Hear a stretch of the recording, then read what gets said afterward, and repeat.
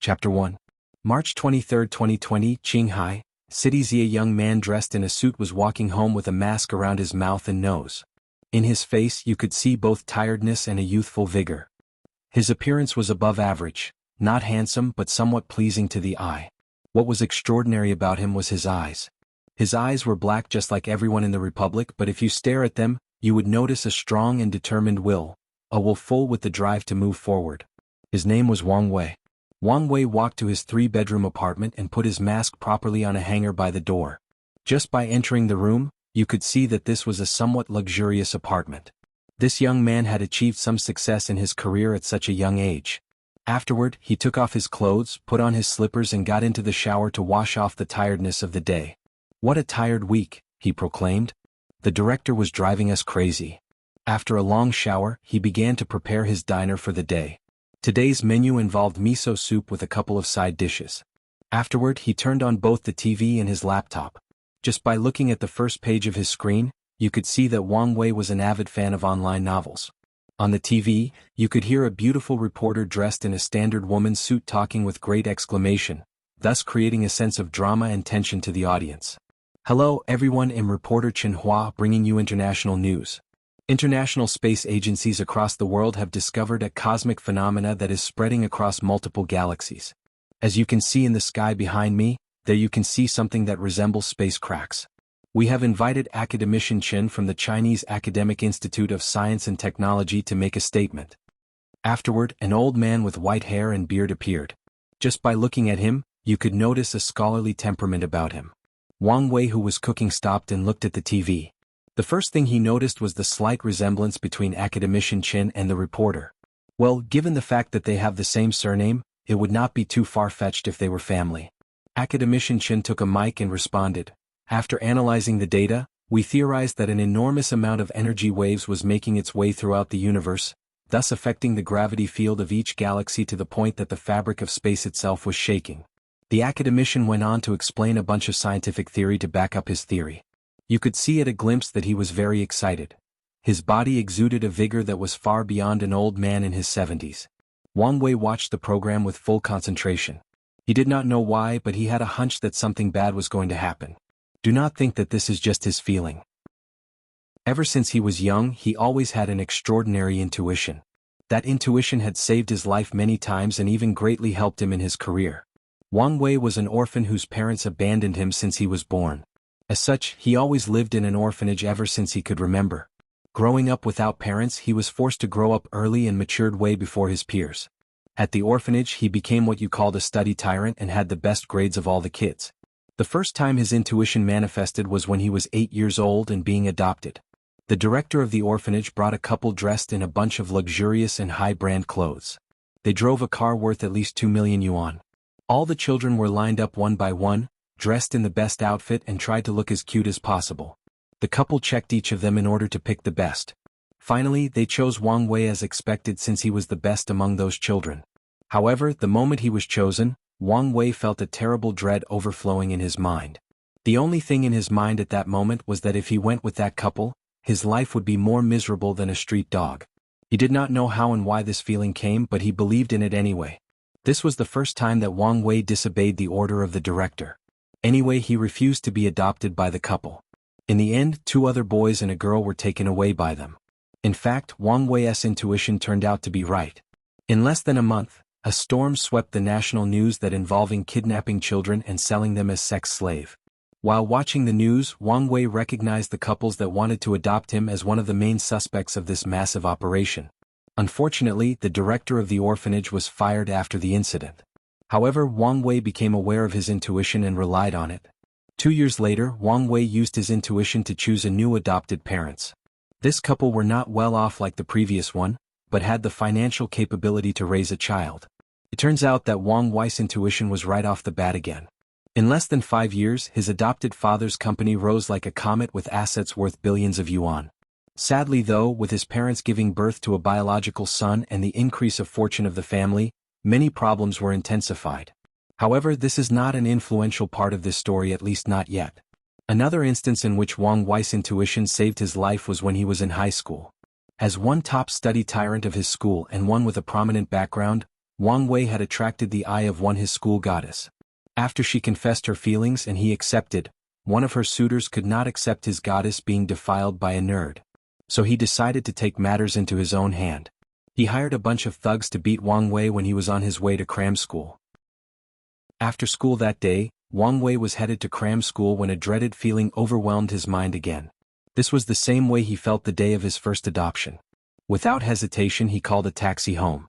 Upon arriving he told his mother that he was not feeling well, so he skipped cram school that day. The second day after the incident, he learned at school that some poor student was beaten by gangsters. It so happened that said student went to the same cram school as Wang Wei. Coincidence? I think not. Afterward, Wang Wei used his intuition on many major decisions of his life. What school to go to, what professor to get along with, which coworker to get along with, which friend is truly trustworthy, which project at work that had potential and which looked good on the surface, but were prone to problems. These decisions made him, who was in just his late 20s, heading into a promotion for deputy manager at a Fortune 500 company. Now back to the present. Wang Wei was watching the news with worry on his face. He pondered what action to take. At the same time, many places in the world were in chaos. The cracks in space that were small and visible in only some places began to expand exponentially. They look exactly like when the character Whitebeard from the anime One Piece used his devil fruit ability. As the cracks became more visible in the sky, panic and chaos spread across the globe. People began to wonder, is this the end of the world? Chapter 1.1 Suffering Makes the Heart Grow Stronger Part 1. Few months have passed since Wang Wei had a meeting with the upper management of the sect. Soon after the meeting, the Supreme Elders, which all had the cultivation level of Supreme Realm, quietly left their place of retreat. This was actually world-shaking news. In the last generation, for some reason, the path of Supreme was entirely cut off. No matter how powerful or heaven-defying a heaven chosen was in the last generation, no one could enter the realm of Supreme. This was the reason that Wang Wei's father was still in the realm of Saint. As for Wang Wei's generation, many of the heaven chosen have just been born and have not even started cultivating yet. And if they have, they are in a low-level realm. In fact, many of them have not even proven to the world they can gain the title of heaven chosen.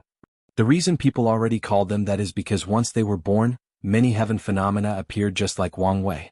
Furthermore, many people born with a special physique appear at the same time all over the world. Especially people with special bodies in the 3000 heaven physique list. This was a list certified by Heavenly Tao itself. What's even more shocking is that 2 of the top 3 physique already appeared. Throughout the history of the Myriad Emperor plane, the appearance of one of the top 3 physiques was rare enough, let alone 2 appearing at the same time. As a precedent, once that happens, it can only mean one thing. The 3 top physiques will be born at the same time and a glorious time will be born. The fight for heaven will be a fierce one. Heaven chosen will be everywhere like dogs. As such, the emperor created in this era will be a very powerful one. Coming back to the topic. The appearance of the Supreme Elders brought a shock to the world since they technically have not seen a Supreme Realm for close to 2 generations. Although the Supreme Elders tried to be as low-key as possible, when the Tao opening sect started searching for some rare and precious materials, the powerful groups of the world sent their spy agencies to acquire news. These sects did not find specifically what the Tao opening sect was doing, but they still got some news.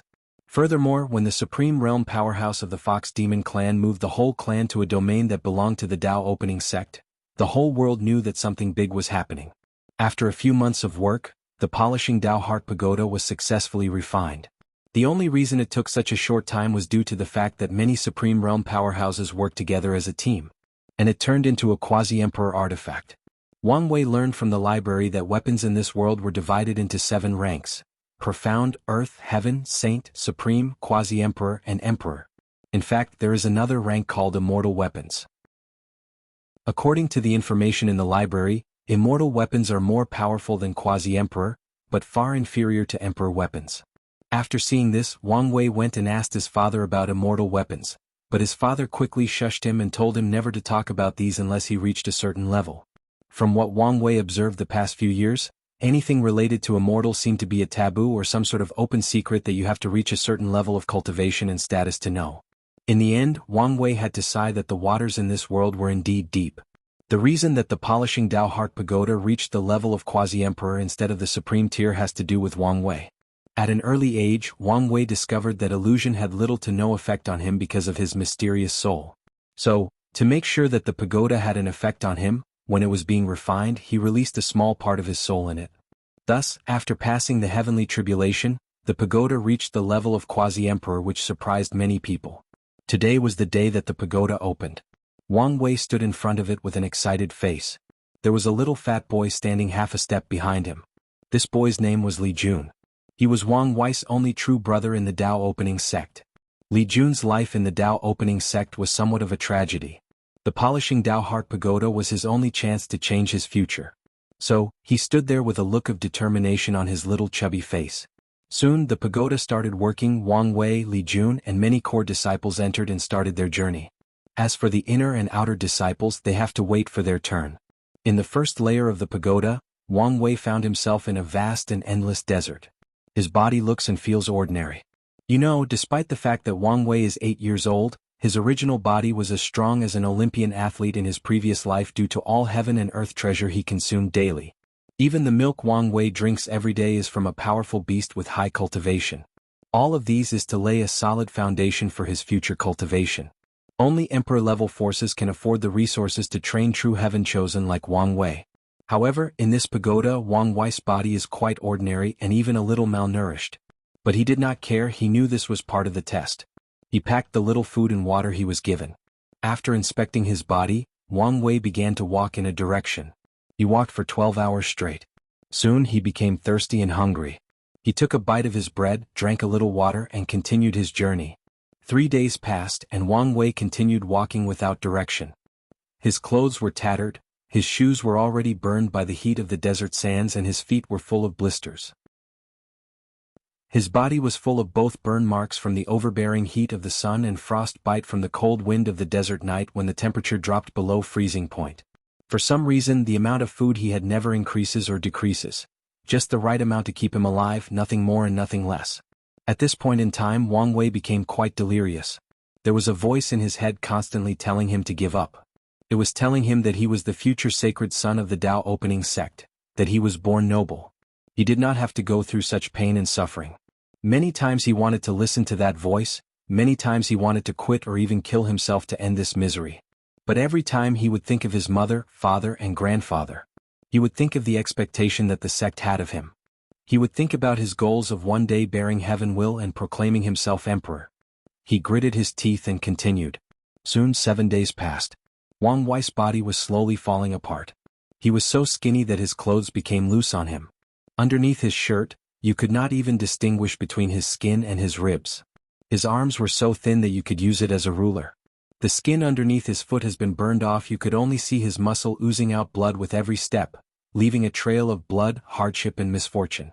Wang Wei's body was simply not functional anymore. He was moving simply by his sheer will and determination. Despite all this, he continued his walk forward. Not even death itself could stop him. Meanwhile, outside of the pagoda, the elders and disciples were shocked. There was a formation that showed what was happening inside the pagoda for the rest of the people to watch. The result of many of the disciples were quite abysmal. Few were able to last more than a couple of hours. The best result so far was the rank first contemporary sacred son, which lasted 3 days. 2 people lasted the longest, 7 days. One of them was of course Wang Wei, the other, surprisingly, was Li Jun. Chapter 2. While the whole world and government of different countries were trying to find the cause of this phenomena and how to properly deal with it, something incredible happened to Wang Wei. As soon as his intuition took effect, he got up and ran outside. Unfortunately for him, before he got far, a space crack suddenly appeared and swallowed him. Afterward, Wang Wei found himself traveling in a vacuum-like environment except that there was no planet or stars around him. The only thing around him was darkness. Sadly for him, it did not take long before his body was destroyed. The only thing remaining of his existence was a milky white cloud-like substance that he assumed to be his soul. Damn, I'm in big trouble this time, he proclaimed. I have to find a way out of this situation or I will definitely die. Many negative emotions were going through his head. But he forced himself to calm down. He focused his attention around while ignoring the fact that his soul was slowly dying out. He soon noticed a bunch of blue light spots scattered around in the void. They shined like stars in the night, yet strangely if you did not focus on them you could not notice them.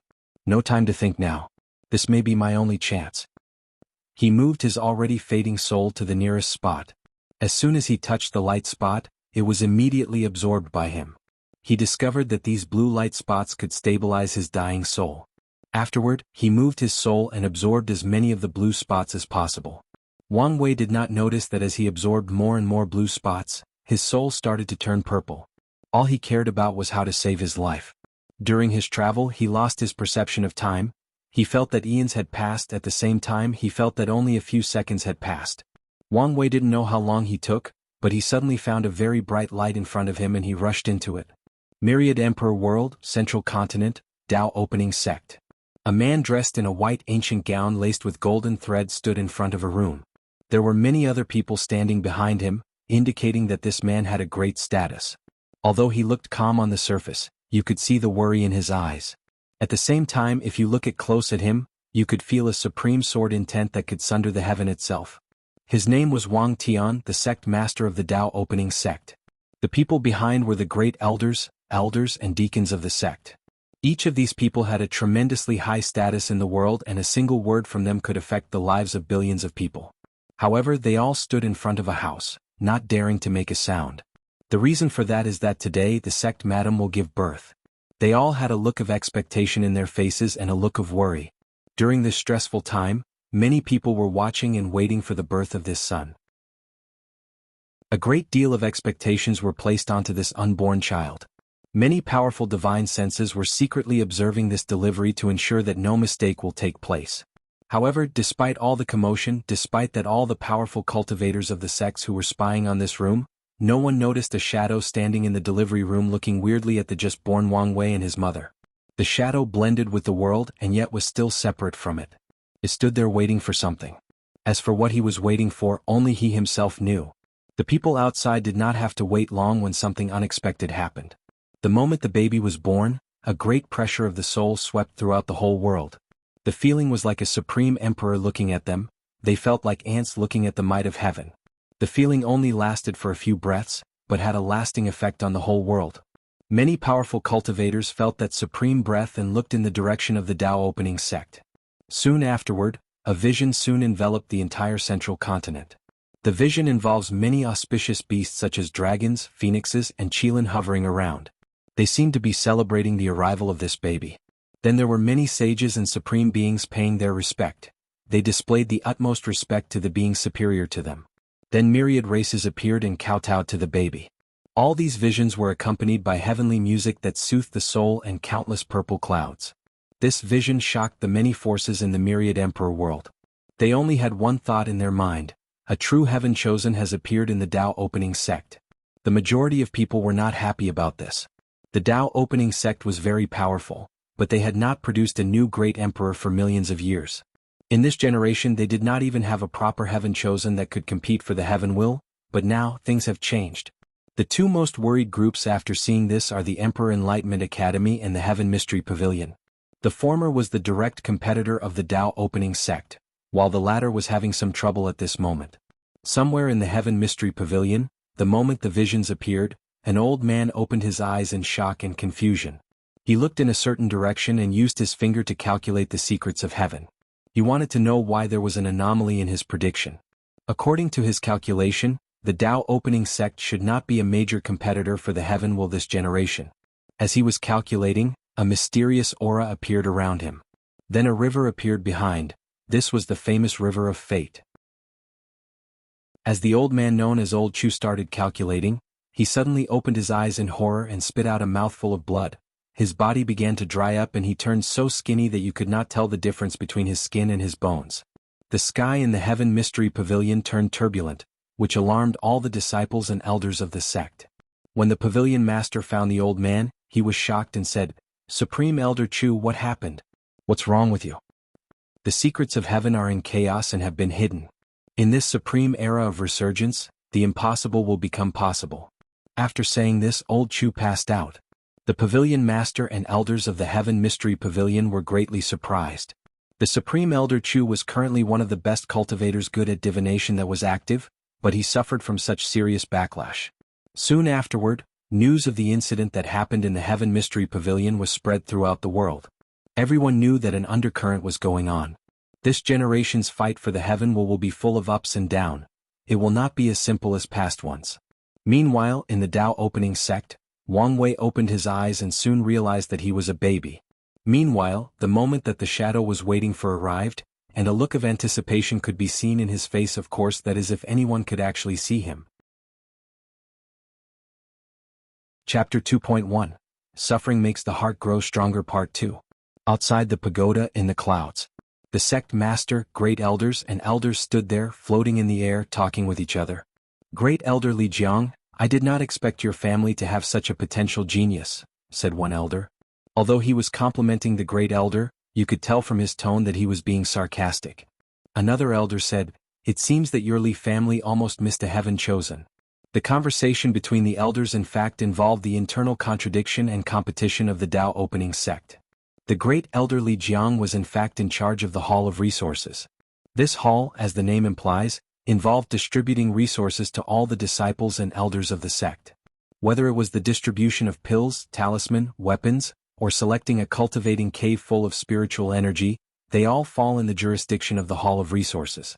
The Li family was in charge of the Hall of Resources for this generation. As a matter of fact, the Tao opening sect is currently divided into 4 parts: the Wang Yin Li family and the sectarian side. The Tao opening sect had 9 emperors, 4 from the Wang family, 2 from the Li family, 2 from the Yin family, and 1 from disciples recruited outside of the families. As a result, there are many contradictions and competition between the 4 parties. Li Jun is in fact the young master of the Li family, and great elder Li Jiang is actually his father. However, Li Jun's life in the Li family is not very well. There is a glorious time coming in the world, and many of the 4 groups have talented people to nurture to represent them in the grand stage that is about to come. However, the Li family does not, well, at least the main branch of the family does not. Li Jun, as the sole heir of the Li family, was not born extraordinary. Although Li Jun's talent is good if he were placed on the lower planes, he would be a heaven-defying genius, but, in the myriad emperor plane in this glorious times coming, he is simply insignificant. As such, his life in the family is quite hard. Although he still receives all the training and resources necessary, he has no status. Even the servants in his house always gave him a cold look. What's even worse is that when the kids from the Li family branch bullies him, and no one comes forward to stop them except for his mother. As such, Li Jun's evaluation in the family is someone that is not worth training. His life only got better after he started hanging out with Wang Wei. So, you could imagine the shock the elders had after seeing his performance in the pagoda. Great elder Li Jiang blushes with shame upon hearing the others' comments. How would he know his son has such a powerful will?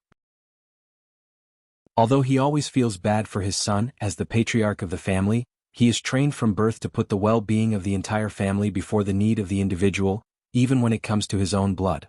Of course, Li Jiang is not a completely heartless and terrible father. He tried his best, otherwise Li Jun would not have received as much resource as he did now. The noble families like the Li and Wang are ruthless, they do not raise anyone who has no value. Back to the pagoda. After 8 straight days, Li Jun's body collapsed in the desert and he was sent out the pagoda. His body was in fact in perfect shape, as the pagoda trials are just powerful illusions. But when Li Jun was sent out, he was still immersed in the trial. As soon as he got out, he started screaming, "Water, water, I need water." His father, who was in the cloud, instantly appeared before his son and fed him some water. Afterward, Li Jun passed out and was taken away by the great elder. Soon, many murmured of the disciple began to spread throughout the venue. Was that Li Jun who passed the trial? Yeah, that was him. But I thought he was a waste. Now, I just saw him perform better than the contemporary sacred sons. Sh. Don't talk about these kinds of things if you want to mix in the sect. Conversations like these were happening everywhere in the sect. The people most affected by these rumors were the contemporary sacred sons. In the Tao opening sect, the disciples were divided into outer disciples, inner disciples and core disciples. The top 10 core disciples were referred to as contemporary sacred son. They compete with each other and the winner will win the status of sacred son. What is a sacred son? The sacred son represents the future sect master of the Tao opening sect. It represents having most of the resources of the sect at your disposal. The sacred son status is second only to the sect master and the great elders of different halls. The sacred son even has the right to mobilize the elders, which are all in the saint realm when necessary. As such, many disciples are competing for the status of the sacred son. In fact, Wang Wei was designated as the sacred son the moment he was born, but this news was not announced yet. Although this was unfair to these disciples, This is how things are in a sect controlled by powerful groups. Of course, things are not as simple as stated. When Wang Wei becomes the sacred son, he has to prove to the contemporary sacred sons and all the other disciples that he deserved such title. Otherwise, his status would be nothing but empty air. So, a fight is imminent between Wang Wei and them sooner or later. Although Li Jun escaped the pain and misery of the desert, Wang Wei did not. Soon, 13 days passed and Wang Wei was still walking. All people could see on the screen outside of the pagoda was a skeleton with worn-out clothes walking in the endless desert. Soon, the skeleton's body started to decompose into the tiniest of sand particles blowing away by the desert wind. Wang Wei was ejected out the pagoda after a 13 days arduous journey of non-stop walking. It took Wang Wei a few moments to process the fact that he had escaped the endless desert. In this brief moment, a great change had occurred to Wang Wei. In his mature and wise eyes, you could notice an iron will of determination. A will that could make even the most ruthless man tremble. A will that could inspire courage, dedication, and foolish bravery to all his allies. A will that could install fear in the heart of his enemies even if he was the devil itself. After Wang Wei regained his composure, he scanned at all the disciples that were looking at him. Everywhere his eyes went, the majority of the people put their head down out of fear, while the rest looked at him with reverence. Soon afterward, Wang Wei passed out and started to fall down. However, before he hit the ground, his father appeared out of nowhere, caught him and immediately left. Chapter 3. The birth of Wang Wei had far greater impact than imagined. In a higher dimension where the myriad emperor word was located, there is no void or stars, or the concept of the universe known to Wang Wei's previous life. There is only chaos, the beginning and end of everything. Chaos gave birth to every living and non-living thing, and every living and non-living thing will one day return to chaos. In the endless chaos, there are many powerful worlds. Each powerful world has a lower dimension full of smaller worlds that provide them resources, mainly powerful cultivators.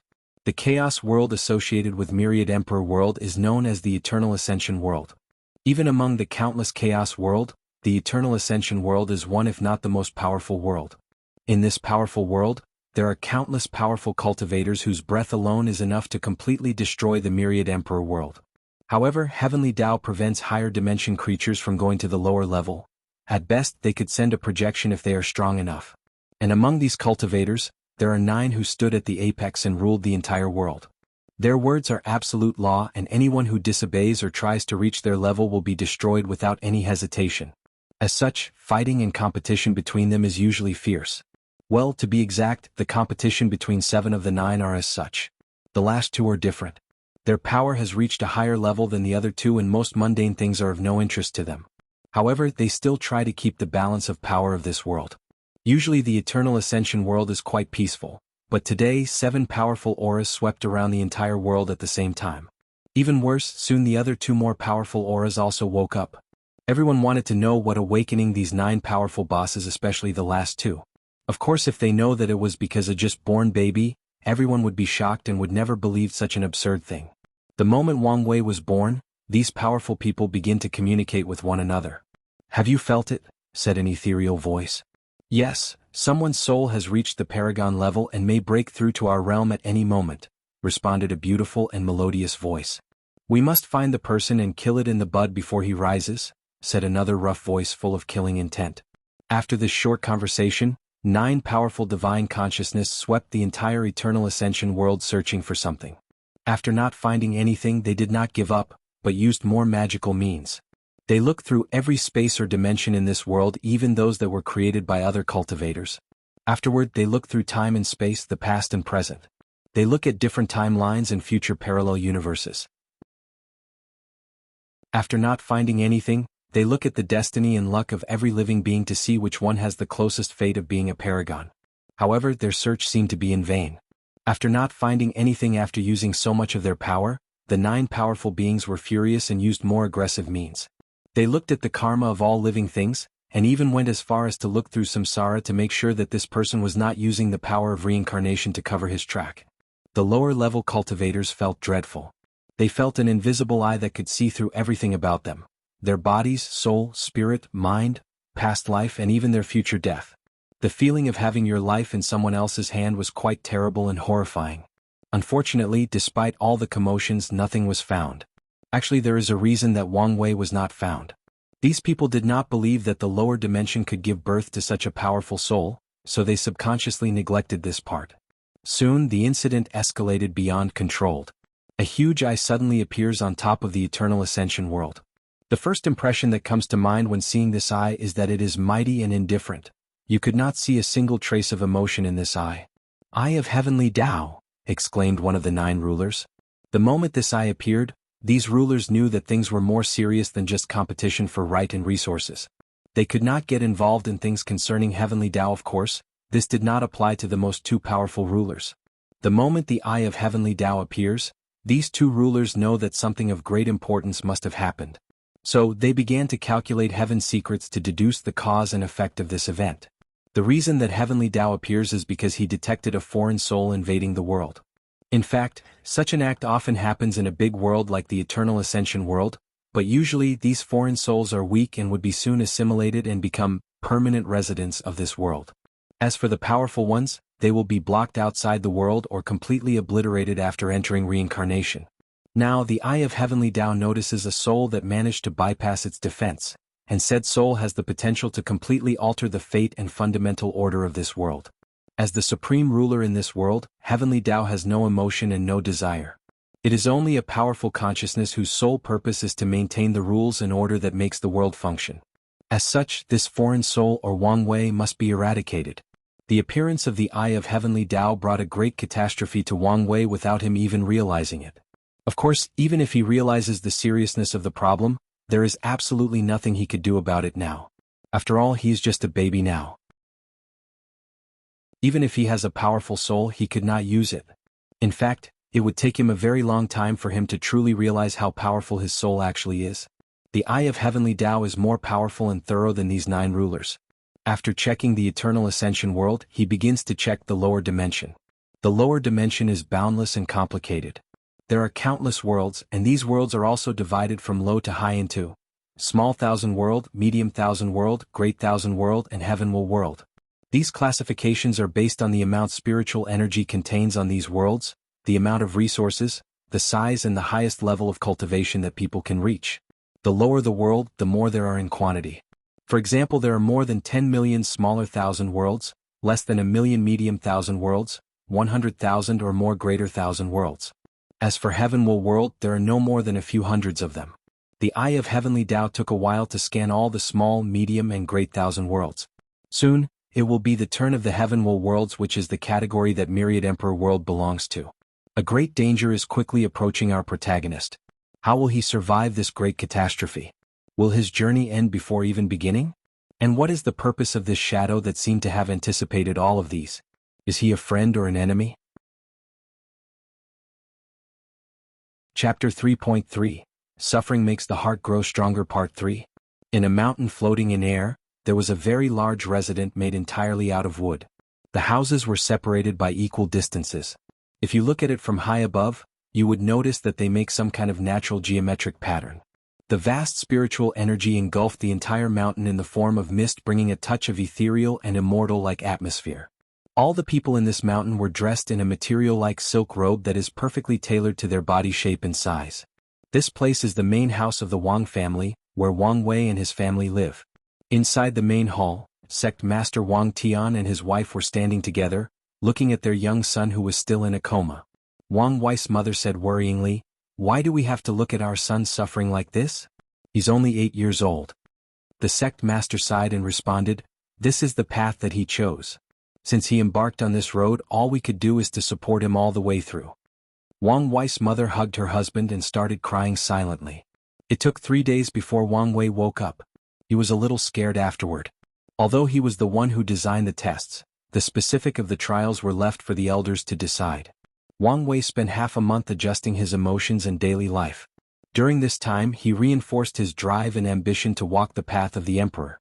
Afterward, he went to find Li Jun to enter the second trial. When Wang Wei saw Li Jun, his face was glowing with excitement. The look on his face conveyed the fact that his life was quite happy the past few days. Looking at the shady look on your face, your life should have been moist after the pagoda trial. Big brother Wang Wei, what do you mean by shady? That is the face of beauty and success. Heh heh, Wang Wei smirked, then proceeded to smack his head. Kid, do not be too happy yet. We live in a world where the strong preys on the weak. The only time people are interested in you is when they find you valuable. Do you think passing the first layer of the pagoda is enough for the whole Li family to completely value you? Remember, in this world, only strength, only results will give you the status and honor you desire. After hearing Wang Wei's words, Li Jun immediately recovered from his excitement. As his big brother said, the result he has accomplished now is not enough for him to change his situation. Now, things look all good, but that was the result of the recent hype of the pagoda trial. Once the hype disappears and he has not made new results, although his life would improve slightly, but it would not completely raise his status in the clan. After pondering these issues, he converged his excitement and asked, "Big brother Wang Wei, when are we executing our big plan?" Wang Wei looked at him and said, "Wait until you pass the pagoda trials and survive the Spirit Road trial 7 years later, then we will start our plan." Li Jun nodded and then he became reserved just like he used to be. Noticing the change in temperament of his little brother, Wang Wei nodded in satisfaction while heading to the pagoda. As he walked toward his destination, Wang Wei started thinking about the day he met and became friends with Li Jun. At that time he was 3 years old. He had just awakened a new ability. When he was 3 years old, Wang Wei discovered that his eyes could see an illusory dragon on top of people's head. The dragons were of different size and color. The colors being red, orange, yellow, gold, and purple. Even he himself had a purple dragon above his head. After awakening this ability, he searched in the library and learned that this was a manifestation of luck. In this world, luck is a real and observable thing. As such, the color of the dragon determines the level of luck someone has, with red being the worst and purple gold being the highest. In fact, not everyone has a dragon that represents luck. According to the knowledge he acquired, luck is divided into carp fish, snake, flood dragon, and true dragon. The majority of cultivators have the luck of a snake, as having the chance to cultivate itself is a manifestation of luck. In this vast world, there are trillions of mortals or ordinary people. Out of these people, probably only 1 out 100 billion can have the talent to cultivate. Among these people, the cultivator who can get the title of Heaven Chosen has at least a golden dragon of luck. As for the highest purple golden dragon, no one except for emperors' direct descendants can be born with it. If you want to achieve such a level of luck, certain conditions are required to achieve. When Wang Wei learned about his power, he visited the whole sect to learn about how to use this power. After many days of observation, he noticed that when the luck dragon meets a more powerful one than itself, it is suppressed and becomes dormant. When it is excited, it means a person is going to have a fortunate encounter. When someone defeats another person in a fight, a part of the luck is transferred to the victor. Wang Wei noticed Li Jun because he was the only one among the direct descendants of the sects that had a red dragon. On that fateful day, Li Jun was besieged by a group of kids who were constantly beating him, even though he lied in the ground defenseless. The reason that Wang Wei noticed Li Jun was not because of him being bullied. In the sect, children's fights were secretly allowed. It was a way to develop the concept of strong prey on the weak at a very young age. In fact, Wang Wei himself beat a few children in order to establish his status as the boss. As a kid with the mind of an adult, Wang Wei can only secretly say that the process was quite enjoyable. The reason Wang Wei noticed Li Jun despite his red dragon luck was the determination he saw in his eyes and the fact that he did not fight back. You know, kids at their age had no cultivation or training in combat. And Li Jun, who was quite heavy at that time, had many advantages over these kids. So after the fight, Wang Wei approached him and asked him, "Why did you not fight back? What's the point of fighting back besides adding more unnecessary injuries to me?" After hearing Li Jun's word, Wang Wei immediately understood what he meant. Wang Wei had learned about Li Jun's situation and knew that his bullying had to do with his status in the clan. If he had a high status like Wang Wei, all he had to do was to beat a few kids to establish his dominance, then things would end. But, in his case, after beating the kids, they would gang up on him and beat him more severely in retaliation. As such, being passive, he would not anger them and receive less injury. This was not an easy thing for a 3-year-old kid to realize. After all, circumstances and the environment has a major influence on people's growth, especially children. After noticing that Li Jun was different from other kids, Wang Wei said, "Well, kid, I like your wisdom and bravery. Follow me and be my little brother. In this sect, no one dares to bully my little brother." "Who are you calling a kid? Furthermore, as far as I am concerned, I am older than you. I should be the big brother." "What an interesting kid. In that case, let's settle this like everyone in the world does. Whoever has the bigger fist is the big brother." "Well, what you say makes sense. Afterward they fought madly like kids rolling in the dirty ground. In the end, Wang Wei had to rely on a few unsavory tricks to win. An Li Jun gracefully accepted his status as the little brother. Chapter 4. A great deal of danger was quickly approaching our protagonist, even though he was not even aware of it. As the scanning of the Eye of Heavenly Tao approaches the myriad Emperor world, a great change suddenly happened. The whole universe suddenly became quiet. All lives in the universe, whether they were in the multiple chaos worlds in the higher dimension or the near infinite amount of worlds in the lower dimension, suddenly stopped whatever they were doing and silently looked up in the sky. Trillions upon trillions of lives who had different identities, different race and different cultivation levels. When they raised their head, all they could see was a young man dressed in purple robes standing over them. To be precise, he seemed to be standing above the whole universe. It did not matter where you were, how far apart you were, what size you were, whether you were an existing or non-existing being, whether you were a sentient being or not, anything of existence or non-existence could see this young man. The inhabitants of the universe could not see the face of this man, but somehow they could see his temperament in both his eyes. The man gave the feeling that he was free and unfettered, that he was not bound by worldly tether, that his actions were bound solely by his desires. In other words, he could do whatever he pleased whenever he wanted. He was transcendent. He was detached. And then there were his eyes. In his eyes, you could see the fate of all living beings and things, their birth, growth, and destined destruction. It was a beautiful yet horrified cycle. When seeing those eyes, people would immediately ask themselves, does fate really exist? Is our life from birth to death already set like a written story? So, who is the author? And how can we escape such a shackle? Maybe this man knew the answer. Unfortunately, he was not here to answer our questions. Despite this, we are still happy to be in his mere presence. Right after the young man showed up, a gigantic eye also appeared on top of all living beings. Unlike the man who was a mystery to people, all living things instantly recognized this eye despite not having any prior knowledge of it. It was as if the cognitive knowledge of this being was instantly placed in their mind. This was the Eye of Great Tao. In this chaotic universe, there are many chaotic worlds like the Eternal Ascension world. Each chaotic world has an Eye of Heavenly Tao to manage it and keep it in order. The collective chaotic worlds and its Eye of Heavenly Tao can be called the chaotic universe. Thus, the Eye of Great Tao is essentially the boss or ruler of the entire chaotic universe. There are two types of Eye of Great Tao, ones with emotion and the ones without. As for how the differences come about and what effect they each have, well, that's information that our protagonist will have to discover for himself in his journey.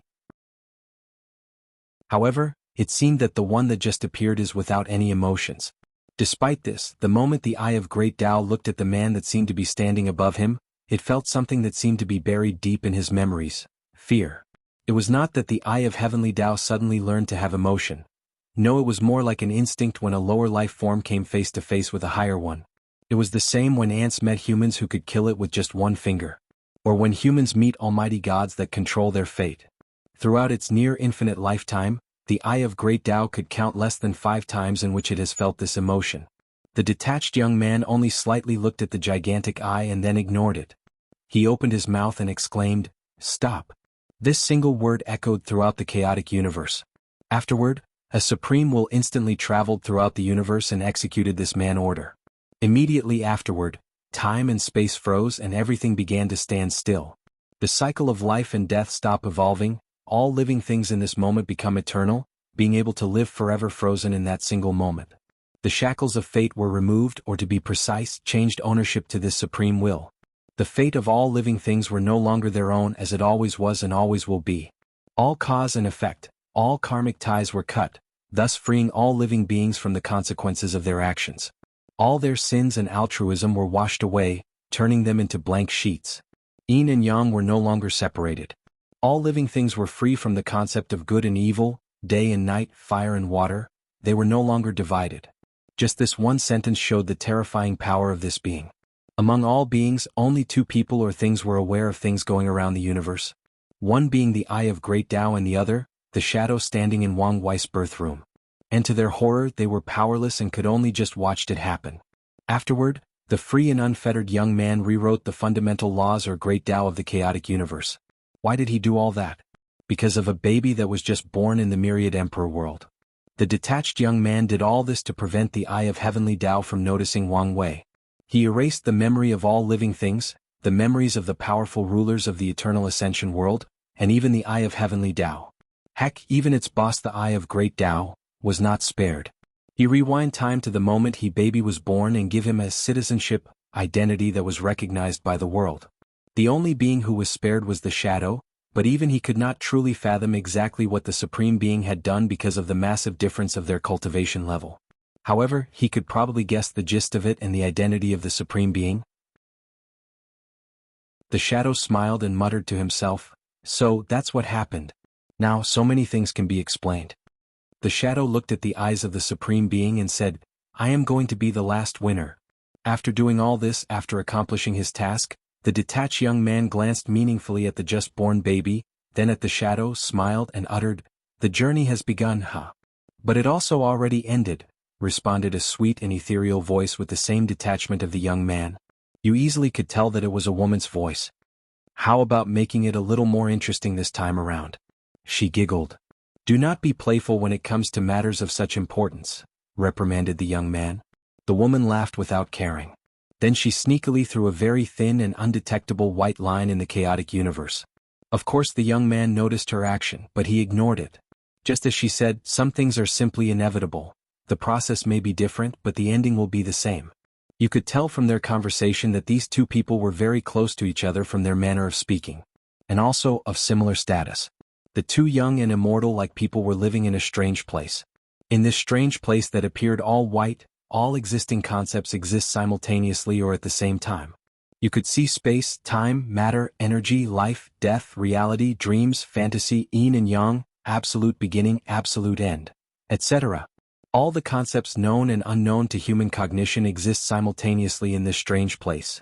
Its name is Hongmeng. According to cultivators' understanding of the Tao, chaos existed before the birth of the universe. Chaos gave birth to all things. Then what was before chaos? What gave birth to chaos? The answer is Hongmeng. Hongmeng existed before chaos. Chapter 4.1 What Price Are You Willing to Pay for Power? Part 4. While Yu Yen closed her eyes and waited for her fated death, Wang Wei's bright red sword stopped 1 millimeter away from her heart. No matter what Wang Wei did, he could not push the sword forward. This 1 millimeter represented a chasm that separated his last trace of humanity. It also represented his destined path. Cross that chasm and he will no longer be human, he will turn into a slave of power, a puppet of fate. Walk away from it, he still has a chance at redemption, a chance to try to place the control of his fate in his own hands. Wang Wei looked at his mother, then memories that were engraved deep in his memories flooded his mind. He remembered the reason that he started in this path of pursuing power. It was to protect his mother from the persecutions of the other clans. But now, years later, he has forgotten his original purpose. His desire for power slowly consumed him like blood flowing out of a person's cut artery. Then it suddenly dawned on Wang Wei that the most difficult thing about cultivating was not the process of reaching high realms. No, by his talent alone and with an abundance of resources from the sect, it was only a matter of time before he could cultivate to the supreme realm. The real difficulty of cultivating was how to remember his original purpose, his original heart. Cultivators live a very long life. The real trial that they have to face is how not to let the passing of time affect their heart, to retain their original intention in the face of the demon that is called time. Can you make sure that after 1,000,000 years, you are the same person? Can the people who knew you in the beginning still recognize who you are? Can you look yourself in the mirror and say without hesitation that you did nothing against your conscience? And if you did change, is it too late to rectify your mistakes? All these are the essence of having a strong and powerful Tao heart, and it took Wang Weiss almost killing his mother to truly understand these things. Yu Yen opened her eyes after a few moments without feeling any pain. The painful death that she waited for did not come. When she opened her eyes, she saw her son holding a sword very close to her heart without moving an inch. At the same time, she noticed tears flowing down his eyes, drenching his clothes wet. His eyes were no longer devoid of emotions. Instead, they were full of pain and struggle. They kept changing from pure ruthlessness to doting love. Yu Yen realizes that her son was in an internal battle of good and evil. Her son was in his last struggle to redeem himself. She did not say anything to him, her gentle smile remained on her face. She knew that this was a battle that her son had to face on his own. No matter the outcome, she will accept it. If her son succeeded, she will lead him to a path of redemption to repay all his negative karma. If he failed, she would die as a form of atonement to the world and her son. Wang Wei's struggle lasted more than 9 hours. Afterward, he dropped the sword in his hands on the floor. He looked at his mother full of gentleness, love and guilt, then said, "Mo. Mother." His voice was harsh and hoarse and he stuttered. This was due to the fact that he did not speak for many years. Tears kept coming out his eyes and he knelt in the ground in front of his mother. He continued, "I'm sorry for warehouse. What happened?" Yu Yen rushed to her son and embraced him on the dirty floor. She wept with him and comforted him. She told him that everything would be okay from now on, that there was still time to change, time to make right of his past wrong. The mother and son spent the next day talking to each other. In the morning the next day, Yu Yen said to Wang Wei, "Are you leaving again?" He smiled and responded, "Mother knows me best. After all, I need to repent for all my sins." This time his smile was no longer stiff or indifferent. Instead, his smile gave the feeling of removing the burden of the world from his shoulder. His smile was free and unrestrained. After saying his parting word to his mother, Wang Wei teleported away from the Wang clan. Then he turned into a giant. His body was so huge that the concept of size could no longer apply to him. All the people of the world raised their head to see a gigantic human head covering the entire heaven. In front of this giant, they were nothing but ants crawling in the ground in order to survive the cruelty of nature. And this giant was at the top of the food pyramid. The people of the world immediately knelt on the ground and did not make a single sound. The world became extremely quiet. In fact, not just humans, all sentient and non-sentient beings acted this way. Even the wind stopped blowing so as not to make flowers move and make a single sound. The giant looked at all the beings in the world and proclaimed, "My name is Wang Wei, but many of you should know me by the title of Slaughter Devil." Upon hearing the giant's word, many people became terrified. Who did not know the Slaughter Devil that killed the majority of the people in the world? All of them lived every day in fear, thinking that someday the devil would come to finish the rest of the job. Many people at the moment thought that their judgment day final came. Throughout the past 10 years, I have committed great sins to the people of the world, and as such, are fettered by karmic virtues. Since there is a cause, then there must be an effect. Today I will repay the karma I owed to the people and to the world. My soul will turn into the cycle of reincarnation so that all the people that I have killed can be reborn and have new life. My blood will nourish the land of the world so that all living beings have enough resources to breed, multiply, and grow. My flesh will turn into a new continent so that all beings will have more land for future descendants and the world could be more prosperous. After this declaration, the people watched as the giant's body slowly disintegrated. Many grieving souls flew out of the giant's body, bowed to him and went into reincarnation. The giant's blood enveloped the land. The crops and plants started to grow at an alarming rate. Many ores and spiritual veins were created in different parts of the land. Many mountains and rivers grew at a rate visible to the naked eye. Then, the giant's body turned into an enormous continent and landed somewhere in the ocean. The few remaining cultivators in the world soon noticed that the world they lived in hand started to expand and the spiritual energy of heaven and earth became extremely abundant. Every breath they took could absorb a vast amount of spiritual energy and they would feel refreshed afterward. In this environment, even mortals will have a long lifespan. They knew that this world was about to enter an age of cultivation and exploration. Both cultivators and mortals will benefit from this coming era. After doing all of this, Wang Wei was ejected out of the pagoda trial. In fact, Wang Wei did not have to do all the extra things at the end.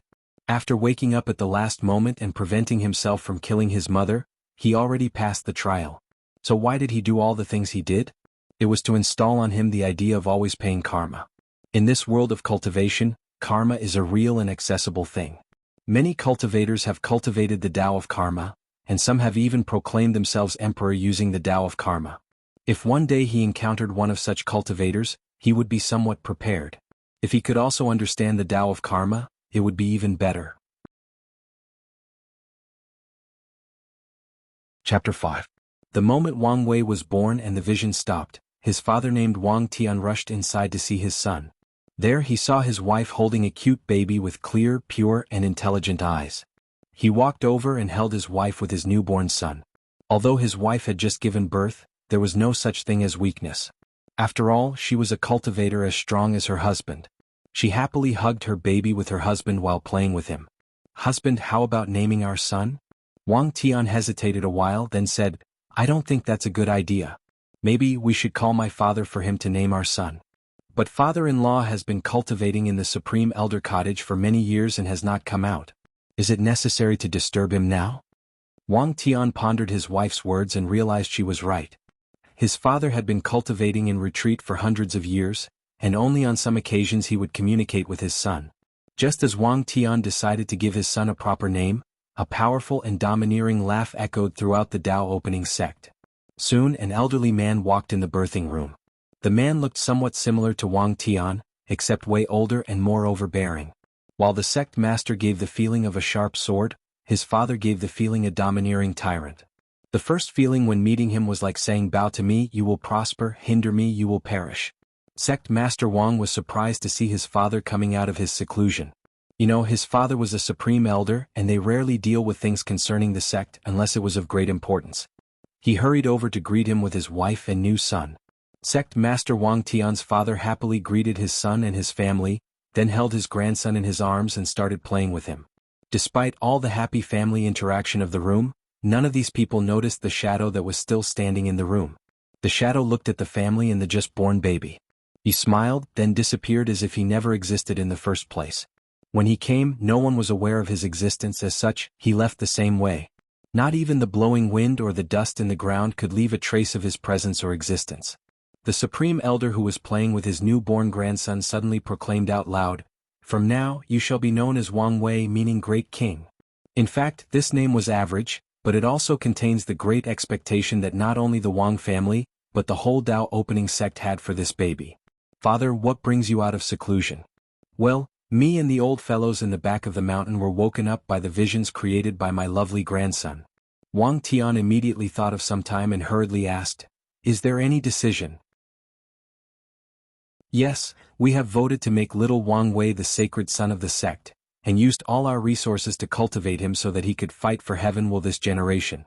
Both Wang Wei and his wife were immediately excited after hearing this news. They knew exactly what those words meant. Their sons will have access to all the resources and support of the sect. A big sect like the Tao opening sect has countless resources. As such, there are many interest groups that control these resources. Although their Wang family is the strongest one among them, they could not control the whole sect by themselves and decide who all the resources went to. In fact, if you think about it clearly, this decision actually makes a lot of sense. The Tao opening sect has not cultivated a new emperor for millions of years. Furthermore, there are rumors in the world that the maximum number of great emperors that a single force or group could have was 9. Afterward, Heavenly Tao would put a curse on said group to prevent the birth of a 10th emperor. As it turns out, the Tao opening sect has reached this maximum number. Afterward, no matter what the sect does, no matter what price they paid, it could not cultivate another emperor. Millions of years have passed since then. The Tao opening sect has helped many other emperors in their rise and accumulated countless resources and background, but they never had one of their one. Wang Wei's father was the person that came closest to break this curse. Unfortunately, he was unlucky. To be precise, his whole generation was unlucky. In a brief moment, these countless thoughts flashed in Wang Tian's head. Then he thought of something else and worriedly asked his father. "But, father, Wang Wei does not have a special physique. Although his soul is special, he would face a lot of setbacks." Both Wang Tian and his wife had already checked their son's body the moment he was born. So they knew that he had a very powerful and mysterious soul, but not a special physique. Wang Wei's grandfather responded nonchalantly, "Don't worry about this. I have already discussed with these old guys. They agree for little Wei to cultivate the ancient desolate body refining scripture, to make up the gap with other heaven-chosen born with special physique." Hearing this, both Wang Tian and his wife were shocked. His wife hurriedly said, "But father-in-law, the ancient desolate body refining scripture is a very hard technique to cultivate. Few people can get started, let alone cultivate it to great accomplishment." Suddenly, a supreme pressure came out of Wang Wei's grandfather and he said in a cold and ruthless tone, "So what? The path of the emperor is ruthless, harsh, and full of despair. If little Wei could not even get through this small difficulty, then it's a joke to talk about bearing heaven will." Both parents sighed helplessly. They knew that the Supreme Elder was right. They shut their mouth and never mentioned this topic again. They started enjoying their family life and looked forward to the future. Suddenly 8 years passed. In a mountain path, there was a child walking upward with a few people walking behind him. From their behavior, you easily distinguished the fact that they were servants. The young child was quite cute and lovable. The only thing odd about him were his eyes. His eyes were full of vicissitude, wisdom and maturity that was beyond his age. This child was Wang Wei.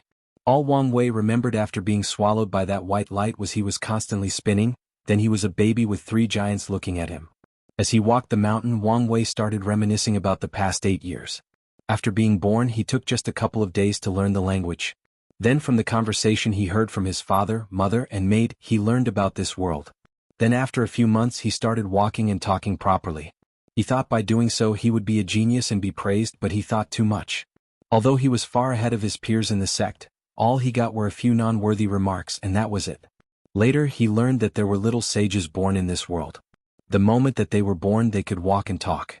They knew many truths in this world and could enlighten others. His little achievement was not so rare. Later Wang Wei plunged into the sect's library and learned about the world. Although Wang Wei already knew that this was a world of cultivation, but he was still shocked and excited when he truly came in contact with it. Cultivation in this world is divided into 10 realms: body refining, divine sea, divine altar, supernatural, divine body, primordial spirit, void shatter, saint, and supreme. After arriving in the supreme realm, all the qualified heaven chosen would battle it out. The winner will carry heaven's will, prove their Tao, and become a great emperor.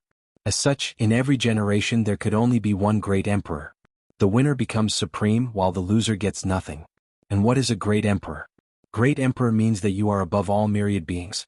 It means you escape the shackles of life and death and thus, is immortal. Great emperors have infinite lifespan, while supremes could at most live to 1,000,000 years. This means that whatever force, sect, religion, empire that cultivate a great emperor, they would be in charge of the whole world for a period of time. Of course, things are not as simple as stated. Every emperor would disappear after a while and give way form the next generation. Even if some of them had the ambition to rule the world forever, they never succeeded. Who knows what happened to them and where they went? The water in this world is quite deep. Chapter 6. Wang Wei walked up the mountain toward the sect master hall while pondering all the information he gathered about this world. As soon he learned about cultivation, he immediately decided he must be the bearer of heaven will in this generation. As a member of the Traverser group, of course he must go to the peak. Among all his fellow villagers, who among them did not become supremely powerful, marry a beautiful or multiple immortal wives, and become a winner in life. One of the most satisfying things for Wang Wei was his powerful background. He is the son of the sect leader of the Tao Opening sect, one of the most powerful sects in the Chilean Central Continent.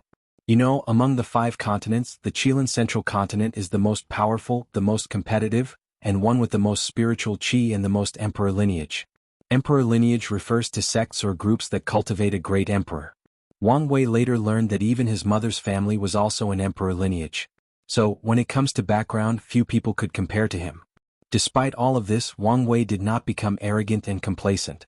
In fact, all the halos he was born with just motivated him to perform better while under pressure. After all, there were so many expectations of him. Today he was going to have a meeting with all the upper level of the sects in order to take his first step in his path of emperor. When Wang Wei arrived in the meeting hall, many people were here waiting for him, including his father. Wang Wei looked at the elders, then his father. At this moment, his father was not the lovey-dovey father he was used to seeing at home, but a powerful cultivator who dominated a great sect. He was quite domineering. Wang Wei quietly admired. When Wang Wei arrived, everyone concentrated on him and the atmosphere in the room became quite tense. Although these people did not release any forms of aura, it was quite scary to be stared at by them. After all the people in the room have powerful cultivation levels and have great status in the world. Can any ordinary person withstand being stared at by them? In fact, Wang Wei noticed that there were quite a few powerful divine consciousness paying attention to this meeting. Most likely to be his grandfather and the supreme elders in the cottage in the back of the main mountain. In fact, because of his powerful soul, Wang Wei had many weird and extraordinary talents. One of which is to be able to notice divine consciousness despite not having started cultivating. Wang Wei's powerful soul was one of his greatest and main reliance to proclaim himself emperor. However, he knew that this alone was not enough. However, despite the little test of the elders, Wang Wei was quite calm. In his past life, he had trained himself to maintain a poker face when meeting with his boss. "Young master, why did you call all of us for this meeting?" said the great elder of the formation hall. The reason he spoke first was that he was the closest to Wang Wei during the past 8 years. Not just him but the great elders of Refining Hall, Alchemy Hall and Talisman Hall. Wang Wei had spent the majority of his time studying with them, so they were quite close. Wang Wei started studying these professions mainly to accomplish a great plan that would be extremely important in laying his foundation for his future. So he became quite close with the people of these halls. After walking in the room, Wang Wei bowed and said, "Hello, sect master, great elders and elders. I have called you today to ask for help." After saying that, Wang Wei paused a moment, adjusted his state, pondered his words carefully and continued.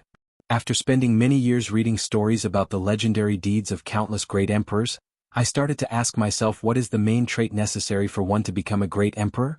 After hearing Wang Wei's words, the people listening to him were surprised. To them, the young master was a snotty-nosed brat that did not even reach the appropriate age to start cultivating. And yet, he was talking about the greatest realm that a cultivator could reach in their lives. Although they felt absurd, they did not interrupt him and let him continue.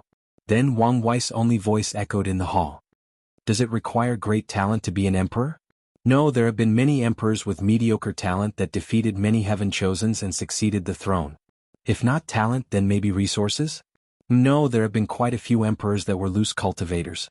By relying just on themselves, they acquired countless resources and took the throne from others with much more abundant background than them." Powerful cultivating scriptures and Tao technique? Still no, many emperors have relied on ordinary scriptures and technique. Then, by their own effort, elevated these scriptures into emperor-level scriptures. Maybe hard work is the key? What a joke. Without hard work and dedication, no cultivator would ever reach sainthood in their life, let alone bear heaven will. Cultivating is like sailing a boat without going forward, then you are going backward. Then the answer is possibly luck? But luck is illusory and destined by heaven. We cultivators cannot yet affect the ways of heaven. So what is the answer? In my opinion, the answer to this question is an unbreakable Tao heart. Having a firm Tao heart means that no matter what defeat, despair and pain you encounter, you could still move forward. A firm Tao heart means that no matter the obstacle, you have a mind to pursue the great truth of the Tao. Cultivating is like sailing in a sea of bitterness. The body is the boat, the soul is the sail, the cultivation is the wind, but the Tao heart is the compass that leads to the other shore. Cultivating is a path of defying heaven. Without a grand and encompassing Tao heart, how can one bear heaven will and proclaim themselves emperor? After finishing his speech, a grand and mighty aura came out of Wang Wei's body. Behind him, you could see a gigantic figure that vaguely resembled him looking down at myriad beings bowing to him. He was powerful and majestic. Unfortunately, the figure was quite illusory and soon faded away. The people in the room and the ones secretly watching saw that figure were shocked. Then they were very excited. They knew what that shadowy figure meant. This was the sign of a young emperor. Although Wang Wei had not fully condensed this figure yet, the fact that he had the potential was more than enough. What is a young emperor? That is someone that displayed the quality and abilities of the great emperor before they reached the realm. The title of young emperor cannot be given to just anyone. You know, the majority of great emperors did not have this title when they were young. And those who did, once they prove the Tao and bear heaven will, they will become legends among emperors. You know, among great emperors there are differences between weak and strong. Of course, being a young emperor does not necessarily mean that you will become an emperor. It just means that you will be one of the main contenders, that's all. As such, for the Tao opening sect, the young emperor talent displayed by Wang Wei gave them a lot of confidence. After all, they were betting a lot for this generation heaven's will. Chapter 7. After being shocked with the illusory image behind Wang Wei, the room became quiet. The people pondered the young master's word. Many of them have spent countless years cultivating, yet they could not grasp such profound truth. Yet an 8-year-old with no cultivation realized something they spend their whole life pursuing. Many of the elders became enlightening, their state of mind greatly improved. It is estimated they will soon make some progress in their cultivation. The person who benefited the most was Wang Wei's father, Wang Tian. After hearing his son's word, he suddenly understood his next path. Afterward, the supreme sword intent that emanated from him disappeared. He became just like an ordinary person. The sect master reached the state of returning to natural. When the elders and great elders noticed the situation of the sect master, they all stood up and saluted. "Congratulations, sect master, for getting one step closer to the realm of supreme."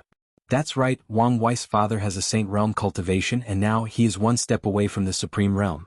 At that time, People will have to refer to him as true monarch just like every other Supreme Realm powerhouse. However, that's still for the future. After hearing these congratulations, Sect Master Wang laughed heartily and waved at them to be excused. Aha, fellow elders, you do not have to be polite. One day all of you will have the same chance as me. The elders nodded politely and wryly. They knew that the sect master was just being polite. How many people are stuck in the realm of saint for the rest of their lives? Not everyone has the qualification to attack the supreme realm, especially because of what happened in their generation. There may be a glorious time coming in this generation's heaven will, but they were the ones who paid the price to create such an era. They all sighed and removed the negative thoughts out of their mind. Wang Wei also noticed the change in his father and he was quite happy for him. Soon after, Sect Master looked at his son with satisfaction and said, good son, good son, good son, Wire, since you can notice the importance of Tao Heart, what are you going to do about it? Sect Master Wang knew that his young son had a very detailed and methodical mind. Since he brought it up, he must have some sort of plan. Hearing his father's words, Wang Wei was excited and quickly took a bunch of drawing from a ring on his finger. This was a space ring with a large interdimensional space inside that he could put things in it. This ring was a birthday gift he received when he was 5. This ring was special because it did not require any energy to open it, just thought. Wang Wei walked to his father and elders and presented them with a drawing. The purpose of the drawing was to create a pagoda with many layers. In each layer, there would be a powerful illusion designed to polish a person's Tao heart. After seeing the design and hearing Wang Wei's explanation, the upper level of the Tao opening sect were shocked at the ingenious idea behind this design. Then they began to ponder the possibility and resources needed to build such powerful magical artifacts. Our refining hall should be able to build such an artifact with the help of the formation hall. However, we would need someone who cultivated the Tao of illusion to a very high level to bring out the maximum potential of such a weapon. How about contacting the Eternal Dream sect in the southern Vermilion continent? They always had a good relation with our Tao opening sect. No, the Eternal Dream sect focused more on Dream Tao.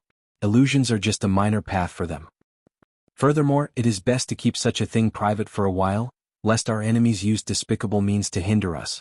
Although we are not afraid, it is better to be low-key before finishing refining the pagoda.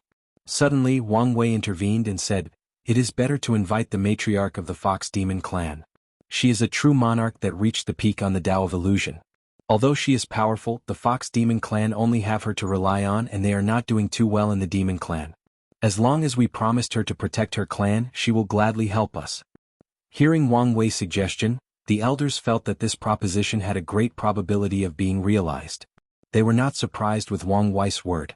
Throughout the years, the elders had long realized that their sect young master was far matured for his age and was a man of great wisdom.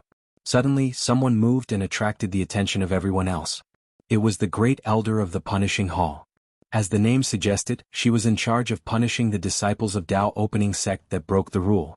She was a beautiful woman with great power given the fact that she was essentially the law enforcer of the sect. She was also a person with a detailed and meticulous mind. There are rumors circulating in the sect that she was romantically entangled with the sect master when they were young. However, no one dared to talk about these gossips in public due to fear of her power. The punishing hall great elder said, we should probably notify the supreme elders. After all, if we succeed in making this polishing Tao Heart Pagoda, all of the members of the sect will benefit from it.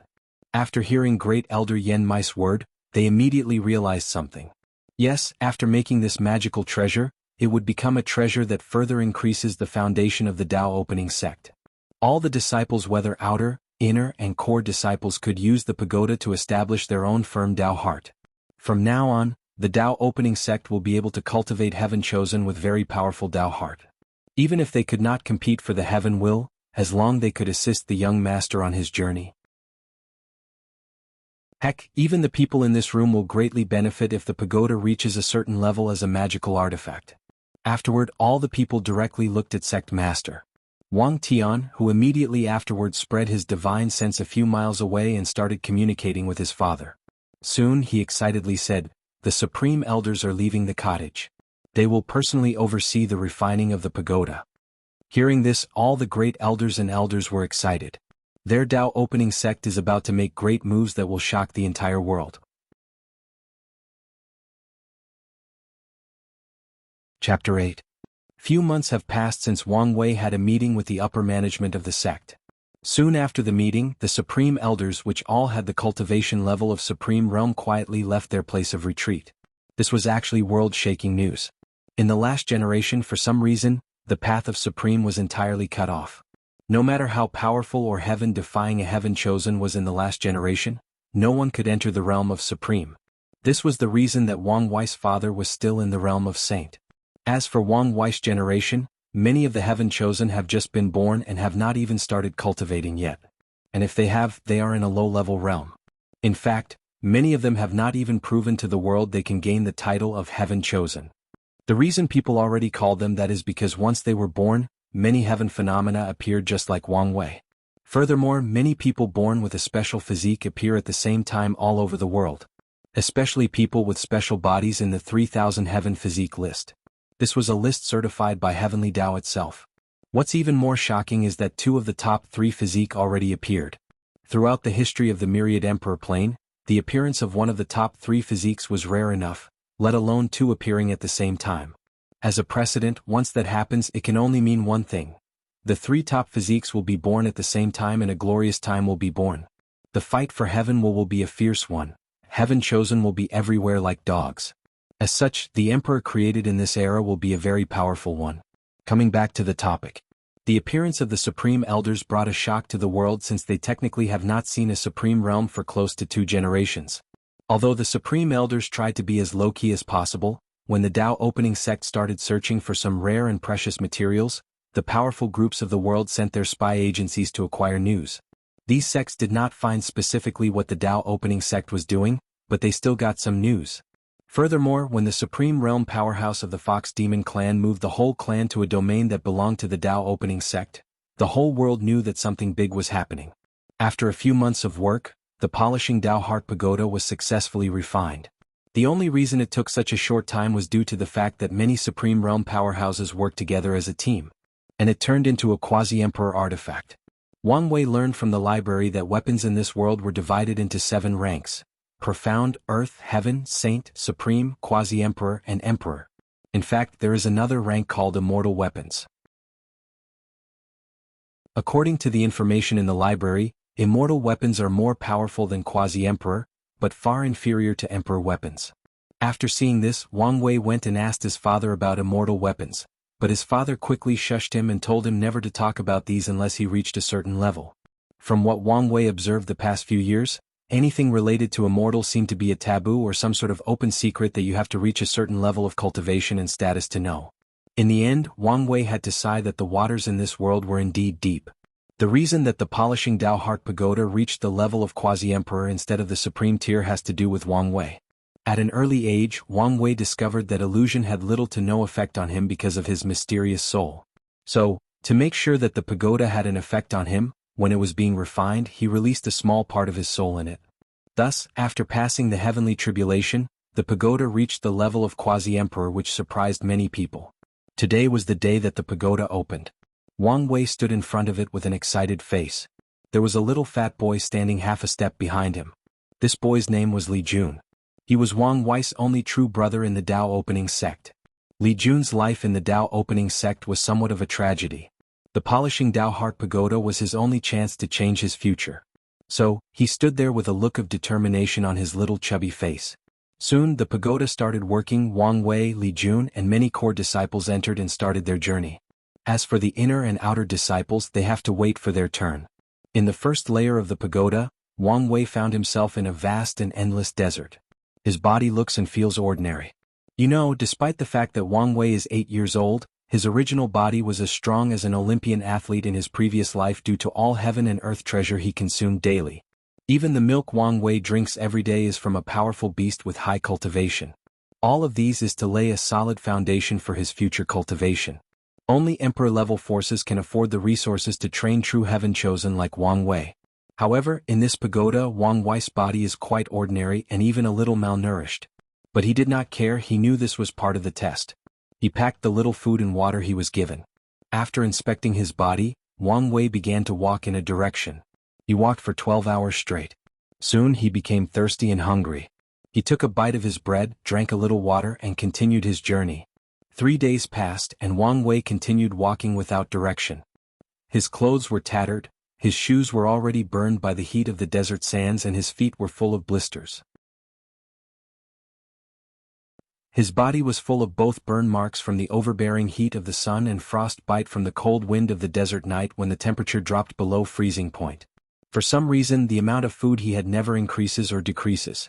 Just the right amount to keep him alive, nothing more and nothing less. At this point in time, Wang Wei became quite delirious. There was a voice in his head constantly telling him to give up. It was telling him that he was the future sacred son of the Tao opening sect, that he was born noble. He did not have to go through such pain and suffering. Many times he wanted to listen to that voice, many times he wanted to quit or even kill himself to end this misery. But every time he would think of his mother, father and grandfather. He would think of the expectation that the sect had of him. He would think about his goals of one day bearing heaven will and proclaiming himself emperor. He gritted his teeth and continued. Soon 7 days passed. Wang Wei's body was slowly falling apart. He was so skinny that his clothes became loose on him. Underneath his shirt, you could not even distinguish between his skin and his ribs. His arms were so thin that you could use it as a ruler. The skin underneath his foot has been burned off. You could only see his muscle oozing out blood with every step, leaving a trail of blood, hardship and misfortune. Wang Wei's body was simply not functional anymore.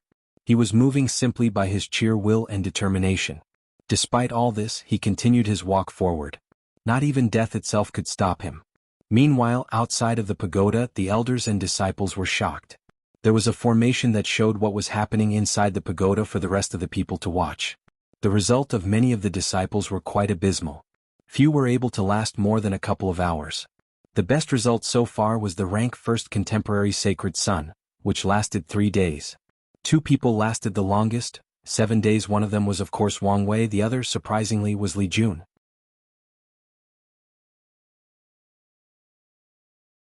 Chapter 9. Outside the pagoda in the clouds. The sect master, great elders and elders stood there, floating in the air, talking with each other. Great elder Li Jiang, I did not expect your family to have such a potential genius, said one elder. Although he was complimenting the great elder, you could tell from his tone that he was being sarcastic. Another elder said, it seems that your Li family almost missed a heaven chosen. The conversation between the elders in fact involved the internal contradiction and competition of the Tao opening sect. The great elder Li Jiang was in fact in charge of the Hall of Resources. This hall, as the name implies, involved distributing resources to all the disciples and elders of the sect. Whether it was the distribution of pills, talisman, weapons, or selecting a cultivating cave full of spiritual energy, they all fall in the jurisdiction of the Hall of Resources. The Li family was in charge of the Hall of Resources for this generation. As a matter of fact, the Tao opening sect is currently divided into 4 parts. The Wang Yin Li family and the sectarian side. The Tao opening sect had 9 emperors, 4 from the Wang family, 2 from the Li family, 2 from the Yin family, and 1 from disciples recruited outside of the families. As a result, there are many contradictions and competition between the 4 parties. Li Jun is in fact the young master of the Li family and great elder Li Jiang is actually his father. However, Li Jun's life in the Li family is not very well. There is a glorious time coming in the world, and many of the 4 groups have talented people to nurture to represent them in the grand stage that is about to come. However, the Li family does not, well, at least the main branch of the family does not. Li Jun, as the sole heir of the Li family, was not born extraordinary. Although Li Jun's talent is good if he were placed on the lower planes, he would be a heaven-defying genius, but, in the myriad emperor plane in this glorious times coming, he is simply insignificant. As such, his life in the family is quite hard. Although he still receives all the training and resources necessary, he has no status. Even the servants in his house always gave him a cold look. What's even worse is that when the kids from the Li family branch bullies him, and no one comes forward to stop them except for his mother. As such, Li Jun's evaluation in the family is someone that is not worth training. His life only got better after he started hanging out with Wang Wei. So, you could imagine the shock the elders had after seeing his performance in the pagoda. Great elder Li Jiang blushes with shame upon hearing the others' comments. How would he know his son has such a powerful will? Although he always feels bad for his son, as the patriarch of the family, he is trained from birth to put the well-being of the entire family before the need of the individual, even when it comes to his own blood. Of course, Li Jiang is not a completely heartless and terrible father. He tried his best, otherwise Li Jun would not have received as much resource as he did now. The noble families like the Li and Wang are ruthless, they do not raise anyone who has no value. Back to the pagoda. After 8 straight days, Li Jun's body collapsed in the desert and he was sent out the pagoda. His body was in fact in perfect shape, as the pagoda trials are just powerful illusions. But when Li Jun was sent out, he was still immersed in the trial. As soon as he got out, he started screaming, "Water, water, I need water." His father, who was in the cloud, instantly appeared before his son and fed him some water. Afterward, Li Jun passed out and was taken away by the great elder. Soon, many murmured of the disciple began to spread throughout the venue. Was that Li Jun who passed the trial? Yeah, that was him. But I thought he was a waste. Now, I just saw him perform better than the contemporary sacred sons. Don't talk about these kinds of things if you want to mix in the sect. Conversations like these were happening everywhere in the sect. The people most affected by these rumors were the contemporary sacred sons. In the Tao opening sect, the disciples were divided into outer disciples, inner disciples and core disciples. The top 10 core disciples were referred to as contemporary sacred son. They compete with each other and the winner will win the status of sacred son. What is a sacred son? The sacred son represents the future sect master of the Tao opening sect. It represents having most of the resources of the sect at your disposal. The sacred son status is second only to the sect master and the great elders of different halls. The sacred son even has the right to mobilize the elders, which are all in the saint realm when necessary. As such, many disciples are competing for the status of the sacred son. In fact, Wang Wei was designated as the sacred son the moment he was born, but this news was not announced yet. Although this was unfair to these disciples, this is how things are in a sect controlled by powerful groups. Of course, things are not as simple as stated. When Wang Wei becomes the sacred son, he has to prove to the contemporary sacred sons and all the other disciples that he deserved such title. Otherwise, his status would be nothing but empty air. So, a fight is imminent between Wang Wei and them sooner or later. Although Li Jun escaped the pain and misery of the desert, Wang Wei did not. Soon, 13 days passed and Wang Wei was still walking. All people could see on the screen outside of the pagoda was a skeleton with worn-out clothes walking in the endless desert. Soon, the skeleton's body started to decompose into the tiniest of sand particles blowing away by the desert wind. Wang Wei was ejected out the pagoda after a 13 days arduous journey of non-stop walking. It took Wang Wei a few moments to process the fact that he had escaped the endless desert. In this brief moment, a great change had occurred to Wang Wei. In his mature and wise eyes, you could notice an iron will of determination. A will that could make even the most ruthless man tremble. A will that could inspire courage, dedication, and foolish bravery to all his allies. A will that could install fear in the heart of his enemies even if he was the devil itself. After Wang Wei regained his composure, he scanned at all the disciples that were looking at him. Everywhere his eyes went, the majority of the people put their head down out of fear, while the rest looked at him with reverence. Soon afterward, Wang Wei passed out and started to fall down. However, before he hit the ground, his father appeared out of nowhere, caught him and immediately left.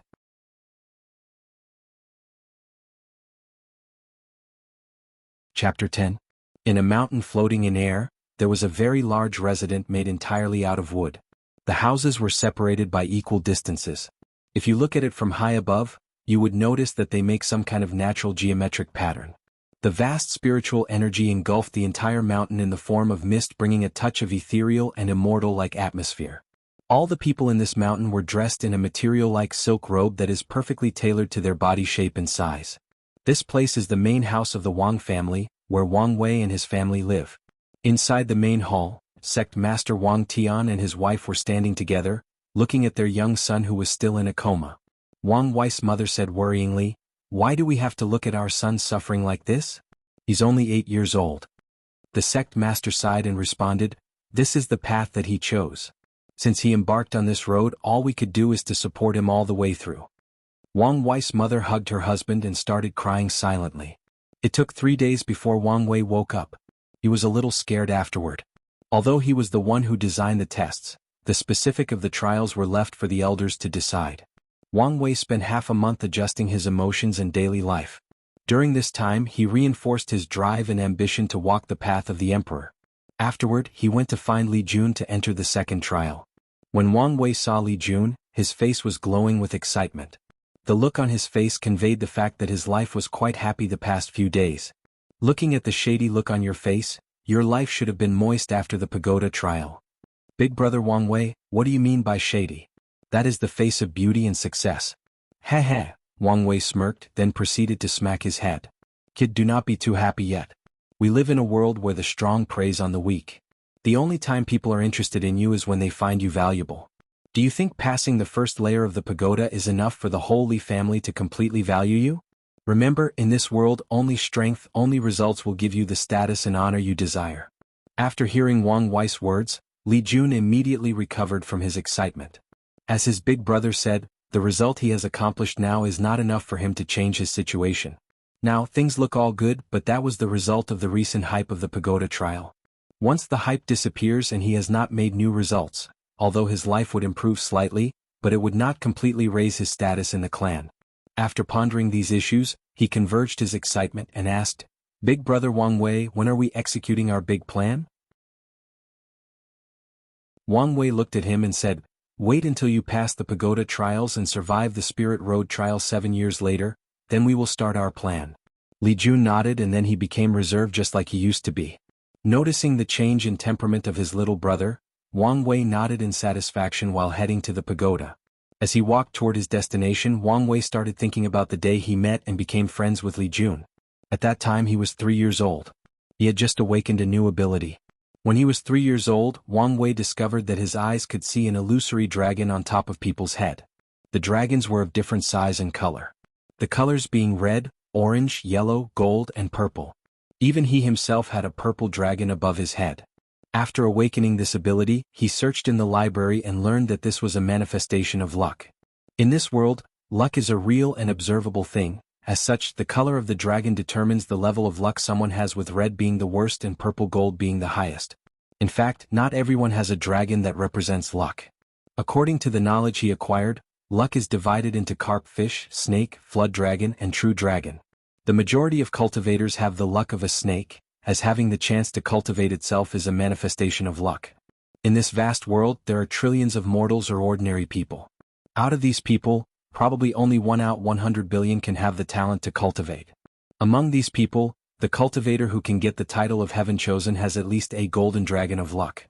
As for the highest purple golden dragon, no one except for emperors' direct descendants can be born with it. If you want to achieve such a level of luck, certain conditions are required to achieve. When Wang Wei learned about his power, he visited the whole sect to learn about how to use this power. After many days of observation, he noticed that when the luck dragon meets a more powerful one than itself, it is suppressed and becomes dormant. When it is excited, it means a person is going to have a fortunate encounter. When someone defeats another person in a fight, a part of the luck is transferred to the victor. Wang Wei noticed Li Jun because he was the only one among the direct descendants of the sects that had a red dragon. On that fateful day, Li Jun was besieged by a group of kids who were constantly beating him, even though he lied in the ground defenseless. The reason that Wang Wei noticed Li Jun was not because of him being bullied. In the sect, children's fights were secretly allowed. It was a way to develop the concept of strong prey on the weak at a very young age. In fact, Wang Wei himself beat a few children in order to establish his status as the boss. As a kid with the mind of an adult, Wang Wei can only secretly say that the process was quite enjoyable. The reason Wang Wei noticed Li Jun despite his red dragon luck was the determination he saw in his eyes and the fact that he did not fight back. You know, kids at their age had no cultivation or training in combat. And Li Jun, who was quite heavy at that time, had many advantages over these kids. So after the fight, Wang Wei approached him and asked him, "Why did you not fight back? What's the point of fighting back besides adding more unnecessary injuries to me?" After hearing Li Jun's word, Wang Wei immediately understood what he meant. Wang Wei had learned about Li Jun's situation and knew that his bullying had to do with his status in the clan. If he had a high status like Wang Wei, all he had to do was to beat a few kids to establish his dominance, then things would end. But, in his case, after beating the kids, they would gang up on him and beat him more severely in retaliation. As such, being passive, he would not anger them and receive less injury. This was not an easy thing for a 3-year-old kid to realize. After all, circumstances and the environment has a major influence on people's growth, especially children. After noticing that Li Jun was different from other kids, Wang Wei said, "Well, kid, I like your wisdom and bravery. Follow me and be my little brother. In this sect, no one dares to bully my little brother." "Were you calling a kid? Furthermore, as far as I am concerned, I am older than you. I should be the big brother. What an interesting kid. In that case, let's settle this like everyone in the world does. Whoever has the bigger fist is the big brother. Well, what you say makes sense. Afterward they fought madly like kids rolling in the dirty ground. In the end, Wang Wei had to rely on a few unsavory tricks to win. And Li Jun gracefully accepted his status as the little brother. Chapter 11. Soon Wang Wei and Li Jun appear in front of the pagoda. There were many disciples already standing there participating in the second trial. Wang Wei enters without hesitation, followed by Li Jun and the others. Wang Wei found himself in a very dim and gray space. The earth underneath his feet lacked vitality, the air he breathed became stale. He stood there alone. He tried to talk. Although he could hear sound coming out of his mouth, there was no noise after his voice traveled less than a meter from him. The whole space exudes a bland, desolate and lonely atmosphere. Wang Wei knew that this trial tested a person's ability to bear loneliness. After checking the environment, Wang Wei sat on the floor and started to meditate. In an instant, 9 days passed by. Wang Wei started to behave radically. In the past few days, he was alone in this deserted place without anyone to talk to or without seeing anything beside this desolate earth. After a while, Wang Wei began to panic. In this eternal silence, he heard the beating of his heart, he heard the sound of his blood flowing through every vein of his body, the contraction and relaxation of his muscle. He even heard the elasticity of his skin bouncing on the muscles underneath.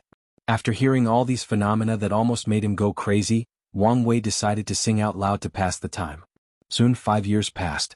Wang Wei sang a song every day before going to bed. In this desolate place, only sleep can give some sort of comfort. Unfortunately, sleep soon became Wang Wei's nightmare. The past few days, Wang Wei became afraid of sleeping. He feared that once he slept, he would never wake up again. That the embrace of death would slowly envelop him, setting him on a journey of eternal sleep. So, he never sleeps again. As time passed, his state started to deteriorate. His voice was gone due to long-term abuse, he never slept due to fear. Another 10 years passed. Wang Wei was on the verge of madness. After spending more than 15 years in this place, he had enough. His clothes were all broken, his hair disheveled, and there were countless bruises on his body, particularly his arms. A few months ago, Wang Wei started disfiguring his body in order to feel his existence, in order to feel alive, in order to feel something. Every time he felt lost and lonely, or wanted to take away his own life to end his suffering, he would plunge his long nail on his body until blood gushed out. He knew that this was not a long-term solution, but that was the only way he could think of at the time. Meanwhile, outside the pagoda. Although 15 years had passed in the pagoda, only a few hours had passed by outside. All the people outside watched the testers slowly being driven to madness. People started to wonder whether these tests were too cruel. Another 5 years passed in the pagoda. At this point, Wang Wei was lying on the floor dying. It has been more than 15 years since he had a good sleep. His bodhi's function had deteriorated beyond repair. He has long lost any grasp of his mind. Now even his memories are slowly fading away. He started to forget who he was. He forgot where he came from, what his grand aspirations were. The memories of his past life and his present life were slowly merging, yet slowly disappearing at the same time. He tried very hard to remember the face of his parents from both lives. Unfortunately, all he could remember were blurred images. Now he was dying. Maybe all these things were no longer important. At his last moment before dying, Wang Wei started asking himself, why do I fear death so much? Since I decided to embark on the path of the emperor, then death will be a common thing for me. I will bestow death to all my enemies and to all my competitors. Also, I should expect these people to try to bring death to me. In the end, the victor will be crowned great emperor, achieve longevity and escape the cycle of life and death, while the loser will enter an eternal slumber, leaving all the pain and worries to the world of the living. Maybe in this world, death is nothing but another beginning, another journey. Whatever may be the case, there is no need to fear it. Life is already so painful, how worse can death be? After Wang Wei had an epiphany, a wheel suddenly appeared on top of him. The wheel was half white and half black. You could see many souls standing in front of the wheel, their life and death being determined. This was the wheel of life and death. After being materialized, the wheel entered Wang Wei's body and slowly healed him. Afterward, Wang Wei fell asleep peacefully. Wang Wei's sleep lasted for 3 whole years. After waking up, Wang Wei felt young and vigorous, he felt refreshed and like a brand new self. Wang Wei also realized that he had an epiphany and understood a little bit about the Tao of life and death. Although this epiphany would not bring any benefit in the early stage of cultivation, it would greatly benefit him later on, especially when he enters the supernatural realm and acquires his innate supernatural power. That's when his understanding of the Tao of life and death would manifest itself. In fact, the second trial test of the pagoda is designed with the purpose of allowing the disciples to understand the concept of loneliness. The path of cultivation is a long, arduous, and lonely one. Many times while cultivating, you have to spend hundreds, thousand, and even hundred of thousands of years secluded by yourself in meditation in order to understand the laws of heaven and earth. During those times, people who could not stand the loneliness will not go far in their path of cultivation. Additionally, the loneliness of the path of cultivation is more than that. As you grow more powerful, you will have to watch the people you know and love slowly leave you one by one. It may be because they are killed, or maybe their lifespan came to end before breaking to the next realm. As a cultivator, you may go into seclusion, wake up 1,000 years later, then realize that all your friends, family, and loved one have passed away due to limitations of lifespan. It is as if someday you wake up and find out that you are all alone. Everyone and everything you knew suddenly disappeared. You are the only person left in the world. This is one of the reasons that cultivators usually do not make friends with mortals. 100 years is a very short time for a cultivator but a lifetime for a mortal. Imagine being a good friend with a mortal. One day you went in seclusion for a few decades. When you come out, your friend is already old and decrepit, while you look exactly the same way when you first met. All you can do is watch your friend slowly dying. This is the reason that most cultivators will not intertwine with mortals, thus giving the impression that they are cold and indifferent. Another example of loneliness in the cultivating world is when the people you are close to give up cultivating because they could not stand the long and painful process. While you are slowly moving forward on your own path, your friend or relative has already given up. Now you are walking forward alone on your own. After Wang Wei woke up from his long sleep, he realized the true purpose of the trial. So, he started meditating every night, trying to reach a realm of replacing sleep with meditation. In the morning he would review all the knowledge he had previously learned. He further fine-tuned the plan he had prepared for after the Spirit Road trial. The second trial of the pagoda involves both illusion and time domain. He wanted to use this to his advantage. After spending exactly 100 years in the pagoda, the trial ended and the remaining people were sent outside.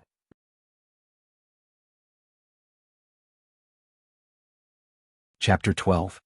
Wang Wei was sent out of the pagoda with all the other disciples. Each of them had benefited a lot after this trial. In fact, this time the star of the second trial was not Wang Wei. It was actually Li Jun. All the core disciples have already started cultivated, so they are already used to the concept of loneliness. When they retreat in seclusion, although they will not spend hundreds of years, retreating for a few decades is quite common. As such, this trial did not have as much of an impact on them as mortals like Wang Wei and Li Jun. As for Li Jun, the reason that he shined the most in this trial was due to the fact that he was used to loneliness. In the Li family, beside his mother, no one would interact with him. Even his father, he would only see him at the dinner table.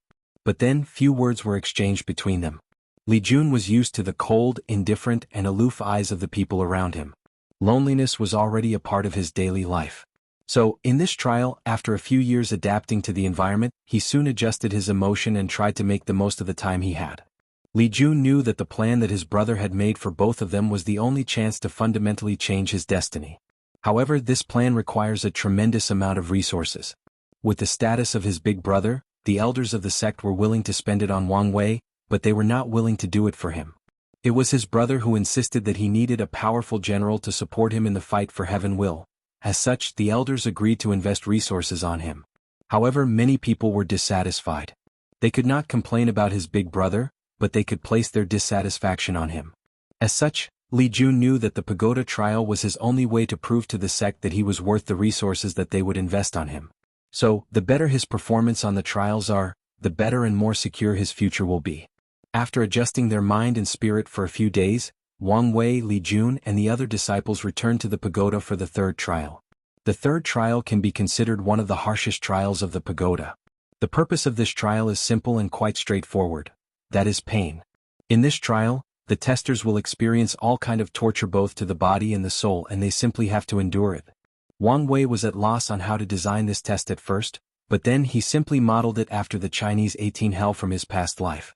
After entering the pagoda, Wang Wei found himself bound by chains surrounded by a bunch of demons. On top of his head, there was a plaque with the word, Chamber of Tongue Ripping. Soon Wang Wei learned the hard way what the meaning of these words represent. These devils used all kinds of means to cut out Wang Wei's tongue. Whether to attach chains to his tongue and pull it, or simply cutting it with a knife, or using this machine that slowly twists his tongue until it becomes deformed and unrecognizable. They went as far as burning his own tongue. What made Wang Wei more tragic is the fact that this torture never goes beyond his limits. As soon he could not bear the pain and was about to pass out, they would stop, then a new tongue would grow out so that the pain continued. It was as if they were slowly pushing his threshold of pain to a higher level. What's even worse, this torture also some spiritual aspect. Every time his tongue is ripped out, Wang Wei feels that he lost his ability to express himself out loud. Not just physically, but that he lost his determination to express his ideas, his philosophy, his views, and even his aspiration. All these were slowly being taken from him. As such, Wang Wei began to fight back. He cursed at these demons at every chance he got. Even if his tongue is no longer there, he still curses them inaudibly. No one could take his voice away from him. In the second layer of hell, the Chamber of Scissors, Wang Wei experienced the pain of having all his fingers being cut one by one. He felt a part of himself was forever taken away, that without being whole, he will never amount to anything in life. However, he refused to believe such a thing. Only he himself determined his own worth. In the third layer of hell, the Chamber of Iron Cycads, Wang Wei experienced being hung by iron trees. The trees would penetrate his body, then impale all the organs they come in contact with. His screams echoed throughout the chamber for hours without end. In the fourth layer of hell, the Chamber of Mirrors of Retribution, Wang Wei was shown his true self through a mirror. In this mirror he saw that he was a powerful emperor, but in order to sit in that throne he was willing to do absolutely anything. He killed millions upon millions of people. He sacrificed the sect that raised him. And even his parents could not escape his greed for power. Thousands of worlds were destroyed and myriad races became extinct due to his mad thirst for power. In the fifth layer of hell, the Chamber of Steam, Wang Wei experienced being steam alive in a steamer. He watched as his insides were slowly liquefied by heat and steam. In the sixth layer of hell, the Forest of Copper Column, Wang Wei was placed on a burning copper column and experienced the pain of his skin burning off. In that layer, he could smell the burn-off scent of his skin. It smelled like overcooked street meat. In the seventh layer of hell, the Mountain of Knives, Wang Wei was forced to walk barefooted uphill a mountain full of sharp and pointy knives. Every step he took, his foot would be impaled, blood oozing out leaving a trail behind.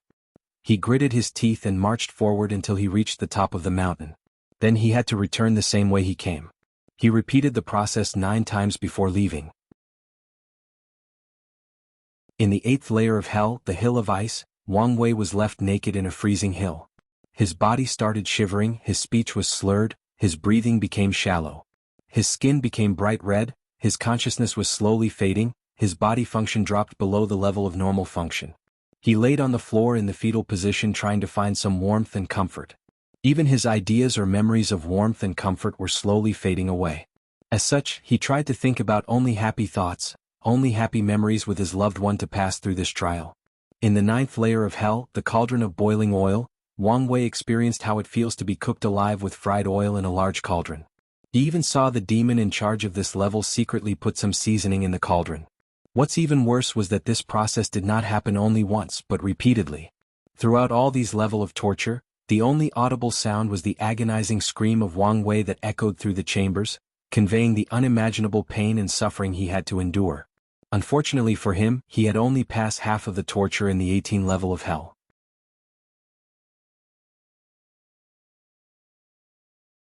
Chapter 13. Outside of the pagoda, many disciples watched the second trial with shock. To them this was pure masochism. Each disciple had to suffer such tragic torture. The majority just gave up after a few layers. In fact, Wang Wei had a clear purpose when designing this layer of the trial. Cultivators in order to step into higher realms have to go through heavenly tribulations. Starting from the supernatural realm, cultivators have to go through heavenly tribulation every time they cross a major realm. One of the reasons that many cultivators failed to pass these heavenly tribulations have to do with the fact that they could not bear the pain of lighting or heavenly fire when passing their tribulation. As such, they gave up and ended up dead. Additionally, the path of body refining requires one to bear a tremendous amount of pain. If you do not have a high pain threshold, then you will not have a great achievement in this path. Wang Wei has made great and far-reaching plans for his future cultivation. If these plans go well, he will have to bear a great deal of heavenly tribulation, probably even before stepping into the supernatural realm. Furthermore, he will also go in the path of body refining.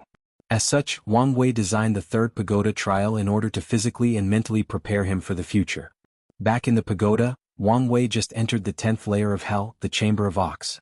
In this layer, Wang Wei was abused by all kinds of animals. Some of them use their horns to impale him, some use a horde to trample on him until he turns into meat sauce on the ground. Some animals slowly ate his skin, then crawled inside his body to munch on his internal organs like some kind of expansive deluxe meal. Some tiny animals slowly crawl into his brain from his ear, then proceed to munch on his brain. Some use poison to slowly destroy his immune system. In the 11th layer of hell, the Chamber of Rock, Wang Wei had to hold a large rock on top of his head until his strength was exhausted. Then he would fall in a putrid water made of all the world's filth. This water was literally made of any filth imaginable. The water was so dirty that a drop of it could corrupt a person's soul. In the 12th layer of hell, the Chamber of Mortar and Pestles, the devil's force fed Wang Wei liquid lava. He had to experience the feeling of his tongue burning, then his esophagus melted. Afterward, his stomach and other organs were violently melted one by one.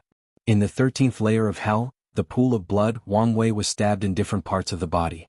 These stabs were not fatal, but deep enough to allow his blood to flow out of his body. Then Wang Wei watched his life slowly fade away from him as more blood flew out of his body. This torture might not have been the most painful, but it was the most horrible. He had to watch his life slowly fading, yet, he laid in the pool of blood helplessly and in despair. After this layer, Wang Wei vowed to never feel this despair and helplessness again. His desire to prove the Tao and proclaim himself emperor was further increased. He must transcend life and death. In the 14th layer of hell, the town of suicide, Wang Wei was constantly lashed with a whip. However, this was not a simple whip, but one that directly affected the soul. The soul is an illusory yet real thing in the world of cultivators. The soul is 100 times more fragile and sensitive than the physical body. As such, the pain to the soul can magnify 100 to 1,000 times of the body. In the 15th layer of hell, the Chamber of Dismemberment, Wang Wei experienced being hacked into pieces. Have you ever wondered what it feels like when your head is separated from your body? How about just your torso? Or how about all 4 of your limbs? How about watching it happening to none other than yourself? Well, Wang Wei finally knew the answer to these questions. At this point of the trial, Wang Wei had acquired a high threshold of pain. Recently he learned a trick to reduce his pain.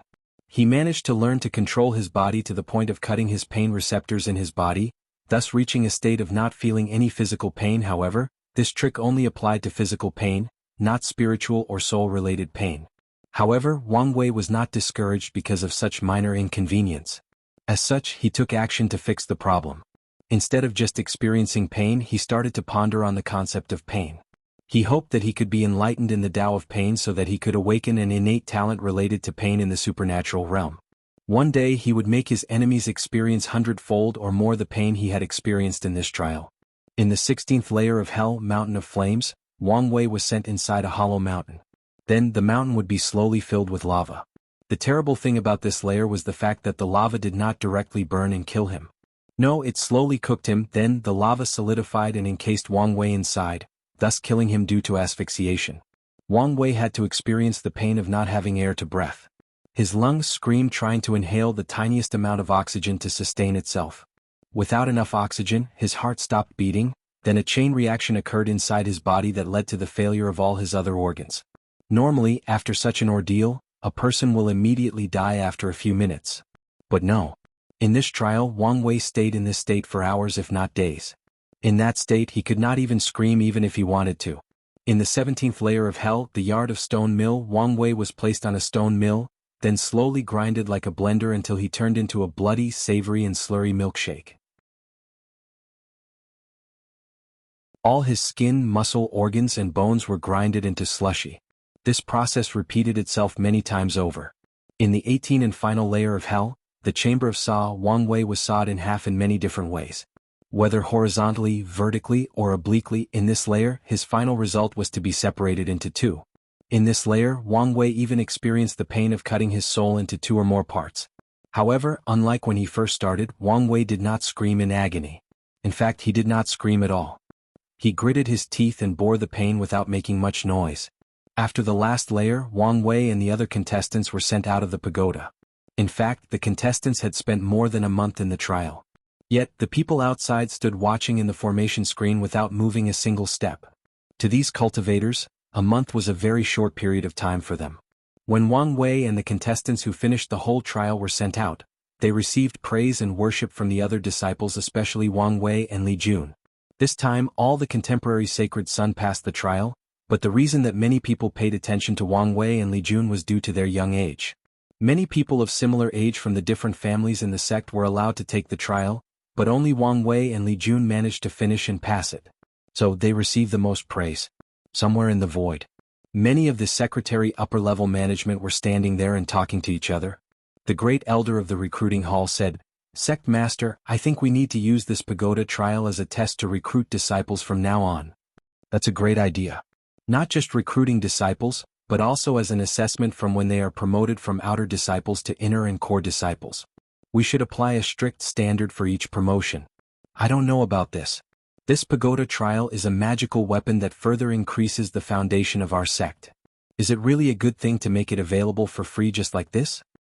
Then it can only be free for when recruiting new disciples. All the other disciples have to use sect points in order to be allowed to enter the pagoda. The contemporary sacred son can also enter for free, responded Sect Master Wang Tian. Afterward, all the elders agreed and started discussing the standard and point required by all the disciples to use the pagoda. With this new invention created by Wang Wei, the Tao opening became more lively with an increasingly more powerful foundation. As such, the sect is slowly leading to a more powerful and brilliant direction.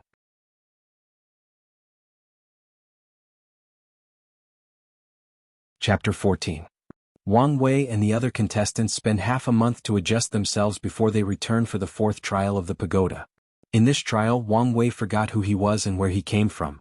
In this trial, he was no longer the young master of the Tao opening sect, nor the traveler from Earth.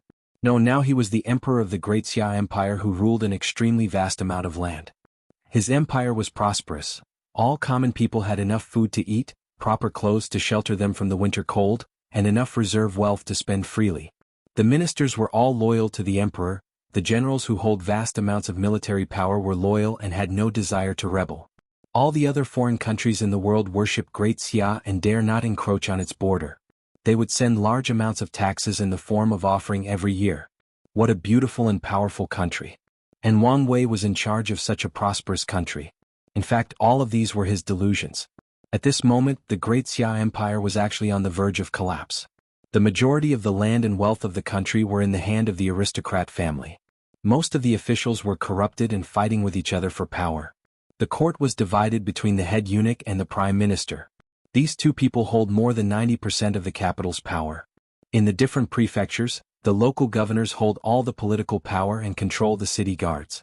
On the border of the Great Xia Empire, the armies are loyal to their commanding officer and do not even recognize the emperor.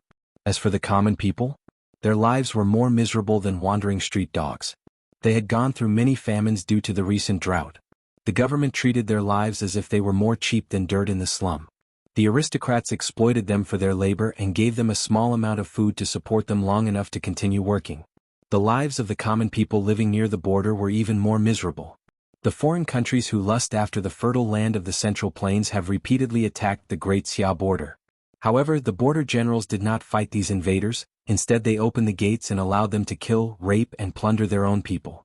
After getting what they desired, the foreign race would leave and return back to their own country. As for the common people, well, who cares about them? In these situations they have tried to revolt, but as soon as they start, the army would rush immediately to quell these rebellions. In these chaotic times, the people of Jianghu have become more unruly. Heroes of all kinds have risen and became famous for their martial arts. At the same time, many ambitious people soon noticed that the Great Xia Empire was about to be destroyed and began to prepare to proclaim themselves emperor and create a new dynasty. During all these you might ask, where is our beloved Emperor Wang Wei? Well, right now he is in the harem enjoying the touch of many beauties while still thinking that his empire is still prosperous and the greatest in the world. The main theme of this trial revolves around lust. Wang Wei spends every day with a different woman in his harem enjoying the pleasure of the flesh. All the women were exquisitely beautiful and practiced technique to charm people. There were many different kinds of women. The cold and aloof goddess, the charming and sensual demoness, the innocent girl next door, the maternal one that takes care of you, the one you just want to ravage with all your might. Any kind of woman that existed was in his harem. On top of that, they practiced some very special techniques. These methods allow them to use their cultivation to lubricate certain areas of their bodies to ensure smooth penetration and maximum pleasure. Some practice techniques that connect the soul to ensure both spiritual and physical pleasure. Wang Wei spent all his time in his harem enjoying himself. Once in a while, he would check on the empire by asking his main eunuch how things were going. All the responses he received were always positive, so he never bothered to properly check. That was until his capital city was breached by rebels and all the guards and eunuchs in the place ran away. After that, the rebels broke into his harem and beheaded him. Wang Wei had failed his trial and was sent out of the pagoda. After exiting the trial, it took Wang Wei a brief moment to regain his composure and shake himself awake from the trial's illusion. Then he blushed red. Immediately afterward, a great horror enveloped him. This trial was quite scary. He completely immersed himself in all these lustful bliss, yet he also completely lost himself. If what happened in the trial was in fact in reality, could he have escaped? Wang Wei thought about it for a while and the answer he came up with was no.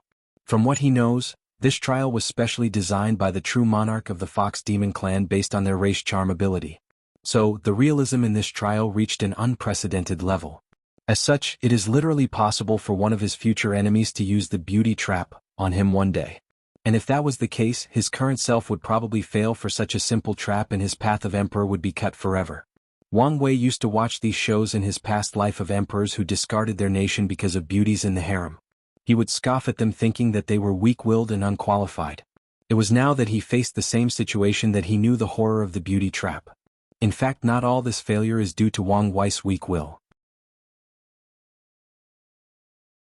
Cultivating is in some way a form of evolution. As such, women with cultivation are extremely beautiful, especially compared to the women of Wang Wei's past life. Even the so-called stars could not compare with cultivators who have skin as white as the winter snow or as smooth as a baby's butt. Wang Wei has only lived in this world for 8 years. Although since birth he was surrounded by beauties, he has not fully adapted to the world yet. And those people did not use charm techniques on him. Furthermore, Wang Wei's mysterious soul is somewhat immune to these negative states. However, Wang Wei was not a complacent guy. What if someday his mysterious soul fails him? Or someone found a way to negate his immunity? Additionally, from his research he knew that his soul was not completely immune to these negative states, but just had high tolerance. As such, he designed the trial to try it out. And it turns out he was right to be cautious. After all, this involves his future road, how could he take it lightly?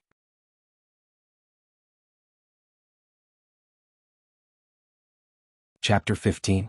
After Wang Wei failed the fourth pagoda trial, he was not discouraged, instead he used this failure as a form of motivation. After he got home, he ordered all the female servants around him to learn charm techniques and use it on him 24/7. He spent a whole month with a bunch of beautiful women winking at him at every turn and calling him young master, with voices sweet enough to melt him like cotton candy. This entire month was both heaven and hell, seeing all the beauties at his disposal, yet he could only watch. And it was not just because he was only 8 years old. After a month of secret training he returned to the trial. On his way there, he asked his head maid about what happened in the sect during this past month. Then he learned that a great deal of commotion had happened because of the fourth trial. According to his head maid, many people failed the test like him, but they just endured longer than him. Afterward, many people were infatuated with the girls in the trial and went there not to temper with their Tao heart, but to enjoy the pleasure of the flesh. Afterward, the elders were furious and sent out grave punishment to those who acted like this.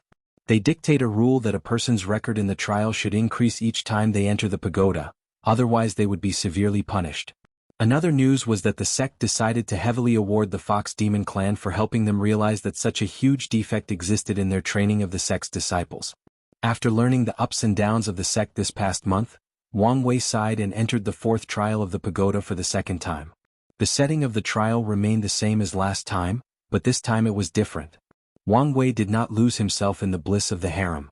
He attended court meetings regularly and used his wisdom to start controlling the court. He used the foundation of the country to establish a secret guard to monitor not only the court, but also the whole world. He secretly raised a powerful army that is loyal only to him. Wang Wei spent less and less time in the harem. Unfortunately for him, this trial was not that simple. After the nation started to get back on track, Wang Wei believed that he could take a break and pay more attention to his harem. After a while, things just started to snowball out of control. He started to pay more and more attention to his harem. Although he had a sense of measure and still took care of the nation's affairs, one could easily distinguish what his priorities were. Soon, his political enemies plotted with one of his favorite concubines and Wang Wei was poisoned and failed the trial for the second time. For the next 2 months, Wang Wei spent the majority of his time in the 4th-level trial. His will and resistance to charm increased exponentially. After the second failure, Wang Wei once again went back on the trial. This time he did not place all his focus on his harem and managed his empire completely. However, the Great Xia Empire was dying and it was not an easy task to revive it. After placating his internal trouble, Wang Wei had to quell all the rebellion on his territory and defend against other countries from invading. As such, Wang Wei put on armor and went to war with his army. During his military exploits, he encountered a great variety of beautiful women. Unlike the women in his harem, these women do not focus on lust, but emphasize more on playing with emotion. Some of them awaken the greed for acquiring beauty on Wang Wei, some awake the desire to protect the weak and pitiful, some play the role of the passion between two people who are enemies but fell in love and decide to be together no matter the odds. The most dangerous situation he encountered was simply based on love. He met a woman who encompassed all the qualities that he desired in a mate: strong, powerful, independent, able to help in his cause and extremely beautiful. She was the royal descendant of a long-destroyed kingdom. By the time she was born, her family heritage was mostly gone. They had no economic, political, or military power. In fact, her father was at some point contemplating selling her to the brothel for some cash. But she was not reconciled. She took matters into her own hands. She studied her family's inherited martial arts and became quite powerful. She established brothels all over the Great Xia Empire as a way to get money, but more importantly as a way to gather information. She secretly trained many powerful female warriors that are loyal only to her. She was what one would call a living legend. Wang Wei and her met when he was running away after being assassinated. He fell in love with her when she was nursing him back to health. Afterward, he placed all his attention on her and forgot his empire. He wished he could live in seclusion with her forever, to stay away from the secular world and all its trouble. Unfortunately, this trial was not a place for a lovey-dovey love affair. The women soon betrayed him by stabbing his heart from the back. Then she went on to blame his death on one of his enemies, then took over his army in the name of taking revenge for the emperor. She slowly took over the foundation that Wang Wei left over and went on many expeditions to quell the world. She established her own empire and named it Great Wei Empire to honor her dead husband. As for what happened to Wang Wei after his death, he turned into the form of a ghost and watched how the love of his life slowly built an empire on the ashes of his former one. However, Wang Wei soon noticed something wrong with his trial. After his failure due to love obsession, he soon re-entered the trial and reached the part where he met his former lover, but the person he met was completely different from the first person. Although the background and story was similar, the face and temperament were completely different. After asking around, he realized that he was the only person who had met two different people in the trial. So Wang Wei knew that something beyond his comprehension must have happened. At this time, Wang Wei's intuition activated and warned that he will probably meet that woman in the future and in reality too. Moreover, he had a vague feeling that she would play a great deal of importance in his life.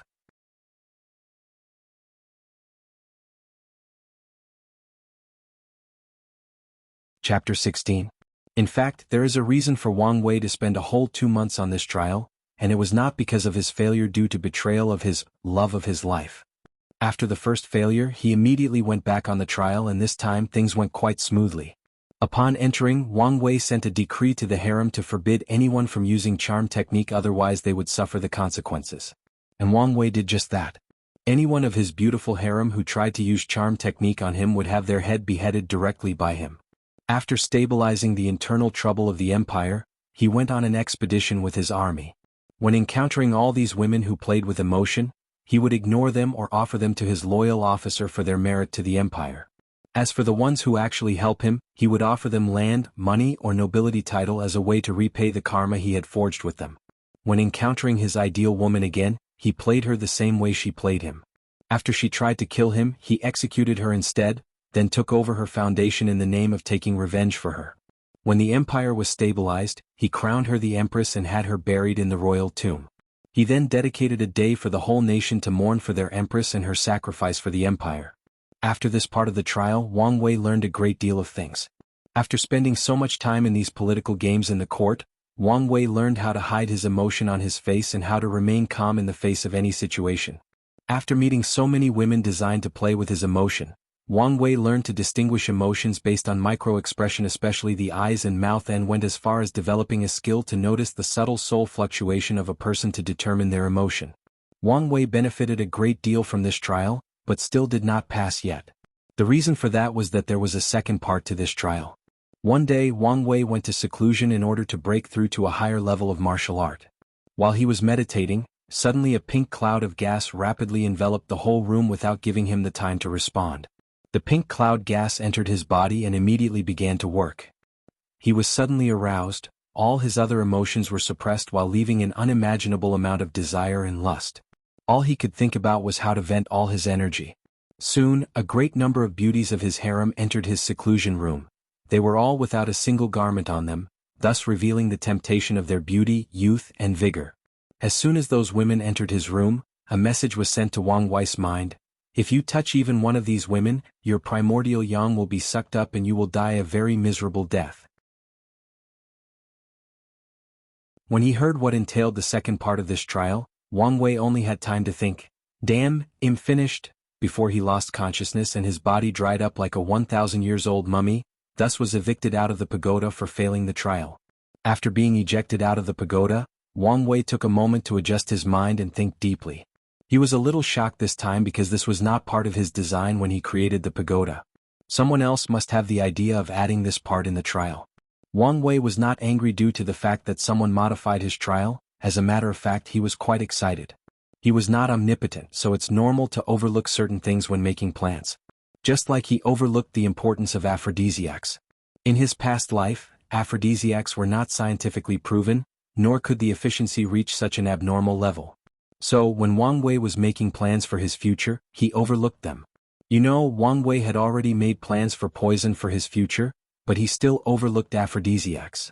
This is the advantage of having a strong background.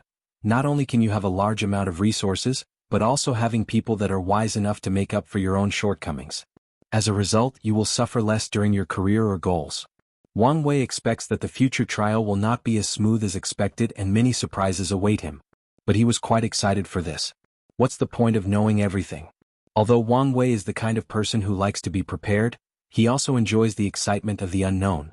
The reason he likes to be prepared is so that he could have a variety of ways to cope with situations when the unexpected happened. Wang Wei spent more than 2 months in the second part of the fourth pagoda trial. Every day he would be poisoned with a strong aphrodisiac, then fight the temptation with his strong will. Although he failed many times, with each failure, his will grew stronger until he reached the standard for passing the trial. Soon after Wang Wei passed the trial, Li Jun followed too. When Wang Wei heard this news, he was shocked. He knew what kind of pain and suffering he had to endure to pass this trial. As an adult in the body of a child, he already had a firm will after living 2 lives. Yet, Li Jun spent almost the same amount of time as him. How could he not be surprised? After hearing the news, Wang Wei sent someone to get his head made as she was in charge of gathering information for him. Soon she walked in the room and bowed. "Young master, you called?" "Yes, I heard that Li Jun passed the trial, is that true?" "Yes." Young master Li Jun did pass the trial a few days after the young master. Wang Wei's brow frowned and looked pensive. It's not that Wang Wei is jealous or arrogant, but that Li Jun's rate of passing this trial was too quick. Wang Wei began to wonder whether his little brother was like a protagonist and had acquired some encounter that would soon make him rise. He said, "Do you have any information?" The head maid responded, "According to the information I received, young master Li Jun acquired a large amount of aphrodisiac pills and swallowed them all at once, then locked himself in his room by himself to resist. When great elder Li Jiang found him, he was lying on the floor with blood all over his body with a single breath left. The great elder had to use a saint-level rejuvenate pill to save his life." After hearing his maid's explanation, Wang Wei understood how Li Jun managed to pass the trial so quickly. Li Jun knew that this trial was his way to change his destiny, so in order to pass the trial quickly, he placed himself in the line between life and death to temper his will. Every cultivator knows that there is a great horror between life and death. If one passes this horror, they will get great benefit. If they do not pass, they will die. Many people know this, but how many people are willing to put their life in danger? But it seems that this fact does not apply to Li Jun. This guy is truly crazy. In order to pass this test, he even played with his life. However, the results were astonishing. With this gamble, Li Jun's will was greatly tempered and he managed to pass the trial so quickly. Furthermore, Li Jun's cutthroat determination will elevate the sect's evaluation of him. Didn't you see that the great elder was willing to use a saint-level pill to save him? Li Jun is just a mortal that has not started cultivating yet. Any high-grade profound pill would still heal him, and just an earth pill was enough to guarantee that his foundation was not damaged. But the great elder still used a saint-level pill to heal his injuries. Pills are divided the same way as weapons: profound, earth, heaven, saint, supreme, quasi-emperor, and emperor. Saint pills are extremely rare, especially the rejuvenate pill. The higher the level of the pill, the more energy that it has and the higher the cultivation required to take it. If someone of lower cultivation were to take a saint pill, the likely outcome is to bust out and die. But the rejuvenate pill was special, the energy in it was tame and could slowly release. As such, even a mortal like Li Jun could still take it. This feature dramatically increases the value of this pill.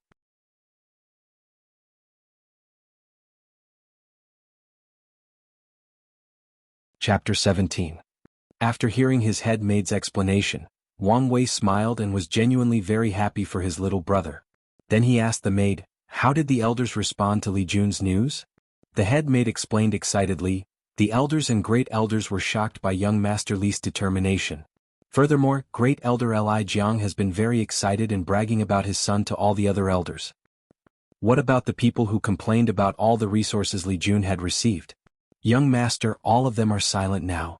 They all praised the young master for his foresight and hoped that the young master would soon train a powerful general."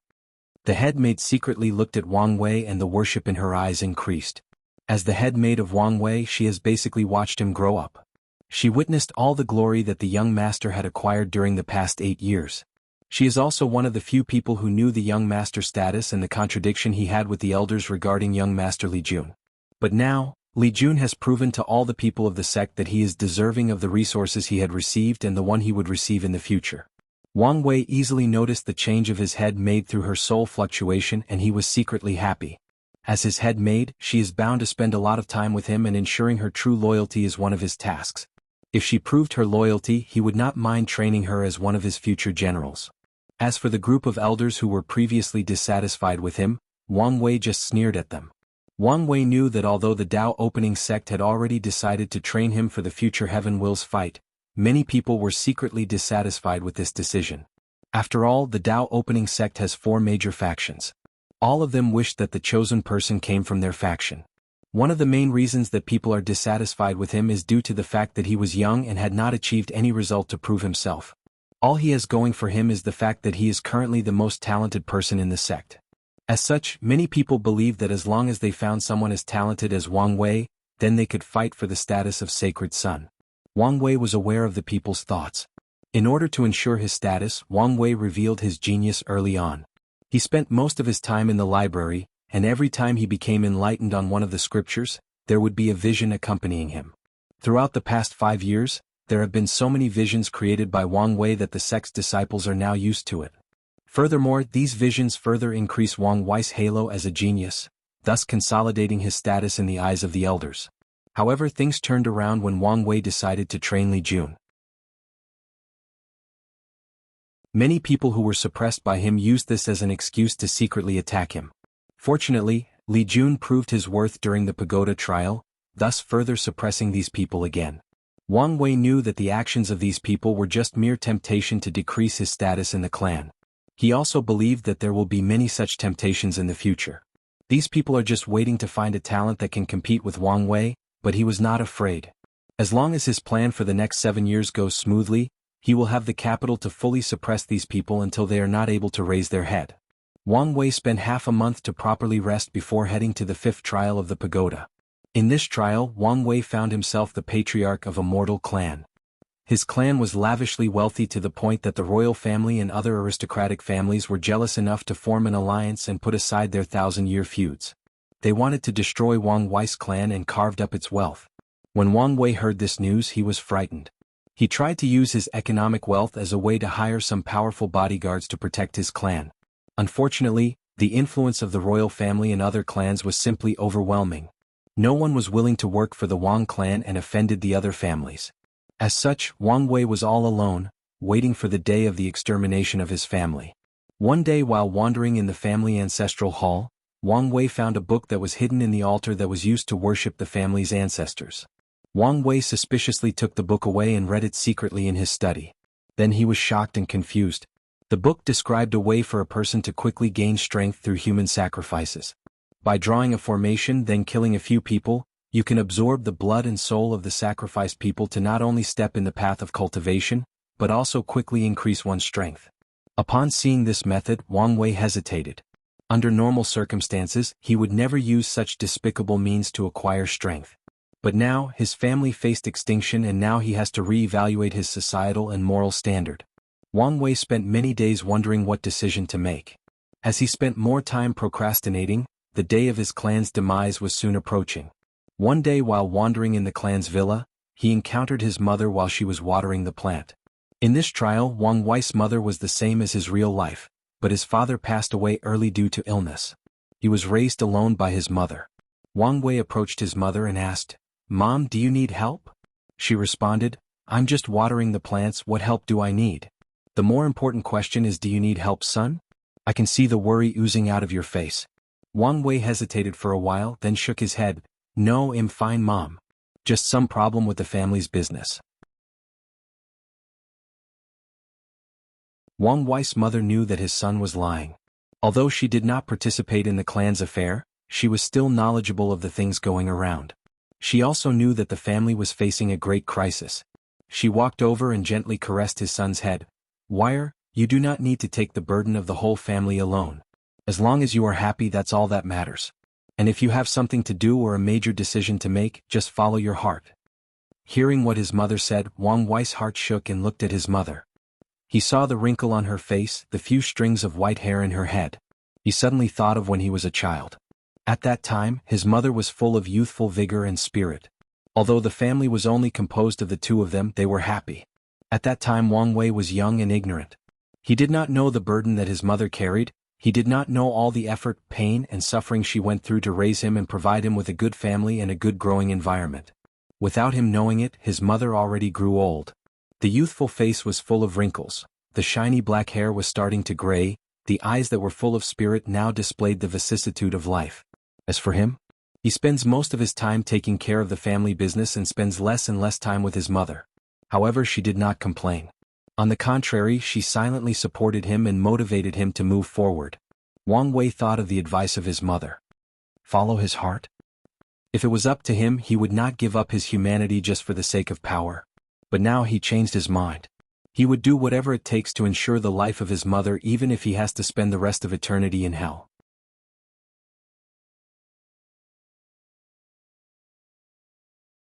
Chapter 18. After Wang Wei made his decision, an order was sent out to his most trusted subordinates. Soon, more than 10 prisoners were secretly escorted to a hidden dungeon of the clan. Wang Wei took all the necessary materials and drew a huge array full of runes on the floor. After drawing the array, the dungeon suddenly changed. It was not a physical change, but more of a psychological one. The dark and deserted dungeon became more gloomy, a red atmosphere enveloping the once dark dungeon, a scent of blood permeated all around. Wang Wei noticed the change of the dungeon after drawing the formation. For a moment, he regretted his decision and pondered the idea of giving up and just running away. However, he thought of his mother. If he ran away with her, they would have to spend the rest of their lives in hiding, fearing that their enemy would catch up to them. Wang Wei knew that these families or clans would never let him go. There were two futures that awaited him if he were captured. One was to be directly killed as a way to eliminate the source of trouble, the other was to become a slave of these families whose sole purpose was to make more money for them. As for his mother, these families will not have any mercy. They would either kill her or keep her in captivity as a way to control him. After hesitating for a while, he still continued the sacrifice ceremony. The 10 prisoners were placed in the middle of the formation, bound by heavy chains. Wang Wei walked to them holding a knife. He first drew a horizontal cut on his palm, then drew a circle around the prisoners with his blood. Afterward he cut off their necks one by one. The prisoners fell to the ground, gasping for air, and blood oozed out of their necks. They tried to hold their bleeding neck to stop the blood from flowing out, but their hands and feet were bound by chains. Soon, they spasmed on the floor for a couple of minutes before becoming silent. Afterward, their bodies dried up like mummies as more blood was drawn from them, then they turned into dust and dissipated like the wind. In the place where their bodies once stood, all that remained was a pool of blood and 10 red floating clouds. This was their souls. The reason for their souls to be red instead of white was due to their heavy sins. As such, these prisoners were affected by heavy karma, thus corroding their souls. After the death of the prisoners, Wang Wei absorbed the pool of blood and the souls. A great amount of energy was poured into his body, and immediately afterward, a cultivation manual was inserted into his head. He followed the direction of the manual and started cultivating. Few hours later, he finished his cultivation. He felt a great amount of strength in his body. He felt like he could easily kill anybody that stood in his way. He felt invincible. Soon afterward, the feeling of invincibility faded away. Wang Wei thought that maybe if he had more sacrifices he could truly reach that level of invincibility. However, he soon buried that passing thought in his head as he had more pressing things to attend to. However, a seed was planted in his mind, a seed of greed for power no matter the cost. 2 months passed since Wang Wei had his first sacrifice. During these past 2 months, the Wang clan faced many crises. Many powerful cultivators secretly intruded their clan's villa trying to eliminate them. However, all these assaults were stopped by Wang Wei himself. However, the people that attacked became increasingly more powerful as time went on. After the third assault, he was greatly injured in order to stop the assailant. He knew that he could not stop the next attack, so he secretly made another sacrifice. This time 20 prisoners were used as a sacrifice. According to the information from the book he acquired from the ancestral hall, every time he made a sacrifice, he needed to increase the number for it to be effective. After gaining the necessary strength, he managed to preserve his clan amidst all of his powerful enemies. However, a great price was paid for such preservation. The people of the Wang clan noticed a great change from the patriarch. He became more gloomy, he was more irritable, and he would severely punish anyone who made the slightest mistake. He was a completely different person from the previous patriarch who was so nice and understanding. The patriarch who gave generous rewards to his subordinate or would pardon them when they made minor mistakes. The patriarch who would visit their family's elders and comfort them or help them when necessary. The person who noticed the most change in Wang Wei was actually his mother. She saw the changes in her son. Previously, he would often find time in his busy schedule to spend dinner with her. During those times, she would see a happy smile on her son's face. He would talk to her about the interesting things that happened in his life. But now he was always cold and indifferent. He rarely came to meet her, and when he did, few words came out of his mouth. Additionally, she could smell the scent of blood from him. Wang Wei's mother knew that her son must have done something evil in order to gain strength and protect this family. And the price he had to pay for this sudden power was his humanity. Many times she wanted to convince her son to stop using these evil methods. But every time she opened her mouth, the words she wanted to say would not come out. In the end, she never mentioned it. And she figured it out why she never could try to persuade him. It was out of fear. She feared that if she mentioned it to him, that she would forever drive him out of her life. She was afraid of losing her son, the only true family she had in this world. Wang Wei's mother knew that her son's path might soon lead him on a path to be condemned by the whole world as a devil and slaughterer. But she could not do anything about it except to always be by his side during the harshest and most painful times. She believed that as long as she always stood by her son's side, she could guard the tiniest bit of humanity he had left of him. As long as that tiny bit of humanity remained, one day her son would have a chance of redemption.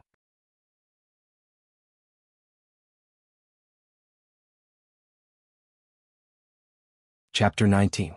After Wang Wei got a taste of power, things soon escalated beyond his control. His enemies noticed the ever-decreasing number of prisoners and bandits around the neighborhood. After investigating, they discovered that the disappearance of these people have something to do with the Wang family. Adding the fact that the patriarch of the Wang family suddenly became a powerful cultivator, people already inferred that Wang Wei was involved in some kind of evil cultivation technique. So, the people cut off Wang Wei's path of finding prisoners and bandits. All the prisoners in the state he lived in were transferred and all the bandits were slaughtered. Wang Wei became furious after hearing this news. As such, he became more proactive in his fights against the royal family and the other powerful clans. Since he could no longer sacrifice these prisoners, he went after the people of the clans. He believed that since they were his enemies, they all deserved to die. At this point in time he did not need a sacrifice array as a way to increase his power. All he needed to do was kill a person and he would immediately absorb all the flesh and blood in their souls. Wang Wei did not care that the majority of the people he killed had a white soul. All he cared about was becoming more powerful. As such, he killed more and more people and during the process his soul turned bright red then black. It did not take him long before he became powerful enough to be invincible in the kingdom he lived in. So he slaughtered all the aristocrat families and the royal family. Afterward, a bloody massacre was launched in the entire cultivating world. The slaughter devil Wang Wei went mad and started killing all kinds of cultivators. He did not have a bottom line, whether it was man or woman, adult or children. He went as far as killing pregnant women and babies. All the cultivating sects, families and dynasties formed an alliance to stop the madness of this devil. Unfortunately for them, Wang Wei would always escape when they encircled him. When they discovered him again, he would be more powerful and the alliance would suffer great loss. The crusade against the slaughter devil Wang Wei lasted a whole 10 years. Unfortunately, in the end, the great devil won. The majority of the powerful sect were destroyed, the powerful families were slaughtered, and the cultivating dynasties were erased from the annals of history. After Wang Wei killed the majority of the cultivators, he realized that it was not enough for him to reach the state of invincibility, the state where the fate of all things were controlled by him. He had become obsessed with that state. Every night, he would dream of becoming a supreme being that would dominate the entire world. All people bowed to him, his words could determine the fate of the entire world. Unfortunately, when he woke up the next morning, all his powers were gone. But he believed that one day he would reach such height. As long as enough sacrifices were made, he would reach such a realm one day. As such, he went on an expedition against the common people of the world. He created a powerful army that was controlled solely by him. In the past 10 years, Wang Wei did not just kill the majority of cultivators, but he managed to kill 3/4 of the world's population of 10 billion people. More than 7.5 billion of people were killed by him. After doing all of this, Wang Wei found himself facing a bottleneck in his cultivation. No matter how many people he killed, his cultivation would not increase even a single bit. He was so close to the realm of his dream, the realm that has been haunting him like a lingering ghost in the past 10 years. All he needed was just a little push and he could accomplish his ultimate dream and goal. However, this little push that seems so close has blocked his path for many years. Even worse, he could not see any hope. Until one day while he was meditating, a sudden enlightening came to his mind. In order to achieve the highest realm, he needed to kill something or someone that has meaning to him, someone that was close to him. After that, he would be detached from the world and become truly invincible. After being enlightened, Wang Wei immediately returned to the Wang clan estate. This place was his origin, as such he protected it during the era of chaos. Because of him, the Wang family had a supreme status in the world. Upon returning to the clan, Wang Wei knew what he had to do in order to reach his goal. That was to kill his mother, as she was the last tether she had in this world. As long as he killed her, he would be free. He did not care about the rest of the people in the clan. To him, they were nothing but flesh and blood that could be absorbed at any time. Soon, Wang Wei noticed his mother in the garden watering the plants. He moved instantly and appeared behind her. For a moment, he stood silently behind her, reminiscing of the past. This was the place that started his glorious journey to supreme power. Wang Wei was not the type of person that likes to reminisce about the past. In fact, over the years he had become cold and extremely indifferent. The fact was that all his emotions were long abandoned by him except for the desire of power. However, when he came back here he could not help but to think of the past. After all, this is the place that started it all. Wang Wei's mother immediately noticed someone behind her. In fact, due to Wang Wei's cultivating realm, it was simply impossible for an ordinary mortal to notice him. But she had a strong bloodline connection with him, so she noticed him the moment he appeared. Without turning around, she smiled and said, "Why you are back? I have not seen you for more than 10 years.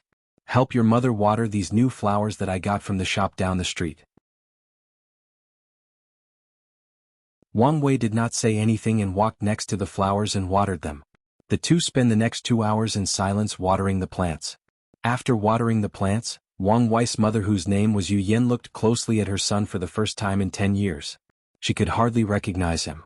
Although he did not change much physically, he exuded a completely different temperament. His face was completely stiff, as if he did not show any expression for a long time. His eyes were cold, devoid of any kind of emotion even when he looked at her. Yu Yan could smell an intense scent of blood that almost overwhelmed her senses. It took her quite a bit of strength and courage not to faint. Moreover, she could see the grievances of all the people he had killed over the years manifested around him. They were dark, shadowy-like figures that constantly screamed at her son. Their faces displayed anger, pain, suffering, and kept saying things like, "Why did you kill me? We had no grievance with each other, you killed my family." There were countless grievances and she could not count them all.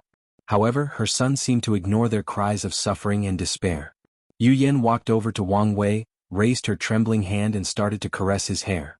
She started to reminisce of her son in the past. Memories of when he was young flashed in her head.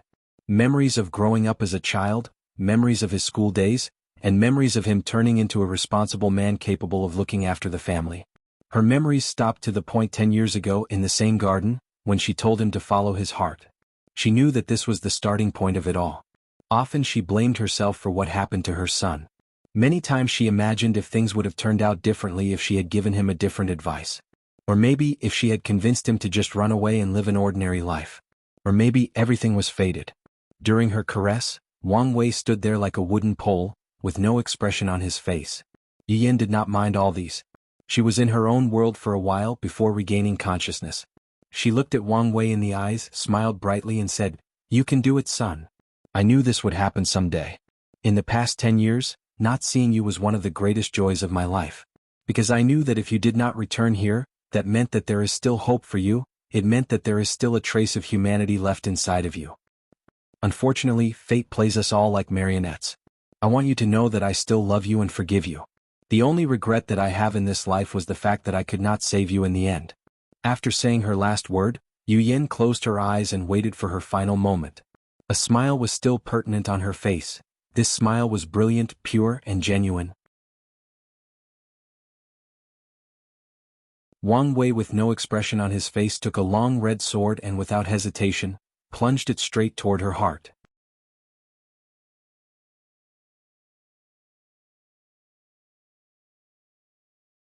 Chapter 20. While Yu Yan closed her eyes and waited for her fated death, Wang Wei's bright red sword stopped 1 millimeter away from her heart. No matter what Wang Wei did, he could not push the sword forward. This 1 millimeter represented a chasm that separated his last trace of humanity. It also represented his destined path. Cross that chasm and he will no longer be human, he will turn into a slave of power, a puppet of fate.